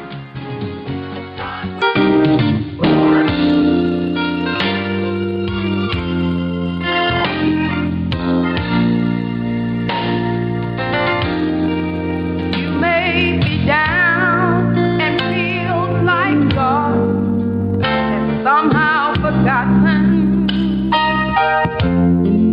that you're faced with circumstance that you can't get through. And now it seems that there's no way out and you're going under. But God's proven time and time again. Are you looking for a great book of poetry that is romantic, heartfelt, and full of male emotion? Then get Thoughts, Love, and Reflections by James K. Deshay. That's D-E-S-H-A-Y. Go to www.jamesdeshay.com. You will enjoy Thoughts, Love, and Reflections. Hi, this is Angel Sessions, and when I'm in town, I listen to Jerry Royce live, PositivePower21.org, where they play my favorite music. All right, we heard a selection by Maryland Dunn, and we appreciate her and her husband, Pastor Kevin Dunn. That's right. I believe they're based out of Florida, a lovely couple. All right, and I might be wrong. It might be Music City. But anyway, we talking to Kingdom Builders Publications author Mary Bryant. She's here with her poetry book, Prayers, Poems, and Precious Moments. It's a collection of rich and vibrant personal prayers, heart-touching poems, and divine experience of precious moments through her relationship with Jesus Christ. All right, Mary, you ready? I'm ready. All right. All yours. This particular poem I wrote back in February of 2012, and it's entitled Alone with My Jesus. Alone with my Jesus. Through him alone frees us from the darkness of death and gives us our Father's breath. The breath that gives us life, life that is renewed and reborn. Reborn no more to be alone, but to rest upon his promise, the promise of eternity, so we can worship him in that new city. He is the beginning and the end. There we will be in his presence as he sits on the throne alone with Jesus. Oh, could it be my Lord and Savior and me? The second one is entitled Just Jesus. The firstborn from the dead, who after he died the veil was torn, who not one thing of him was said, death could not hold him if it tried. Just Jesus, the way, the truth, and the life, whose peace can keep you through pain and strife. The good shepherd who knows me by name, who is never changing, always the same. The Lamb who takes away the sin of the world, who does not care if you are a boy or a girl. Just Jesus, the one John baptized in the Jordan, who came to save us because of God's love. The one who, when he came up from the water, there came from heaven a dove that remained on him in the wilderness to pass the tempting of the evil one's test. Just Jesus, that great I am, the Amen, who is the faithful, tried, and true, the one who can redeem men again. He who gave his life for you and me, who causes all things to become new. At the end, we will eat from the tree of life. Just Jesus, the lily of the valley, bright and morning star, who is the resurrection. He is the best by far. Through him there comes a new creation, better than silver and gold. By his blood we were sold, better than diamonds and pearls. It is he who created the world. Just Jesus. So pretty, powerful. I got chills. Oh. They were words. So that was that a prayer? Which one was the prayer and which one was the poem? Well, both of them were poems. So I didn't actually pick a prayer, but both of them were poems. Oh, can you read a prayer? Can we have a prayer? Okay. Yeah, we would love that. I just slipped one open, and it opened to this one. Awesome. Seeking an awesome God with thanksgiving and praise. Heavenly Father, I thank you for being my helper. Thank you for encouraging me. Thank you for being an on-time God. Thank you for being mighty and powerful. Thank you that no problem life throws at me, no heartache, no disappointment, and no demon in hell can snatch me from your righteous right hand.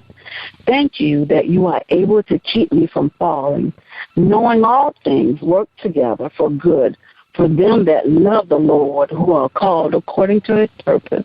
I am so blessed because of your love, your goodness, your grace, your mercy, your compassion, your good favor towards me. I am so rich in my soul because you came and fellowship with me. I bask in your glory. Thank you, dear Father, for coming to see about me and to let me know I am yours. Although my weeping may last for a while, I don't despair because joy will come. Amen. Amen. Amen. Beautiful. Beautiful. Now, Mary, where can people find you at to get your autograph and to touch you? You know, somebody may want a hug out there or need a hug. Oh, okay. Where can they find you? Where they can find you guys at this summer? This summer, actually, I have an online ministry, and it's www.dubministry378.org. And they can also find me on kingdombuilderspublications.com. All right. Give us that website one more time. It's www.ministry378.org. 378.org. All right. Awesome. All right. That's where people can find you. So they can find prayers and poetry and videos. What will we see when we visit Dub Ministry 378? When you visit Dub 378, you will find some awesome worship music.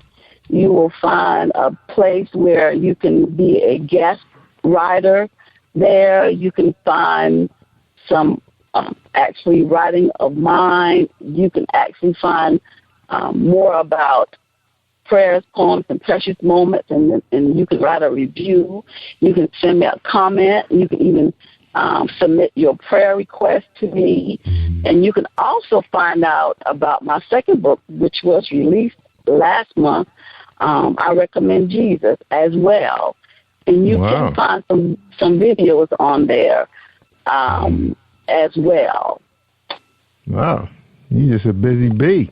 So now you got 2 books to your name. So that's 2 books for you that's out there? Now, can people find you on Amazon or any of the other online retailers, or they just have to go to Kingdom Builders Ministry? Publications. Yes. Right now, that's the best place to find me, but that'll soon change shortly. You'll be able to find me on, all the online outlets, Amazon, Books A Million, and so forth. That's right. That's how you got to do it. Go with the big boys sometime, It's all right to be independent, support your publisher, but, the bottom line is it's about Mary Bryant getting that book out there right now. Yeah. Now, like I said, the summer's coming around the corner. People looking for some help. People living in the darkness right now, Mary. They need some help. They need somebody who's been there. And they can find you on the website, but do you list your tour dates and things like that? So if somebody want to try to, become a fan and keep an eye on you, like they follow you on Facebook, they know where you're going to be in South Carolina? You open to that? Absolutely. They can follow me on Facebook, Mary Bryant. Look for Mary Bryant. I'm on Facebook. My author page is on there, and I do update my followers on upcoming events, and it's also on my website as well, events that are coming up, for my book or speaking engagement. I'll also put it there as well. Now, you sound like a person that has a lot of patience, and, you can kind of, feel where a person's coming from and kind of go there with them just to, get close to them. Do you do workshops yourself? Are you open to that? Can someone hire you for events like that at churches? Absolutely. I am open to do workshops, conferences. Absolutely. All right. And freelance designing work, website building, cover design. Can they get you for that? Absolutely. People need help. Absolutely. Yeah. Absolutely. Sometimes people want somebody that's there, where they came from. A lot of times they don't want to work with no big time publishing company. They want to work with somebody on a, personal basis. Have a relationship like thing. So you're good for that. All right. Yeah. All right. That sounds good. All right, Mary, we're going to take a quick break. So when we come back, you can give us your final thoughts for tonight's show. You know, someone's listening out there may need this book in their hand. And you can find her at doveministries378.org and kingdombuilderspublications.com. All right, and that's Mary Bryant. And she shared a very personal prayer and some poetry with us tonight. All right, hold tight, y'all. We're going to get a message from Darlene Rucker-Williams in case you want to buy somebody a gift basket.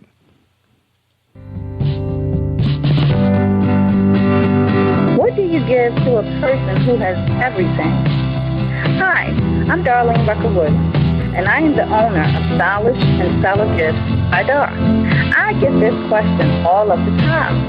At Stylish and Stellar Gifts by Dar, we specialize in customizing gifts for people and pets too. Our gifts are original and one of a kind. Not only do we deliver, we ship as well.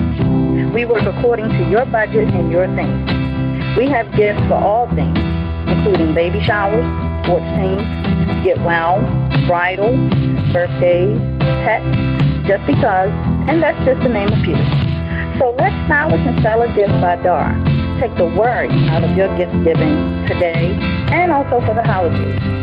Our website is www.stylishandstellar.com, and our phone number is 443-682-5664.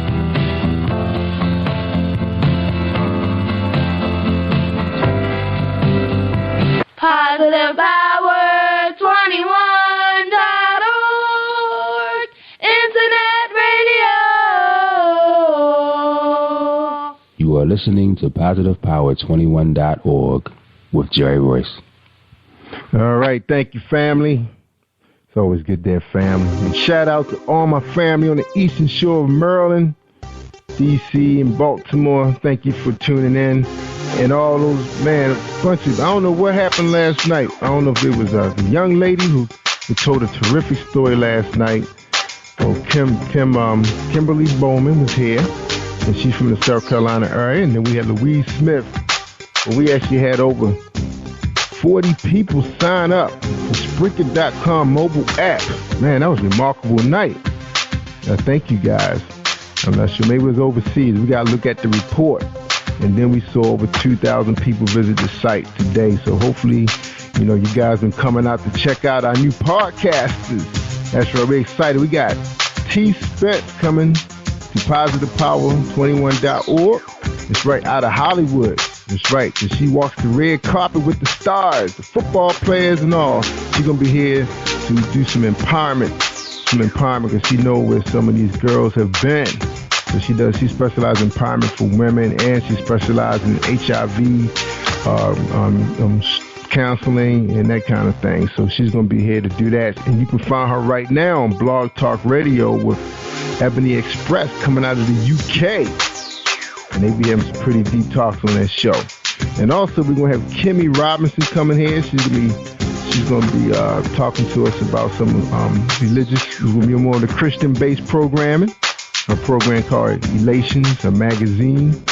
And then we're going to have another good friend of theirs, Michelle Edmonds, going to be here. And she's going to handle the holistic nutritional side of eating right. And they're one of the most beautiful sisters you ever want to see on this planet, too. So we're pretty excited to have more. And they're beautiful, not just on the outside, but the inside, too. And they got great hearts, caring people. And I was like really excited to know they wanted to join the Power 21 Radio Network. So that was simply awesome. And then I got to shout out my boy, Calvin Logan Power. That man, he telling everybody about it. And he has a show that runs in 30 cities. And he's on Me TV. That's right, that's the Logan Power Show. And we got to shout out to Linton Smith Jr. Lending his show, his radio station to us, listening to jazz music all night long. We running it right now. So it's streaming in 20 countries. That's right, that'd be Jam Vibes Radio. And our gospel coming out of Florida with Pastor Powell and his beautiful wife, Teresa Powell, when they introduce independent gospel artists to our program all day on Sunday. And then we got a few pastors coming on board You can find Pastor Gerald Manuel out there. He's our relationship doctor. And he's going to pass us some sermons down to us, too. We're just waiting for that delivery of his MP3 files. And we got Pastor Daryl Ham coming out of Baltimore. Oh, that brother can preach. And we're waiting for his people so we can stream his show on Sundays, too. So we're going to be giving you a variety, y'all. So I got to come up with a new slogan now. I can't just be Jerry Royce Live Worldwide no more. It's about variety now. People Station, that's right. All right, we talking to Murray Bryant. She shared her poetry, her personal prayer with us tonight. We want to thank you, Murray, for being on the show tonight, and we ready for you to close this out. You ready? I'm ready, and thank you so much, Jerry, for having me on your show. You're welcome. I was going to say, since you got another book coming out, we hope to have you back, to let us know what's going on during the summer months and share some more poetry, some experiences with us, okay? That'd be great. Yeah. All right.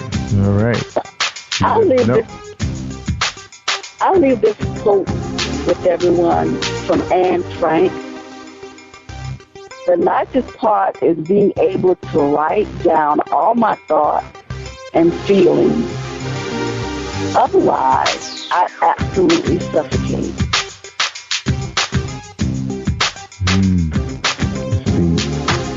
Wow, where you find that at? Well, actually, I heard about Anne Frank again, and I got intrigued and I researched her again to read her story, her bio, and that quote, because I write, and a lot of my writing, because I was somewhat of an introvert, so I had to write. If I didn't, I would have suffocated. And I said, oh, yeah, I get that. And I thought that would have been fitting tonight. Yeah. And a tidbit also, The Diary of Anne Frank is the second most read book in the world other than the Bible. Yeah, I've seen her stuff. She got a lot of stuff out there on the internet, man. Yeah. Well, I was wondering where you found that one at. Wow, that was so deep. All right. So, you find yourself reading affirmations and, sharing it with your family and coworkers. Do you do those kind of things on Facebook? Because I know people are really getting big into sharing affirmation and poems and stuff nowadays. Where you at with that? I do. I actually have 3 Facebook pages. One is Women of Faith Facebook page, and the other one is actually in coalition with my website ministry, Dove Ministry 378, and then my author's page. And at any given moment, if I'm on there and I'm inspired, I'll put something out there, and I know it's inspired because my feedback is like, I needed to hear that today. And I know I was in the right place at the right time. That's right. Yeah. That's right. And before you go, you have to tell us the significance of 378 real quick, and we'll close out after that. Okay. 378, I carried that over from my home business. The 3 is Father, Son, and the Holy Spirit. The 7 is completion, and then 8 is new beginning. Awesome. All right. We appreciate you being here, Murray Bryant of Dove Ministries 378, Kingdom Builders Publications, author. And we'd like to hear you say number 1 author next time we have you on the show, bestseller. Yeah. We got to promote. We got to claim that. Get you out there. Yeah. You hear that positive power, and I know we've got about 30, 40 new people just joined up on Spreaker.com mobile app, so obviously they must be listening to Jam Vibes Radio and our gospel. For people, you're going to need it. It's getting rough out here. You got to get close to Jesus. That's right. That's why they made me change my format. Jerry was getting crazy out there on the airwaves, but I'm back now, y'all. I'm happy. I'm doing the right thing. That's right, doing the right thing. That's right. Because Nene might come down here and shut me down. That's right. The adults, they run strong out there on the internet. They know what we doing. All right, ladies and gentlemen, like I always say, you want to hear the good stuff? I mean the real good stuff, like Mary Bryant, your Kingdom Builders Publications, and DoveMinistry378.org. You got to listen to PositivePower21.org and Spreaker.com/PositivePower21. Because I'm Jerry Royce Live, and I'm worldwide. Thank you for tuning in to Jerry Royce Live on PositivePower21.org and Spreaker.com/PositivePower21. This is a Royce Enterprises production. And don't forget about replay on Facebook.com/Jerry Royce Live.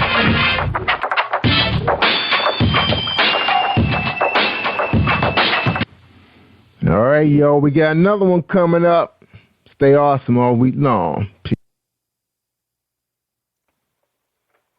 You are listening to Jerry Royce Live Worldwide Podcast. Don't delay, give it up, be strong and lift him up, 'cause he's the power of life. Lift him up, rain away, rain away, rain away, 'cause it's the last day. Don't look to the right, don't look aside. Never to cry, Jesus is coming, but I'm feeling. Jesus is coming, but I'm feeling. Don't look to the left, don't look to the right, don't look. Hi, if you're struggling with your relationship or you just can't seem to find the right one, author Gerald Manuel has written an enlightening new book entitled How to Identify Your Spiritual Soulmate. You may order a copy today from Amazon.com or at BarnesandNoble.com. This book is sure to answer many of the questions you may have. Thank you and God bless you. Hi, this is Louise Smith, and I am a publisher at Kingdom Builders Publications, LLC, and you're listening to Jerry Ross Live Worldwide. You are listening to PositivePower21.org with Jerry Royce.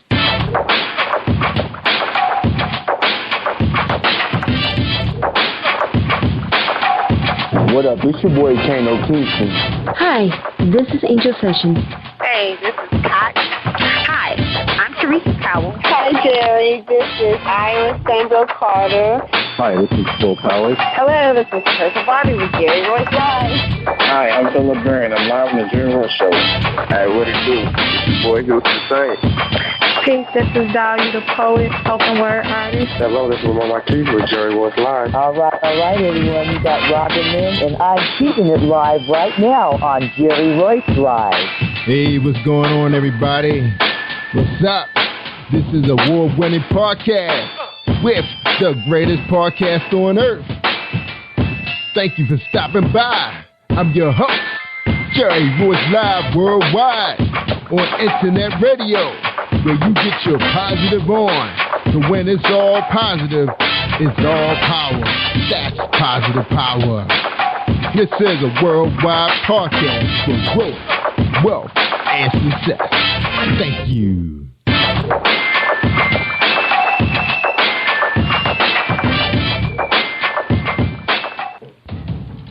Think you know how drugs get in those little brown bottles? Think again. Set in the green hills of western New Jersey, inside the gilded halls of power of a U.S. pharmaceutical company where decisions are worth billions of dollars and human lives worth less. Nicholas Harding, a young executive at Marshall Pharmaceutical, finds his career, family, and life in jeopardy.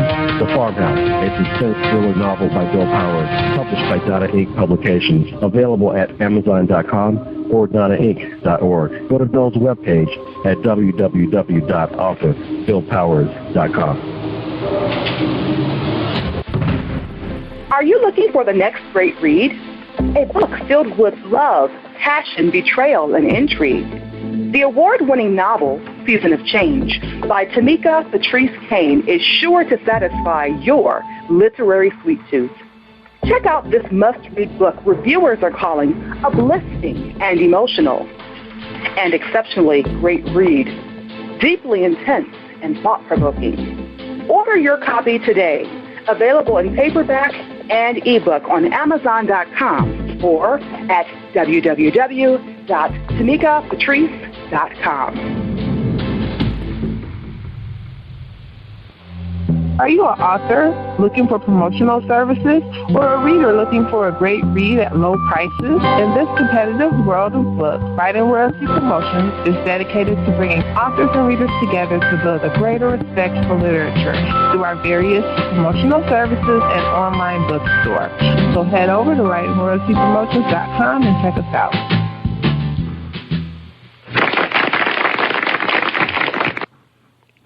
Thank you everybody for joining us, and welcome to PositivePower21.org. I am feeling awesome. I am blessed. I am happy. I am Jerry Royce Live, and I'm worldwide, and you're listening to episode 350. That's right, Louise Smith. You are episode 350, owner and publisher of Kingdom Builders Publishing Company or Publications. All right, before we read Louise's bio about her company and bring her on, let's hear a message from one of my voted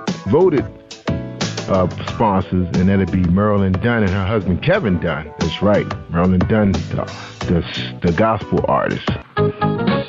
Hi, I am recording artist Marilyn Dunn from St. Louis, Missouri.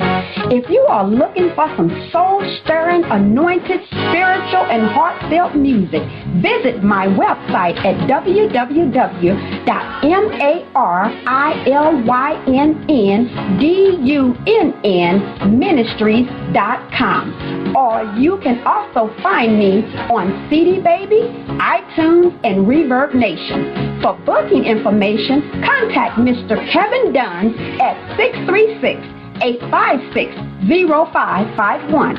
That's 636-856-0551. All right, everybody. We appreciate you guys tuning in. We got a full house. Man, Louise must know everybody. Everybody in South Carolina must be tuning in tonight. And we appreciate you guys coming into our virtual studio.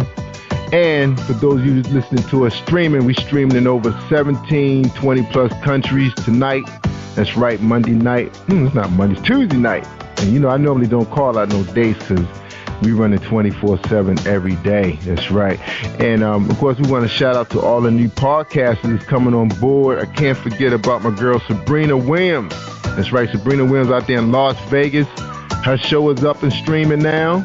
We got Tea Time coming. Tea Time is coming from Hollywood. That's right. If you know T Spence used to be pretty much like a red carpet. She does do, shows here and there, but more of an image consultant out there, with the stars. She's coming to Tea Time. She's actually broadcasting on Blog Talk Radio with Ebony Express, a UK host. Very good shows. You want to check them out. Check out Ebony Express with Ebony and T. Spencer. All right. And also, we can't forget about my girl Kimmy Robinson, and she comes from out on the Missouri area with a show called Elation, and that's a magazine that's hitting the online world, digital, and she's going to be podcasting live with us also, and my man Logan. That's right. Logan got a show, the Logan Power Show. Calvin Logan. He's also on MeTV and cable, running all through South Carolina. And he also joined forces with us. So we stream his show from YouTube, so you get a chance to hear all his exclusive interviews with a lot of the small business owners and people that are making things happen in the South Carolina 30 cities that's out there that he's broadcasting in. All right, and we got many more people coming on board, and we appreciate everybody. I'm not going to name everybody tonight. Of course, I got to shout out to Louise's husband, Linton Smith Jr. That's right. Yeah, that's right. My man plays my favorite jazz music, and he's located at Jam Vibes Radio. That's right, and that's out of South Carolina also, and that's online too, but it's .biz. So you got to come out to PositivePower21.org to find them, y'all. So you come out to my homepage and you'll see a cast of superstars. That's right, I'm putting it out there. That's right, a cast. It's just not me anymore, because y'all know I can talk. I get on here and I broadcast all night, just me. But tonight I got Louise Smith. What's up, Louise? How you doing? Oh, I'm doing awesome, Jerry. What about you? Oh, I'm feeling good. I was off Monday. That was off Friday, Saturday, Sunday, Monday. I couldn't wait to get on this mic. Yeah, you better be. and we're gonna shout out to one of your good people out there too. Shirley Ann. She's been hitting me up. Shirley is love it. mom.com. Yeah, I love the attention Shirley gives me. Oh, Shirley, you can spoil a brother. She can spoil a brother. Can't let Nene hear about that. Nene gonna come looking for y'all. Bomb.com. I'm telling you. Yeah, beautiful woman, beautiful. Yeah, all right, so excited. This is exciting times for PositivePower21.org. I might just steal Shirley away from you guys, too. Don't even think about it. So I can hit a million listeners. That's not my call. I can't even say that. That's right, because Shirley Ann's just a talent alone. That's right. See, we treat everybody like a talent. You independent. Just like I had the young lady on today. Oh, she was so excited. Did you hear the interview with Kimberly Bowman? Oh, I didn't hear it yet. I'm sorry. Oh, so those of you that, to the grind. Let me tell you, to the grind. Yeah, you grinding. Young girl started her own publication, and it's an awesome website, too. Exquisite. Charleston is what she's calling it. And if you can't remember that name, or you can't spell exquisite, because I'm just able to say it, you can go out to our website, positivepower21.org, and you can click on it, because we're going to be doing cross-promotion. Okay. That's right, y'all.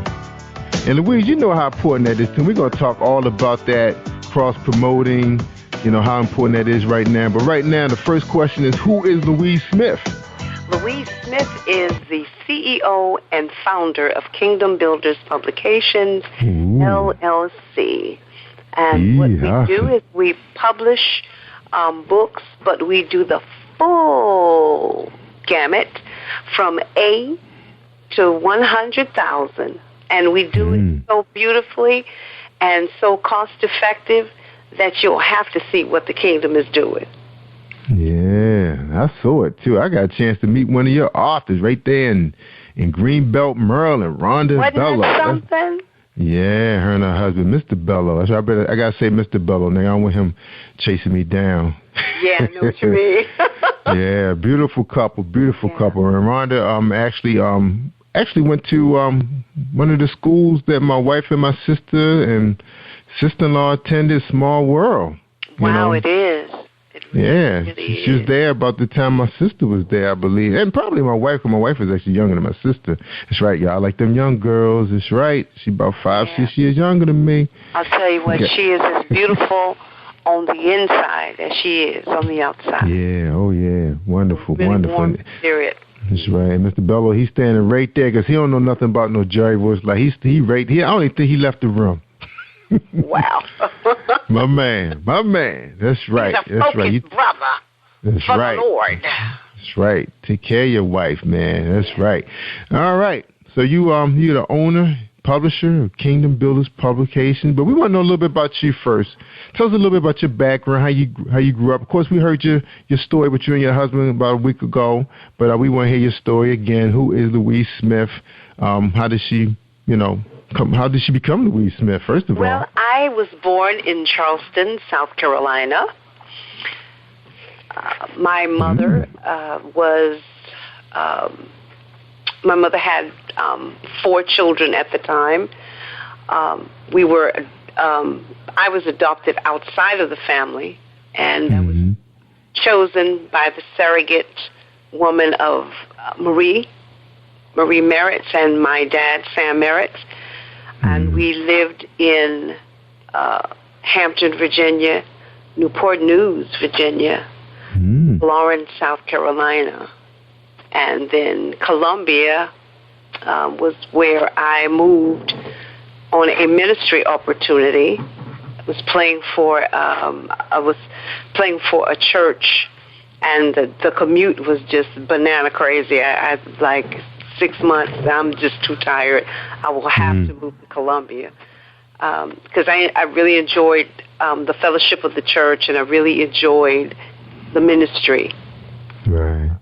So I came here with one of my sons. 2 of my sons already lived here, and then I would say about 7 years later, I met the Mr. Smith. Wow. That created the history that I now share with him. Awesome. Yeah. Awesome, man. Matter of fact, I haven't known you guys that long, but him and I have become very, very good friends. I could say he's one of my closest friends. Of course, we have a lot in common, so that helps a lot. Smooth. Like you. You smooth, Jerry. Thank you so much. Yeah, he's a smooth guy. He's smooth, man. And I like he's like me. We ask a lot of questions too. Oh yeah. We gotta know. We gotta know what we're getting into. We want to know how it works. That's right, my man. That's the best way to be, unignorant. Yeah. That's right. We want to know what we getting ourselves into. How much it's gonna cost. Yeah. That's right. Yeah, awesome, man. And it was funny because when I pulled up, he said he just knew that was me. When I pulled up, as soon as I pulled the truck, he was standing right there. I was like, that's him. That's Jerry Ross. But except he wasn't calling you Royce because I had to train him. Yeah. He kept calling me Ross. That's my crazy uncle's first name, Ross. Yeah. Ross Royce. That had to be a tongue twister in school. Well, his last name is actually this is my stage name. I took my name from my dad's first name. Royce is my dad's first name, my middle name. Yeah. So you know how you got to do it when you're trying to become a celebrity. Man, I like it because when you think of Royce, you think of that hot ride. You know what I'm saying? That fat ride. There you go. Yes, baby. Yeah, I want to get a ride in that thing. I've seen a couple really nice. I live around the corner from the Baltimore Ravens facility, so we see some really expensive hot cars. I mean, I think sometimes we even see helicopters fly by here because that dude's a billionaire to own that company. So we get a chance to see a lot of expensive tastes around this neighborhood, this community. Guys frequent the same restaurants we go to. Like of course Ray Rice was in the news big time a couple months ago, and we see him a lot in the community. He doesn't live that far from here. Still a very good gentleman. We have an opportunity to have the kids meet him at the local restaurants, and he always greets the parents with so much respect and so humble. I was just it hurt me so bad to see him go down like that. You just don't know how. I mean, I was really hurting bad when that happened to him, and unfortunately, society has a way of making people you can be the go-to guy, but sometimes you don't always want to be the go-to guy. You can be the fall guy. Yeah, I know. But interestingly enough, want to know what my dream car is? Yeah, what is it? Don't you laugh, Jerry. I mean, you better mash your mouth and you better hold it tight. You gonna say a Honda Accord? My dream car is I can't even say it anymore. Because I'm thinking the candy apple red, and it's a Civic, a Honda Civic. I knew you was gonna say Honda. What? Why did I know? I love the Civic. That's a great car.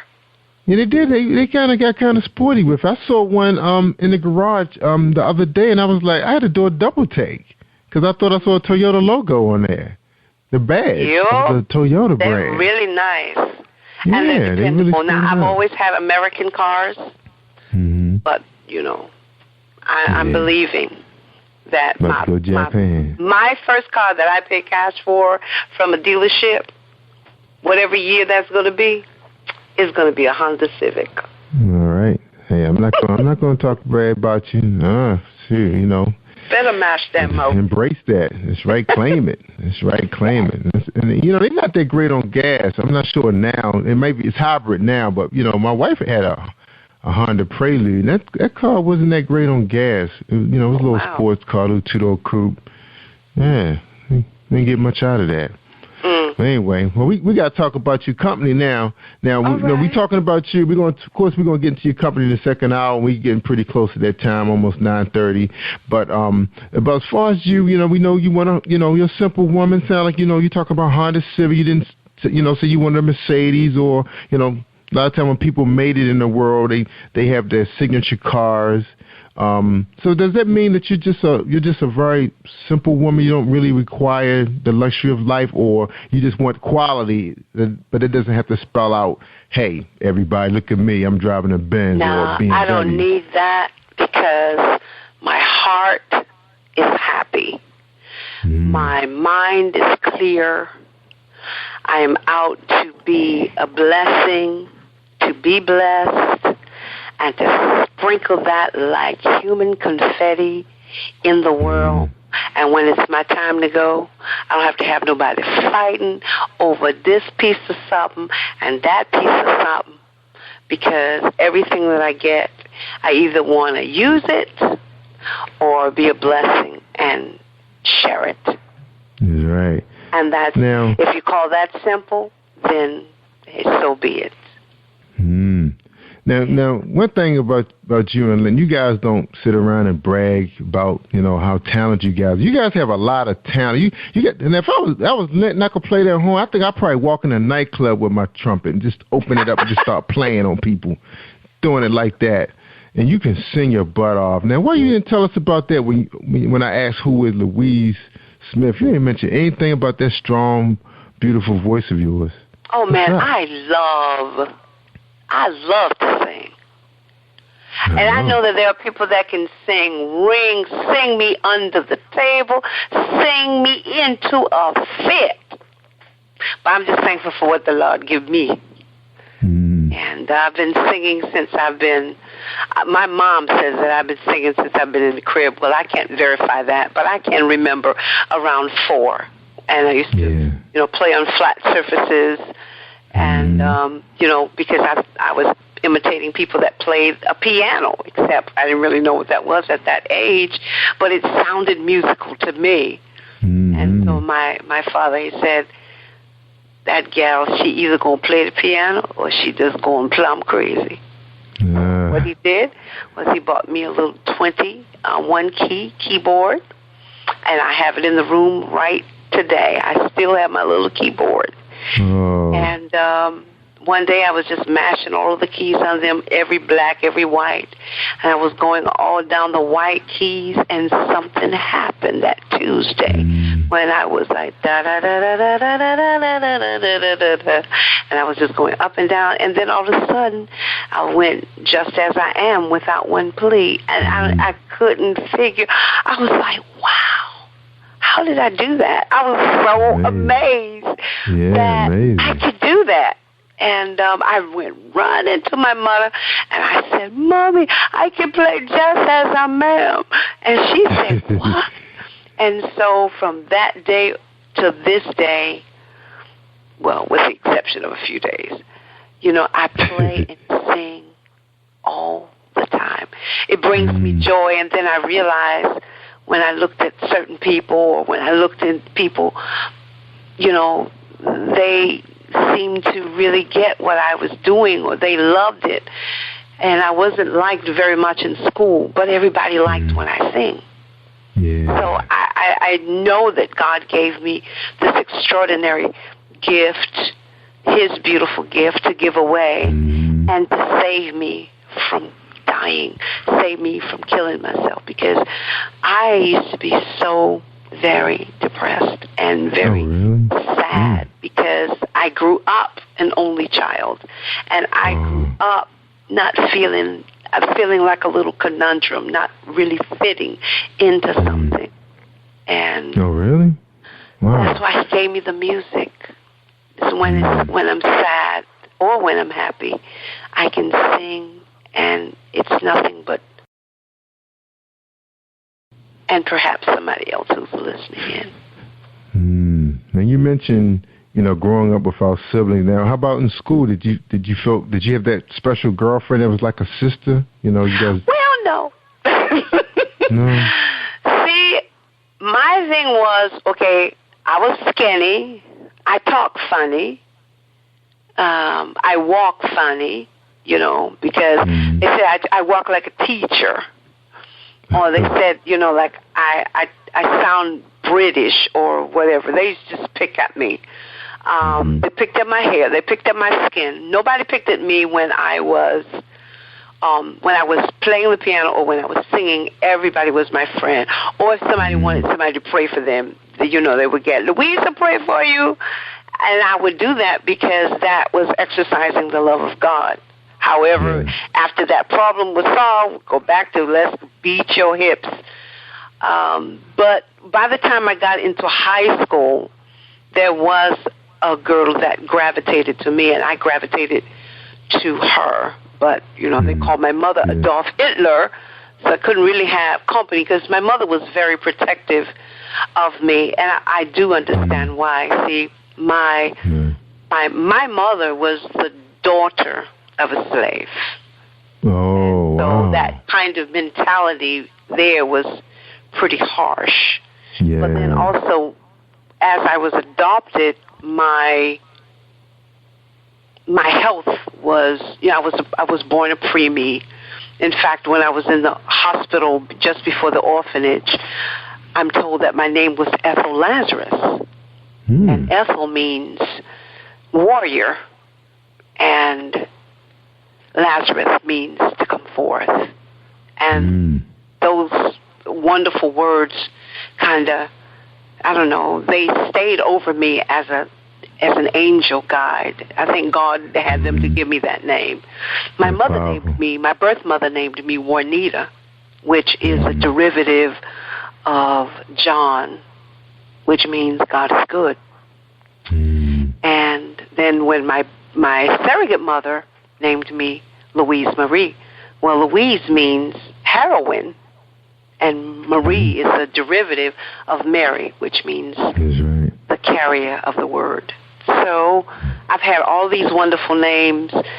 I didn't really learn them until, after I was married. But I was just grateful that, I had a relationship with Glenda, as often as I could get with her because I couldn't really have company. As I was about to tell you, I used to be sickly. I used to have grand mal seizures. I used to have epileptic seizures, and I have 3 types, which was the grand mal, the Jacksonian, and the petit mal. And life, I'm sure that's a lot why kids, they didn't like me. They just didn't understand, what the ham sandwich was going on in my life. None of the other kids would fall out or stare, or the legs would just go shaky. It's just kind of weird. But what could I do? I couldn't help it. So I had to deal with it the best way I could. And writing and singing were my ultimate ways to escape myself. That's right. They were your friends. That's right. Yeah. Being creative. All right. We're talking to Louise Smith, owner and publisher, Kingdom Builders Publications, LLC. That was an awesome story.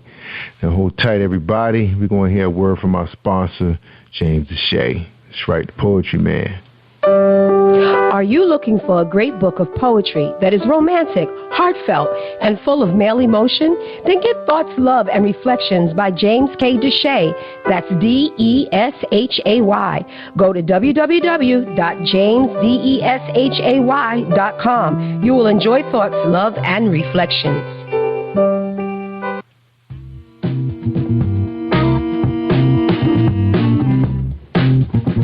Are you an avid reader of urban fiction, looking for drama, suspense, and more? Read World Publishing is dedicated to bringing the world's best literature to our readers. Urban fiction, erotica, sci-fi, mainstream fiction, and children's literature are just some of the genres produced by our diversified family of authors. You can reach us on Facebook, Twitter, Instagram, and at our website, www.reachworldpublishing.com.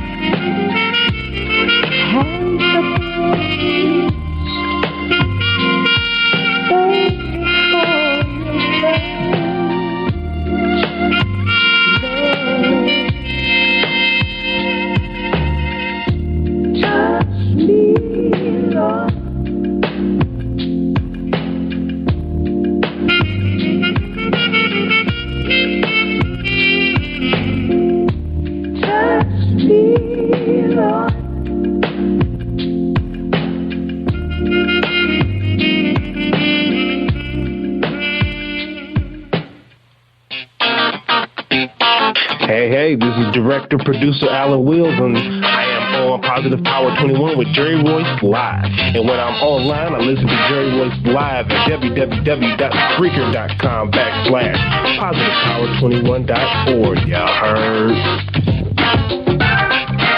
All right. Kingdom Builders Publication, LLC, is an innovative, thriving, full-service Christian publishing company that puts your words and dreams first. Each book publishing is tailored specifically for the client. We're writing what you want to read. Kingdom Builders Publication, LLC, has growing roster of authors, visual sketch artists, poets, editors, ghostwriters, critics, and adjudicators. Personalized service, prompt, courteous service, personal and top-quality benefits, total publishing and marketing packages, professional advice, great-looking product, distribution, and long-time author-publisher relationship.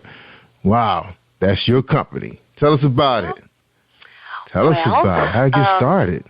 We have not been in business for, tens of years, even 5 of years. I just put my first shingle in 2014. I did a practice in 2013 when I published. I was the first author, and a woman sowed a seed in my life and says, I'm leaving my publishing company because, I was done wrong, and, I'm coming to your publishing company. But let me tell you, nothing can put you on the spot more than my publishing company they didn't do me right, so I'm coming to yours. Right. That puts you on the spot. But, and she wasn't the first.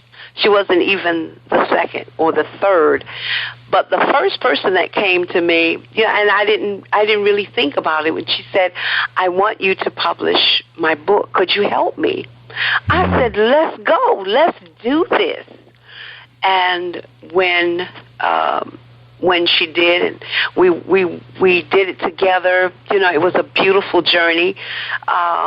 Well, not all of it was beautiful, but the end result was beautiful, because how many know when you're having a baby, oh my goodness, that is the most greatest thing in the world, to be pregnant.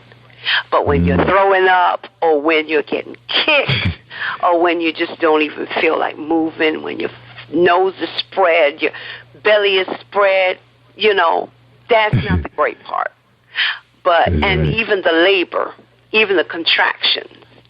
But once the release has happened, and the baby begins to cry, and you look at a piece of flesh that come out of you, there's nothing more gratifying than that feeling. And so every time there is an author that, that comes to Kingdom Builders Publications, and we go through the journey step by step, and when that book is presented in their hand, there is no greater feeling for that author, and there's no greater feeling than that of the publisher, because we had a part in causing someone's dreams to come true.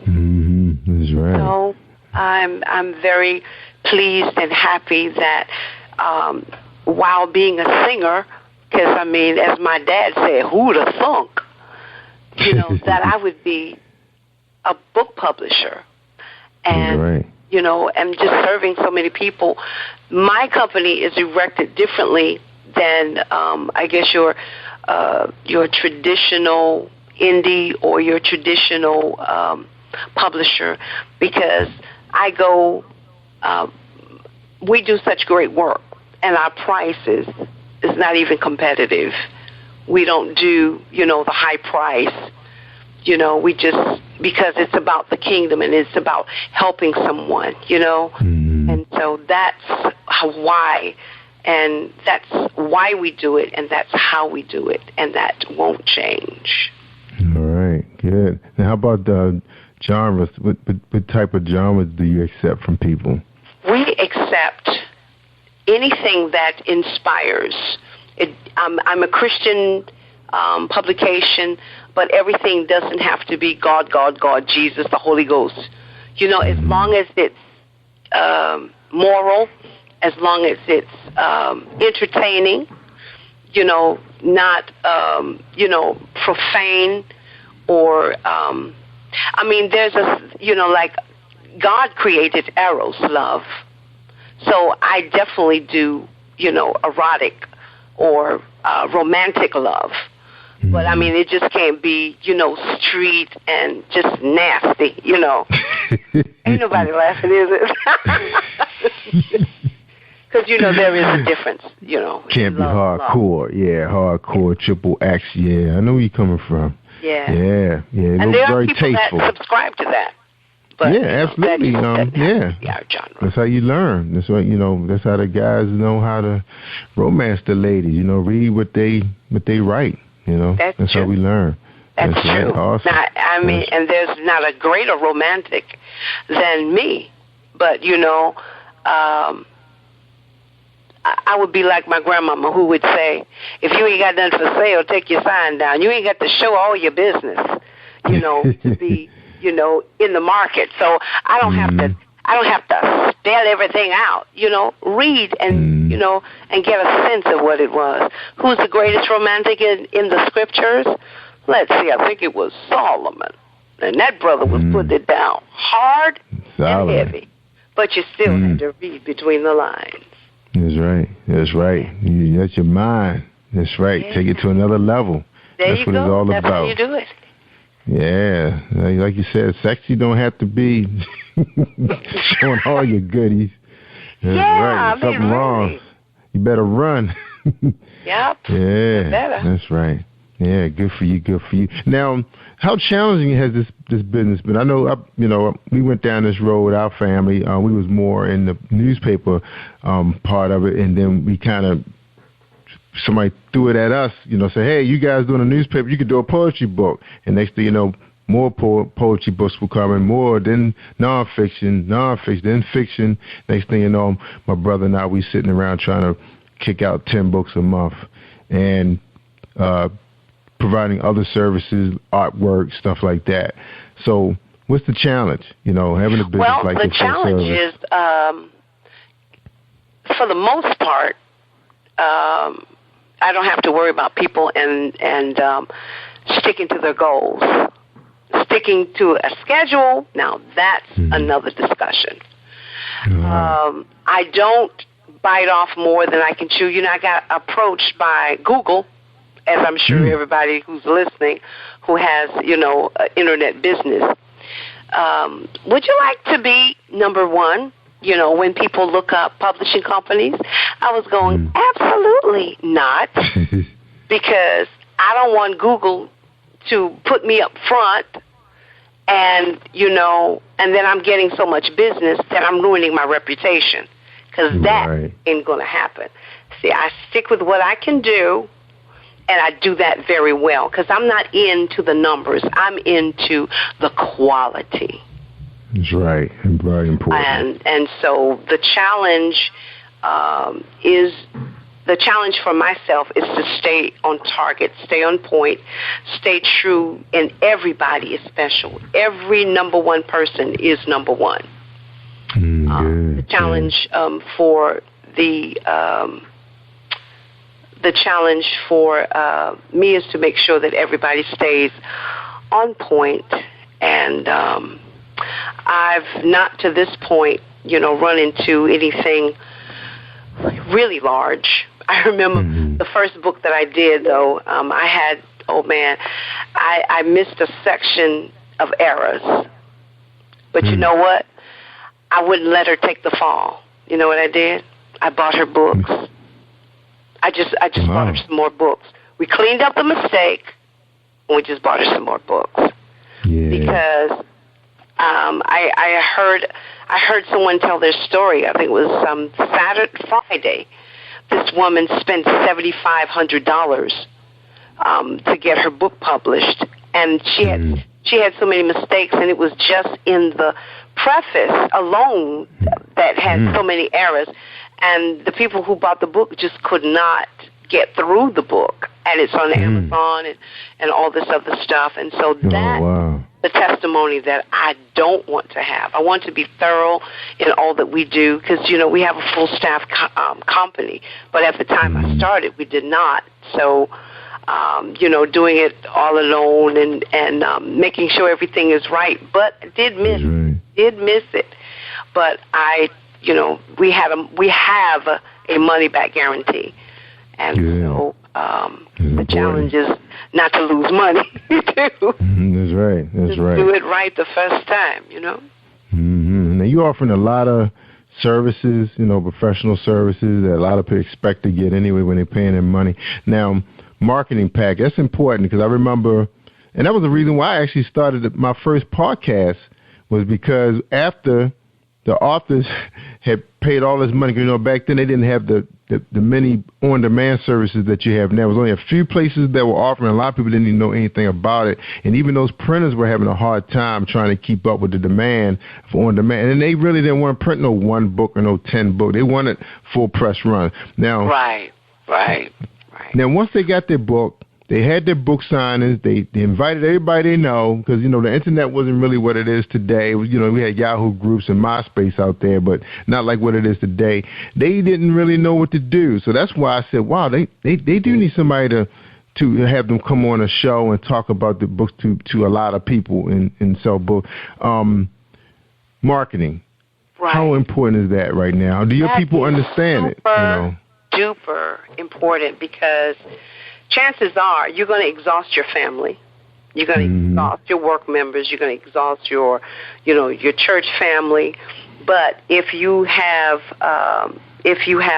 a web page, we have a web page because we put our new authors. We keep the authors that are published, but we do something wonderful on the page for the new authors, and then we give them a full packet: the pre-order cards, the business cards, the full package of print. And then that's why I wanted to start a radio show, because not just getting into, Amazon and Books A Million, because you have to have,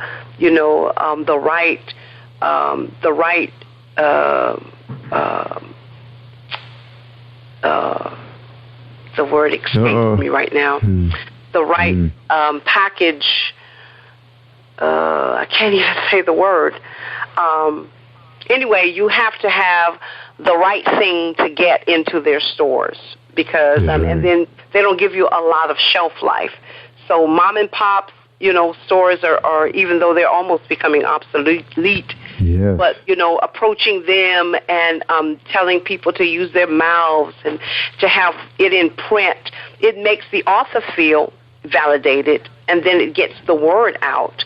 And then places like the local radio spots and the internet spots and then the TV spots, and then, them setting up their own, genres or their own book clubs or whatever, to get the word out and see. And if the book is good, then somebody's going to say, well, have you heard of, what did you read?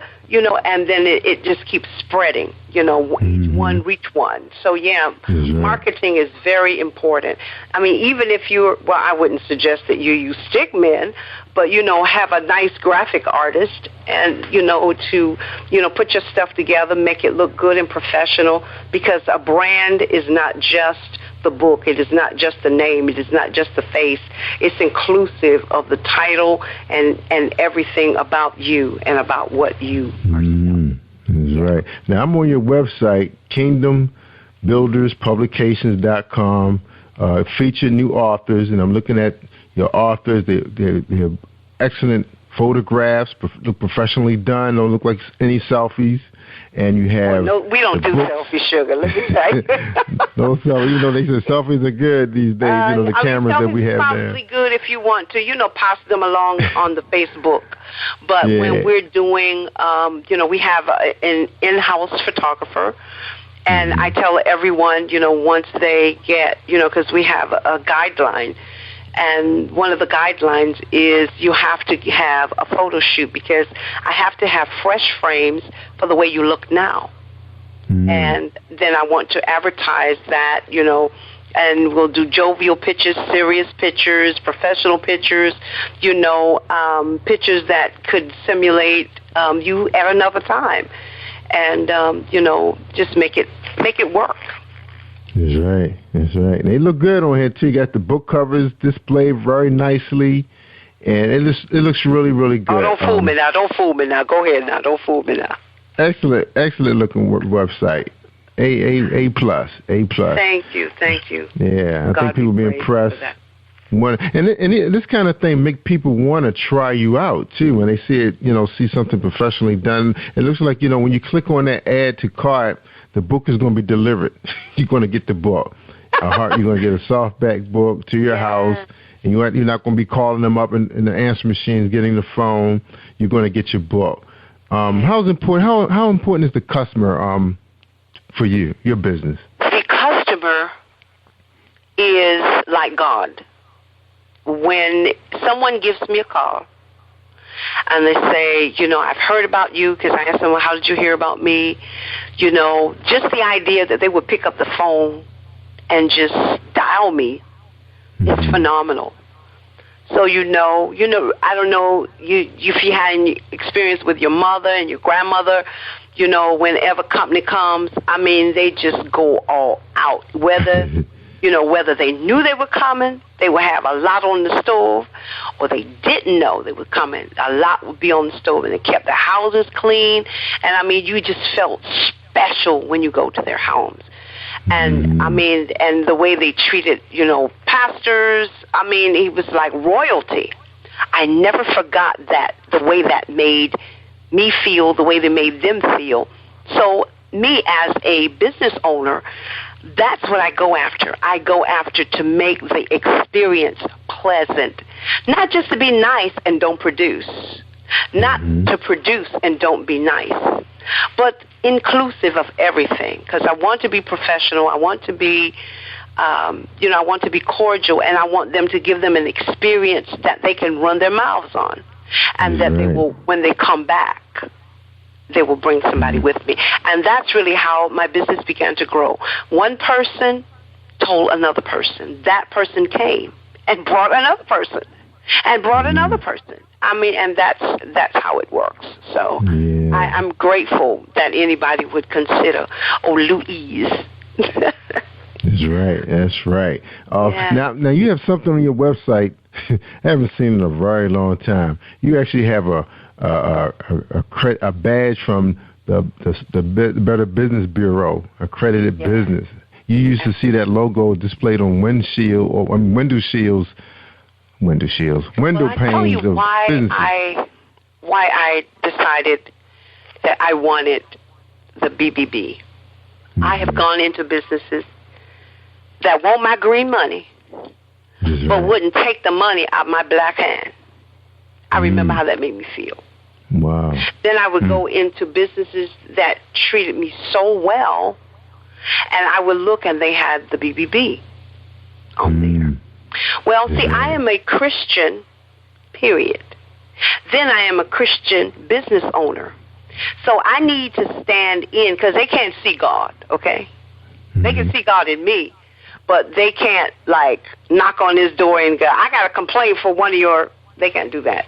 So this is what I've decided. I've decided that I would have the Better Business Bureau to stand behind me, and I would stand in the Better Business Bureau so that my work could be validated. Anybody could, I don't need them, because I'm still going to be honest, and I'm still going to be truthful, and I'm still going to have integrity, and I'm still going to be loyal. I'm still going to have all of the attributes that a human being deserves. But then I wanted to have the Better Business Bureau in case, they didn't search anything else on my page. They go, she for real. She's not a fly-by-night, That's right. And so that's why, because I wanted them to stand behind me, and I wanted to stand in them while I stand on God. That's awesome. You got to live by God's principles. Now, Indeed. The website is real easy to browse through. You good explanation of some of the books, description of some of your books. Some of the authors you have, are they seasoned authors or are first-time authors? What's going on with most of the majority of your group? Have published 1 to 2 books. Okay. I am soon to have an author that will publish her 3rd.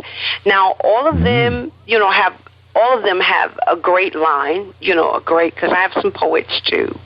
I even have a poet contest in my in the organization called the Pen of a Ready Writer Society. I did a contest and had winners from there, which created the Breath of a Fresh Word. It's a Pen of a Ready Writer anthology. But most of them are, one-time authors, two-time authors. Man, we're going to have to do a joint venture with your next contest. Oh, man, that would be so well. Yeah, I'm going to be directing another one in 2016 because we'll do anthology every other year. And the year that's opposing to that will be the Arts in March, where we make me part of that. We celebrate the work of illustrators and artists. Yeah, we would love to be part of that. Have the winner come on the show. And I won't forget. Yeah, talk about their victory. That's right. Tell the world about it. All right. Now, when we come back, we're gonna get your final thoughts, Louise, but we really appreciate you coming on the show to talk about your business, share your life. What a journey. This was a very inspirational story you told today, and I hope, listeners will really embrace this. Some people are stuck in life right now. They don't know where to go. I mean, you talked a lot about the Lord, about Jesus. You didn't sit there and quote scriptures, but we know you read them, and your loving husband supporting you with this awesome business. So when we come back, we want to get your final thoughts now. We want you to throw down and give it to him, okay? Sound good? Okay. All right, sound good. All right, y'all, we talking to Louise Smith. She is the owner and publisher of Kingdom Builders Publication, and we're going to listen to a word from our sponsor, Bill Powers. That's right. Check them out. Think you know how drugs get in those little brown bottles? Think again. Set in the green hills of western New Jersey, inside the gilded halls of power of a U.S. pharmaceutical company where decisions are worth billions of dollars and human lives worth less. Nicholas Harding, a young executive at Marshall Pharmaceutical, finds his career, family, and life in jeopardy. The Farmhouse, a suspense thriller novel by Bill Powers, published by Donna Inc. Publications, available at Amazon.com or DonnaInc.org. Go to Bill's webpage at www.author.BillPowers.com.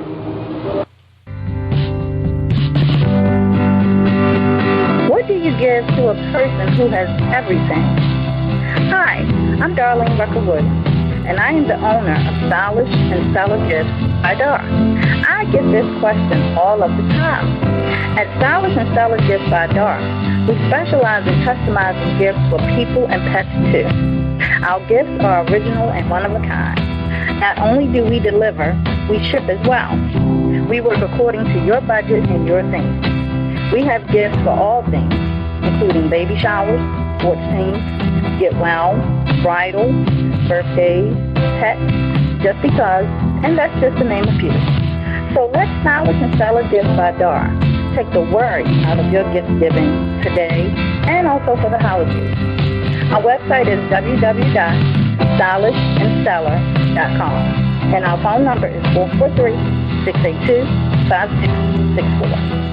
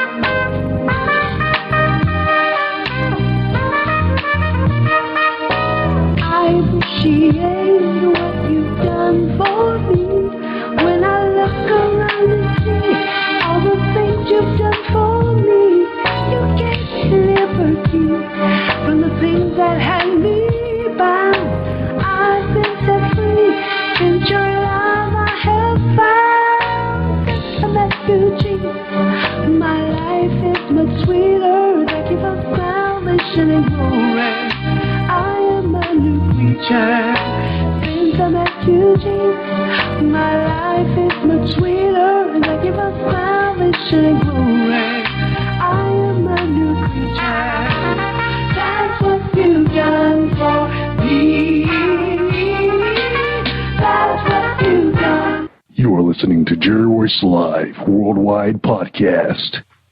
All right, we back, y'all, talking to Louise Smith, owner and publisher of Kingdom Builders Publication. All songs played tonight were arranged by her husband, Linton Smith Jr., and herself. All right, we appreciate you coming on the show, Louise. I thank you very appreciate you for asking me to be on such a prestigious and wonderful show. God bless you. Oh, listen to you. Thank you. Appreciate all of that, all that love. All right.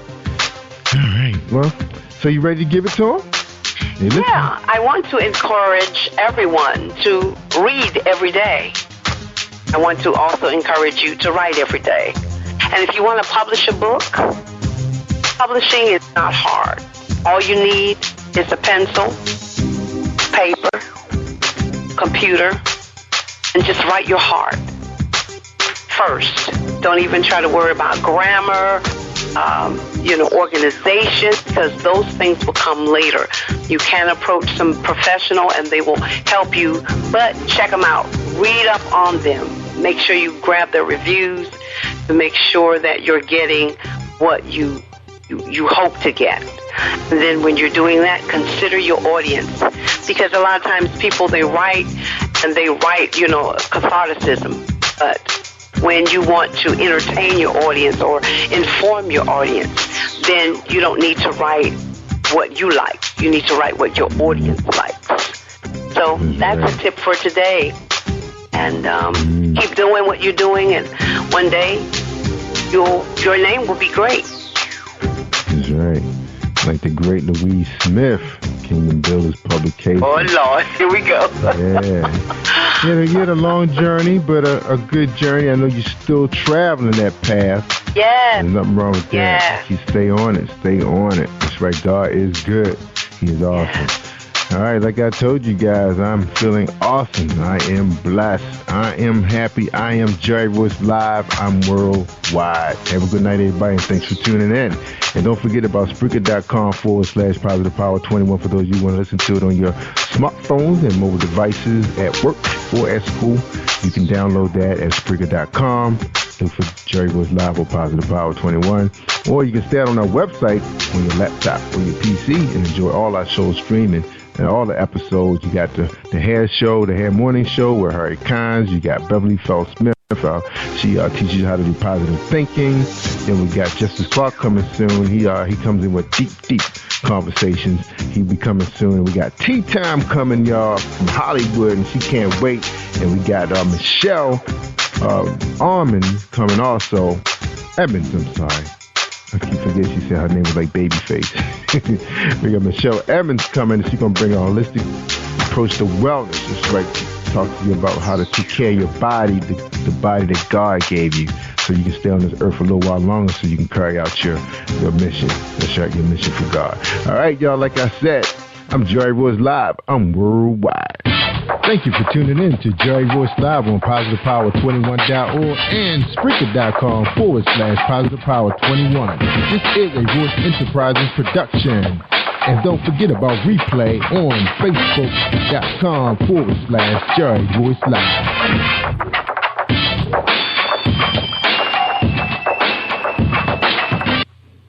All right, everybody. Y'all stay awesome all week long.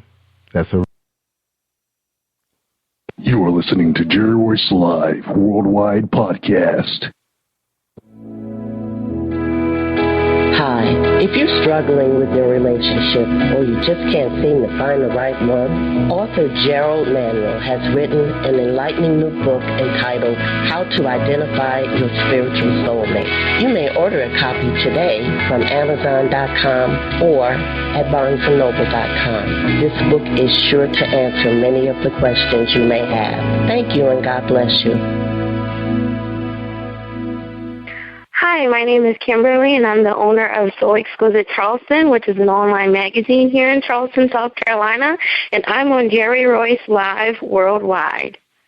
You are listening to PositivePower21.org with Jerry Royce.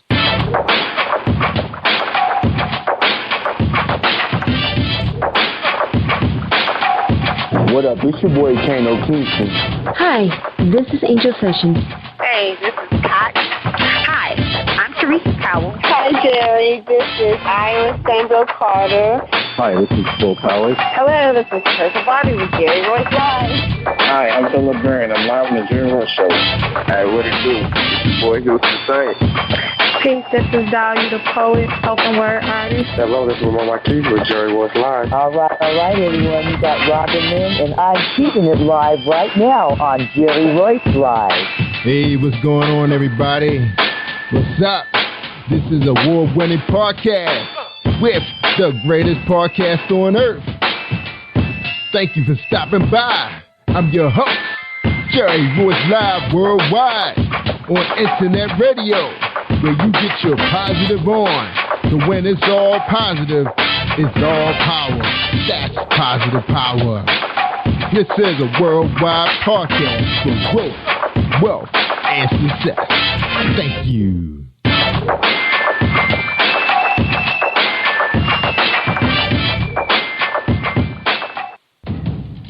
Think you know how drugs get in those little brown bottles? Think again. Set in the green hills of western New Jersey, inside the gilded halls of power of a U.S. pharmaceutical company where decisions are worth billions of dollars and human lives worth less. Nicholas Harding, a young executive at Marshall Pharmaceutical, finds his career, family, and life in jeopardy. The Farmhouse, a suspense thriller novel by Bill Powers, published by Donna Inc. Publications, available at Amazon.com or DonnaInc.org. Go to Bill's webpage at www.authorBillPowers.com. Are you looking for the next great read? A book filled with love, passion, betrayal, and intrigue. The award-winning novel, Season of Change, by Tamika Patrice Kane, is sure to satisfy your literary sweet tooth. Check out this must-read book reviewers are calling uplifting and emotional. And exceptionally great read, deeply intense and thought-provoking. Order your copy today. Available in paperback and ebook on Amazon.com or at www.tamikapatrice.com. Are you an author looking for promotional services or a reader looking for a great read at low prices? In this competitive world of books, Writing Royalty Promotions is dedicated to bringing authors and readers together to build a greater respect for literature through our various promotional services and online bookstore. So head over to WritingRoyaltyPromotions.com and check us out.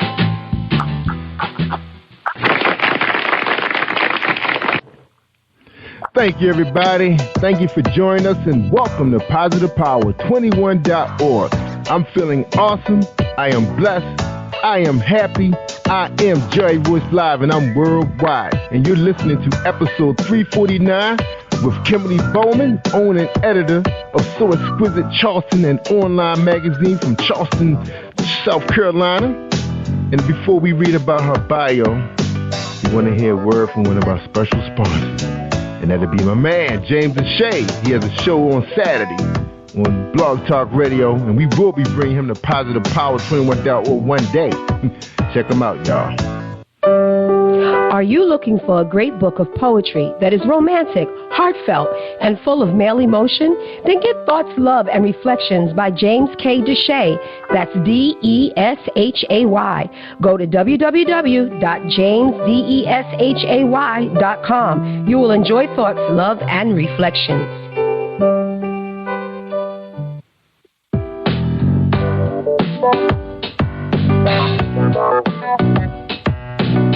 Hey everyone, this is Tanika Gonzalez, spoken word poet.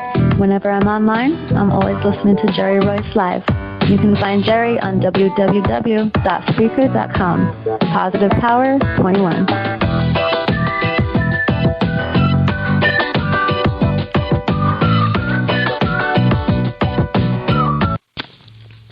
Hi, I am Martha Crystal Alexis, and I'm on Positive Power 21 with Jerry Royce Live. Woohoo! That's right. You tell him, Crystal. That's right. You listen to Jerry Royce Live worldwide on positivepower21.org, and we're going to read Kimberly Bowman's her resume. Well, not her resume, but a short little bio about her. So Exquisite Charleston. So Exquisite Charleston is a digital magazine that covers urban culture, lifestyle, and entertainment in Charleston, South Carolina. So Exquisite Charleston most popular features include Charleston cuisine and dining, event coverage, local arts and entertainment, and community issues.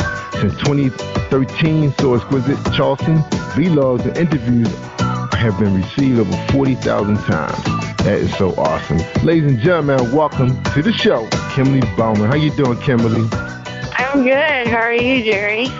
Well, you heard me. I'm feeling awesome and blessed. How about you? I'm feeling good. Yeah. All right, so good to have you on the show. Now, my audience, we like to know something about. I got a lot of relatives living in the Maryland, D.C. area, Baltimore, and, we kind of nosy. We like to know people before we sit down and break bread with them and talk to them. So we want to know, who is Kimberly Bowman? Well, that's always a hard question for me to answer. Well, basically, as I already said, I'm the owner and editor of So Exquisite Charleston.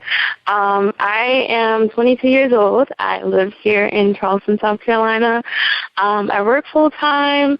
I always tell myself I never have a day off because even when I clock out, I go and put on my second hat, which is So Exquisite Charleston, which doesn't let me sleep at night. That's right. It's a blessing, but it's my little baby, so yeah. That's right. All right, so you're 22 years old. All right, well, yes. Before we get into your publication, because I know everybody's eager to know how you got started in it, we want to know, what led to you, going down this road, because, the magazine business is a vicious. Whew, what an industry to be in. So it's very. Tell us. What's up? I've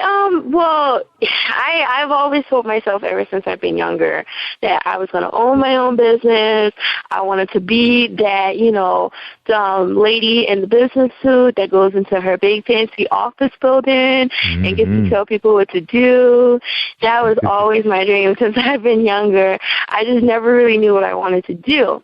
Now, I went to school. I went to Susquehanna University in Pennsylvania and graduated there a year and a half early with my bachelor's in communications.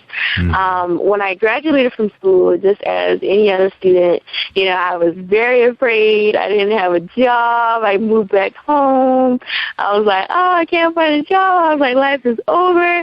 Like, I was just feeling so incredibly depressed, and I was just so down on my luck, and I was really beating myself up. I'm like, okay, I don't know what to do. I love journalism. I love communications. I love talking to people. I want to be able to do that, but no one wants to pay me to do it. I always, I had a dream one day where I was like, I'm just going to start my own business. And I always tell my mother she was like my second opinion. So I was like, I want to do this magazine. I want to do all this cool stuff with it. And it's just going to be great. Like, what do you think? And she was just like, Kimberly, whatever you want to do, I am so down for it. So I think that was March 15th of 2013. I made an account on WordPress.com, and So Exquisite Charleston was born. So it really evolved from something to where I was just interviewing my friends that, made music locally and things like that. It really turned from something like that into, what it is now, like something that's, a force that's really trying to build a presence in the community. It's just not a music magazine. It's not an urban culture magazine. It's a magazine for everyone. There's recipes if you like to cook, there's politics, there's editorials. I want to be able to, give someone something that they can read, whether it's on their daily commute to work or, before they go to bed at night or while they're hiding from their boss at work, something fun, something different from any other magazine that you've ever heard of. So wow, that is so motivating. Young person stepping up. That's right. Now, what was some of your motivation, to do this? I know you kind of want to you saw your vision of you walking in this big, fabulous office and telling people what to do. But early on, going to school, middle school, high school, what were some of your influences to get into publishing? Was any early on? Well, I've always looked up to my mother, and she laughs whenever she hears this because she doesn't think she's a role model. It's just because, when I was younger, I was always that little girl that just adored her mother. I was a mommy's girl. I was never a daddy's girl. I mean, I love my dad, but I was always a mommy's girl. Yeah. So I would always tell her, like, oh, I want to be like you when I grow up. I want to do everything that you do. And everything. And the best piece of advice that she's ever given me, and she told this to me when I was very young, she was like, Kimberly, you can't be like me. You can't do what I do. You have to be better than me. So, and I just took that and I just ran with it. So, and that's really, where my motivation came from. I've always been very self-motivated, just because I never really, outside of my mother and my parents, I never really had many role models. I don't have the best relationships in the world with my siblings, so I kind of had to be my own coach, my own motivational speaker, and just, I just kept seeing, myself walking into this big fancy building. I was like, this is going to happen. I'm going to do this. And I just had to be optimistic because, there were so many times, and there's still a lot of times now that I just, I break down and cry. I'm just like, I don't want to do this anymore. Like, this is so hard. But, you just have to remember, all the work that you put in and, the dream that you have, and you just have to keep your eyes on the prize. That's really what helps me in, just being optimistic, like, this may happen, but look at, you're able to do this now. You can do this. So I told myself I'm going to moonlight as a motivational speaker. That's right. We need them, though. Just right here on Positive Power. Anytime you want to send a webinar in on YouTube, we accept it. Now, you talked about your siblings. So what's the ages of your siblings? Are they much older than you? So what's the deal? They're much older than me. Like, I'm the baby of the family. I'm the baby girl. So all of my siblings, they're adults. They have their own families, their own kids. They have their own lives. So, when I came into the picture, it's just kind of like, another baby in the family. I'm off in college doing this. So I never really had, an older sibling that I could really like. I have relationships with some of them now, but I never really had that relationship to where, I can look up to one of them because, we all make bad decisions and bad choices, and, the things that they've done and the things that I want to do are two totally different ends of the spectrum. So a lot of the times they can't understand when I call them like, oh, my God, I had this dream, or, oh, my God, I want to do this now, I want to do this, I want to do this. They can't really understand it. So that's I think that's really one of the most difficult things I've ever, encountered, just trying to share your dream and share what you want to do with people.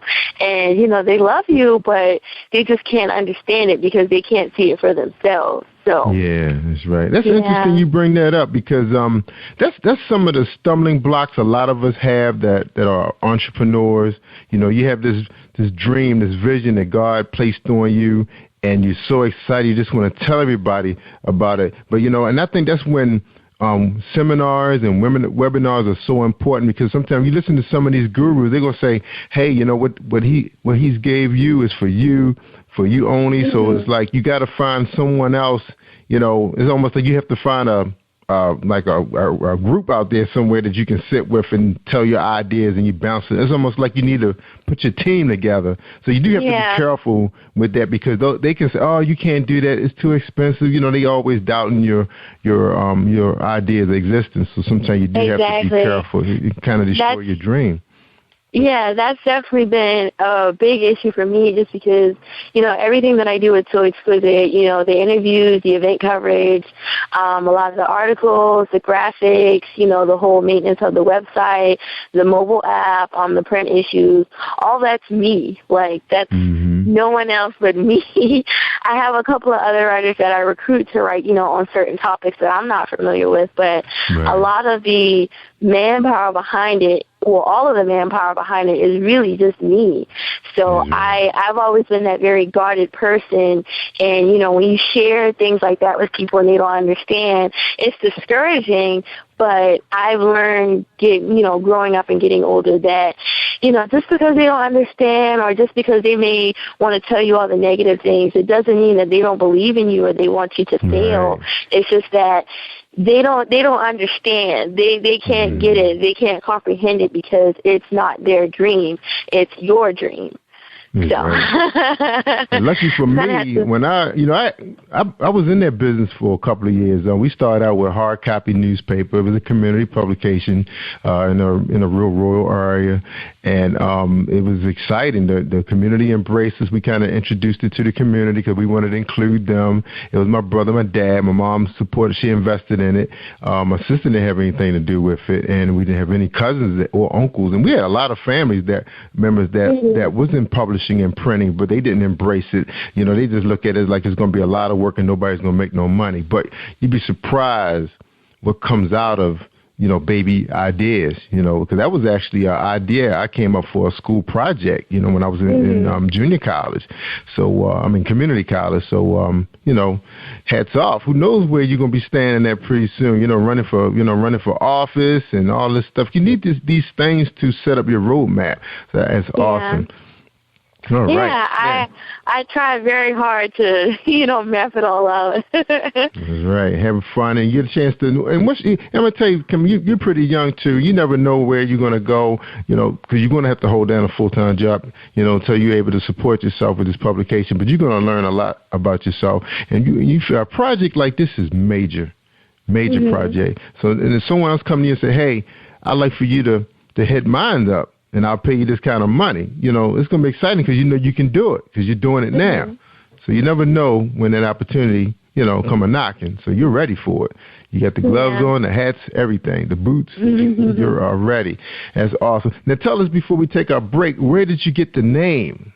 That's a mouthful. Well, it's kind of funny where I got the name from. I'm a hip-hop rap. Well, I like all types of music, but I really like hip-hop and rap. And when I was in high school, I was a really, really big Lil Wayne fan. And him and this other rapper, they had this song that I just randomly downloaded for some reason. It was called So Exquisite. So, they kept, in the chorus, they kept saying exquisite. And I was like, oh, I like that word. That sounds really cool. So I kind of took that name, and it always just kind of stuck with me. I'd be scrolling past the song in my iPod, and I'd be like, wow, I really like that word. So when I, first came up with the idea of doing, my own publication, my mom was just like, okay, well, what are you going to name it? And so I was like, that exquisite word, it popped right back into my head. And originally I wanted it to be Exquisite Magazine. But I looked online, did my research, and there was already another publication out there called Exquisite. So I tried, So Exquisite, and someone already had that. So I was like, okay. Wow. So, once I started to really put things, put pedal to the metal, once I moved back home, I really love the city of Charleston. Charleston, anybody all over the world knows Charleston as a very diverse, very cultural, very historic town. It's a lot of diversity. It's a lot of history. It's a lot of people here. And I wanted to create something that represented that diversity and that melting pot of culture and, way of living and way of life, and not just based here in Charleston, anywhere. So though I still wanted to hold on to the word exquisite, and I looked it up in the dictionary, and a synonym for it is excellent. So, exquisite means excellent, and Charleston to me means diverse. It means melting pot, and it means like a mix of culture and history. So Exquisite Charleston is excellent diversity. Diversity in topics, diversity in people that we interview, diversity in events, diversity in things that we do, diversity in things we support, diversity in every way. So that's the short version. That's right. And you can visit you at soexquisitecharleston.com today, right now, and everybody. You can check it out. If you forget where to find her, it'll be in her landing page right here on Spreaker.com/positive-power-21. That's right. For those of you that are listening to the show on your mobile devices, you'll see it right there inside of the information about this interview in episode 349. That's right. All right. We're going to take a quick break, Kimberly. When we come back, we're going to talk some more about your magazine, how people can find you, how you're marketing. And somebody out there right now probably got this idea in the back of their head. They said, oh, wait a minute, this 22-year-old, no, she didn't go start a magazine, and I'm 35, and I've been sitting on it for 10 years. All right, we're going to tell them how they can do one themselves, right? So you're going to tell them all about it, how they get started. All right, everybody, we're going to hear a tune from my man Mark Staggers up in Washington, D.C. He just performed Sunday. Unfortunately, I didn't get to make it. A lot of stuff was going on around here. Didn't get a chance to make it up to D.C. And he has a song released called, and this is a piece that he did, I think it's like a Luther Vandross piece. So amazing. Check it out.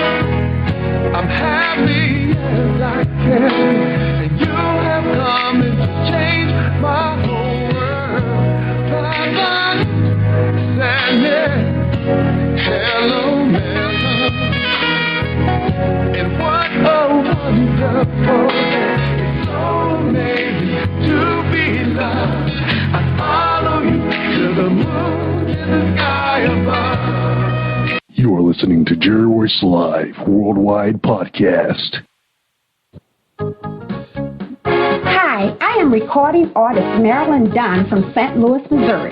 If you are looking for some soul-stirring, anointed, spiritual, and heartfelt music, visit my website at www.marilynnDunnMinistries.com. Or you can also find me on CD Baby, iTunes, and Reverb Nation. For booking information, contact Mr. Kevin Dunn at 636-856-0551. That's 636-856-0551. Hi, this is Angel Sessions, and when I'm in town, I listen to Jerry Royce Live, PositivePower21.org, where they play my favorite music. That's right. You tell them, Angel, because I just love your album. That's Angel Sessions, bestseller on Amazon. That's right. You come on Positive Power 21 and tell everybody your story, and they're going to support you. Maryland, D.C., Virginia. That's right. We run it strong. Great supporters of small businesses. That's right. They got all the 8A companies, too. All of them. That's right. And I'm telling you guys, you know, if you're looking to have your music played and run it through our program, we definitely will support you. We have a lot of artists on the show. They're being well received, and I appreciate everybody who's listening to Positive Power. I want to give a shout out to Kimmy. That's right, Kimmy out there in Kansas City. She's doing her thing, bringing on a number of podcasters. We got Michelle Michelle Edmond coming on board. We got Tea Time coming, a.k.a. T Spence out of Hollywood, coming on board. We already have my man, Curry Hines, with the Hair Morning Show. So you guys get a chance to check out the Hair Radio Morning Show with his team. That's right. He's up to, I think, episode 95. And he just got started, so he running shows first thing in the morning. But if you can't find him out there on Blog Talk Radio, you tune in right here on PositivePower21.org. That's right, we mobile friendly. But if you really want to be mobile friendly, go out to Positive Power. That's right, on Spreaker.com/PositivePower21 and listen to Jerry Royce Live Worldwide. And I am feeling awesome. Kimberly, how you doing? You doing all right? You still okay? I'm good. All right, don't fall asleep on me now. All right, Kimberly is a graduate of you said Susquehanna University in PA? Susquehanna University in Pennsylvania. Man, how long did it take you to be able to say that? It was funny because when I first went, told my parents that I was going there, and I said the names of my dad, and he was like, "Say that again." He was like, "Oh, that's gonna take me some time to learn how to say that." Yeah, I should have practiced that one. So I didn't even spell it right, so that's the problem. We want to remind everybody, check you out on SoExquisiteCharleston.com. Now you talked a lot about Charleston. Now, the community.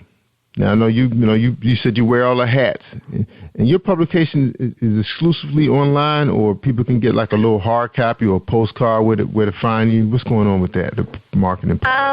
Well, as far as marketing wise, it started off, So Exquisite Charleston started off as primarily just a website. It's still primarily just a website, but there are a lot of other components to it. I also have a mobile app now. You can download it onto any mobile device that you have, same name, So Exquisite Charleston, and then you'll see my logo. With that, you can get to the Facebook feed that we have, and you can download any of the print digital issues of the magazine, which has exclusive content, exclusive interviews. It's a more, how do I describe it? It's a more smaller version of like a regular magazine. It's not a lot of information in there, but usually just a couple of articles and interviews and some advertising from local businesses and upcoming events. The print issue, which I kind of kept primarily as the digital issue for right now, usually I release that to a couple of select local businesses. If you would like a print issue, you can always go and visit the website and order a print issue to be sent to you, or you can just contact me. My contact information is on the website as well, and I can have one sent to you personally. So, all right, awesome. Smart. So you're doing your thing out there, so you know what you're doing. Now I'm out here on your website. Of course, a lot of us going to need some help with the spelling, so I'm sure you make it easy for them just to click on it, hyperlink everything, and go out there and check it out. Now let me ask you, Kimberly. Now, I study corporate communications, and man, those teachers, those professors, they're so hard on some of us that was trying to be so creative with the names of our company, and they just always keep saying, keep it simple, keep it simple. Mm-hmm. Was it? I mean, I know you told us the story, how you came up with the name, but was it? Did anybody challenge you with that and say, I don't know, Kimberly, maybe you should shorten the website, or what did they say to you about all that, about the spelling and rest of it? Mm-hmm. Well, as far as the name of the website, I never really shared share it with anybody, really, the name. I'm a very stubborn person. My mom can probably attest to that, but I'm a very stubborn person. So if I have my mind set on something and you try to change that, I'm going to be like, nope. I'm going to stick with how I wanted to do it. That's right. I mean, I understand. I'm like this too. I learned the hard way. Yeah, so it was funny because my advisor in school, she said, well, why don't you do some internships? You can just take your time with this. And I was like, nope, I already know what I want to do. I know how I want to do it. Let me do this. I got it. I can do it. I've always told people, I'm a very resourceful person, so I can have my back against the wall, but I'm going to find a way out to the sunlight. I'm going to stand in the sun, and everything's going to be okay. So, but, with anybody, and even, not just with, like, my professors and everything, my friends, my relatives and things like that, a lot of people were just kind of like, whoa, like, you're taking a big step, you want to start a business, maybe you should wait, maybe you should do this. I already had my mind made up since I was a little girl that this was what I was going to do. I have nothing to lose. This is my dream. I'm putting everything on the line to be able to bring this to life and to show people, how amazing it is to, dream something and actually put in the work to, bring it to life. So. That's right. It is exciting. And I love your website. It's so exciting. You have so much going on. Now, one thing I could say, you did keep the website basically, look like, you walking in someone's home. You got wallpaper. You got the beautiful logo with the, what's that? A silhouette of your skyline. And so it's an awesome logo. I mean, I love the logo. I'm still playing around with logos myself, and I know people invited themselves to try to do one, but it's like I just have to sit on it for a while, and one day, by the time I get I actually had sorry to interrupt, but I actually had a friend out in London create that logo for me because, with So Exquisite Charleston, I have, So Exquisite Charleston merchandise. That's under the name of So Exquisite Gang. I know it sounds negative, but it's actually a very positive meaning behind it. So tell us about that. Okay, well, So Exquisite Gang, really, because, I wanted to be able to have, merchandise for people to be able to show their support because, So Exquisite Charleston really has a big meaning behind it. And I feel like when you put on clothes, when you put on clothes and your clothes, if they say things on your shirts or, whatever you put on, it represents what you value, who you are, and what you feel is important. And I wanted to be able to create something for people to show what they value, their ideals and who they are. So Exquisite Gang, you can probably tickle through the website and find the logo. The logo is people find it offensive, but it has good meaning behind it. It's actually two middle fingers. Let me explain. But, So Exquisite Gang is actually a name that a friend of mine came up with, because I don't see a gang as something that's negative, like Bloods and Crips and things like that.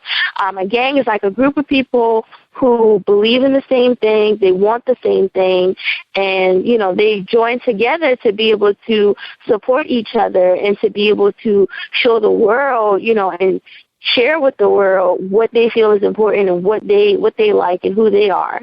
So, So Exquisite Gang in the middle fingers, it really just represents, not, forget everything that, how anybody else feels, other opinions don't matter. The only opinion that matters is your own. Your dreams, your life, your ambitions, it's yours. You are your own. And the middle fingers is really kind of just like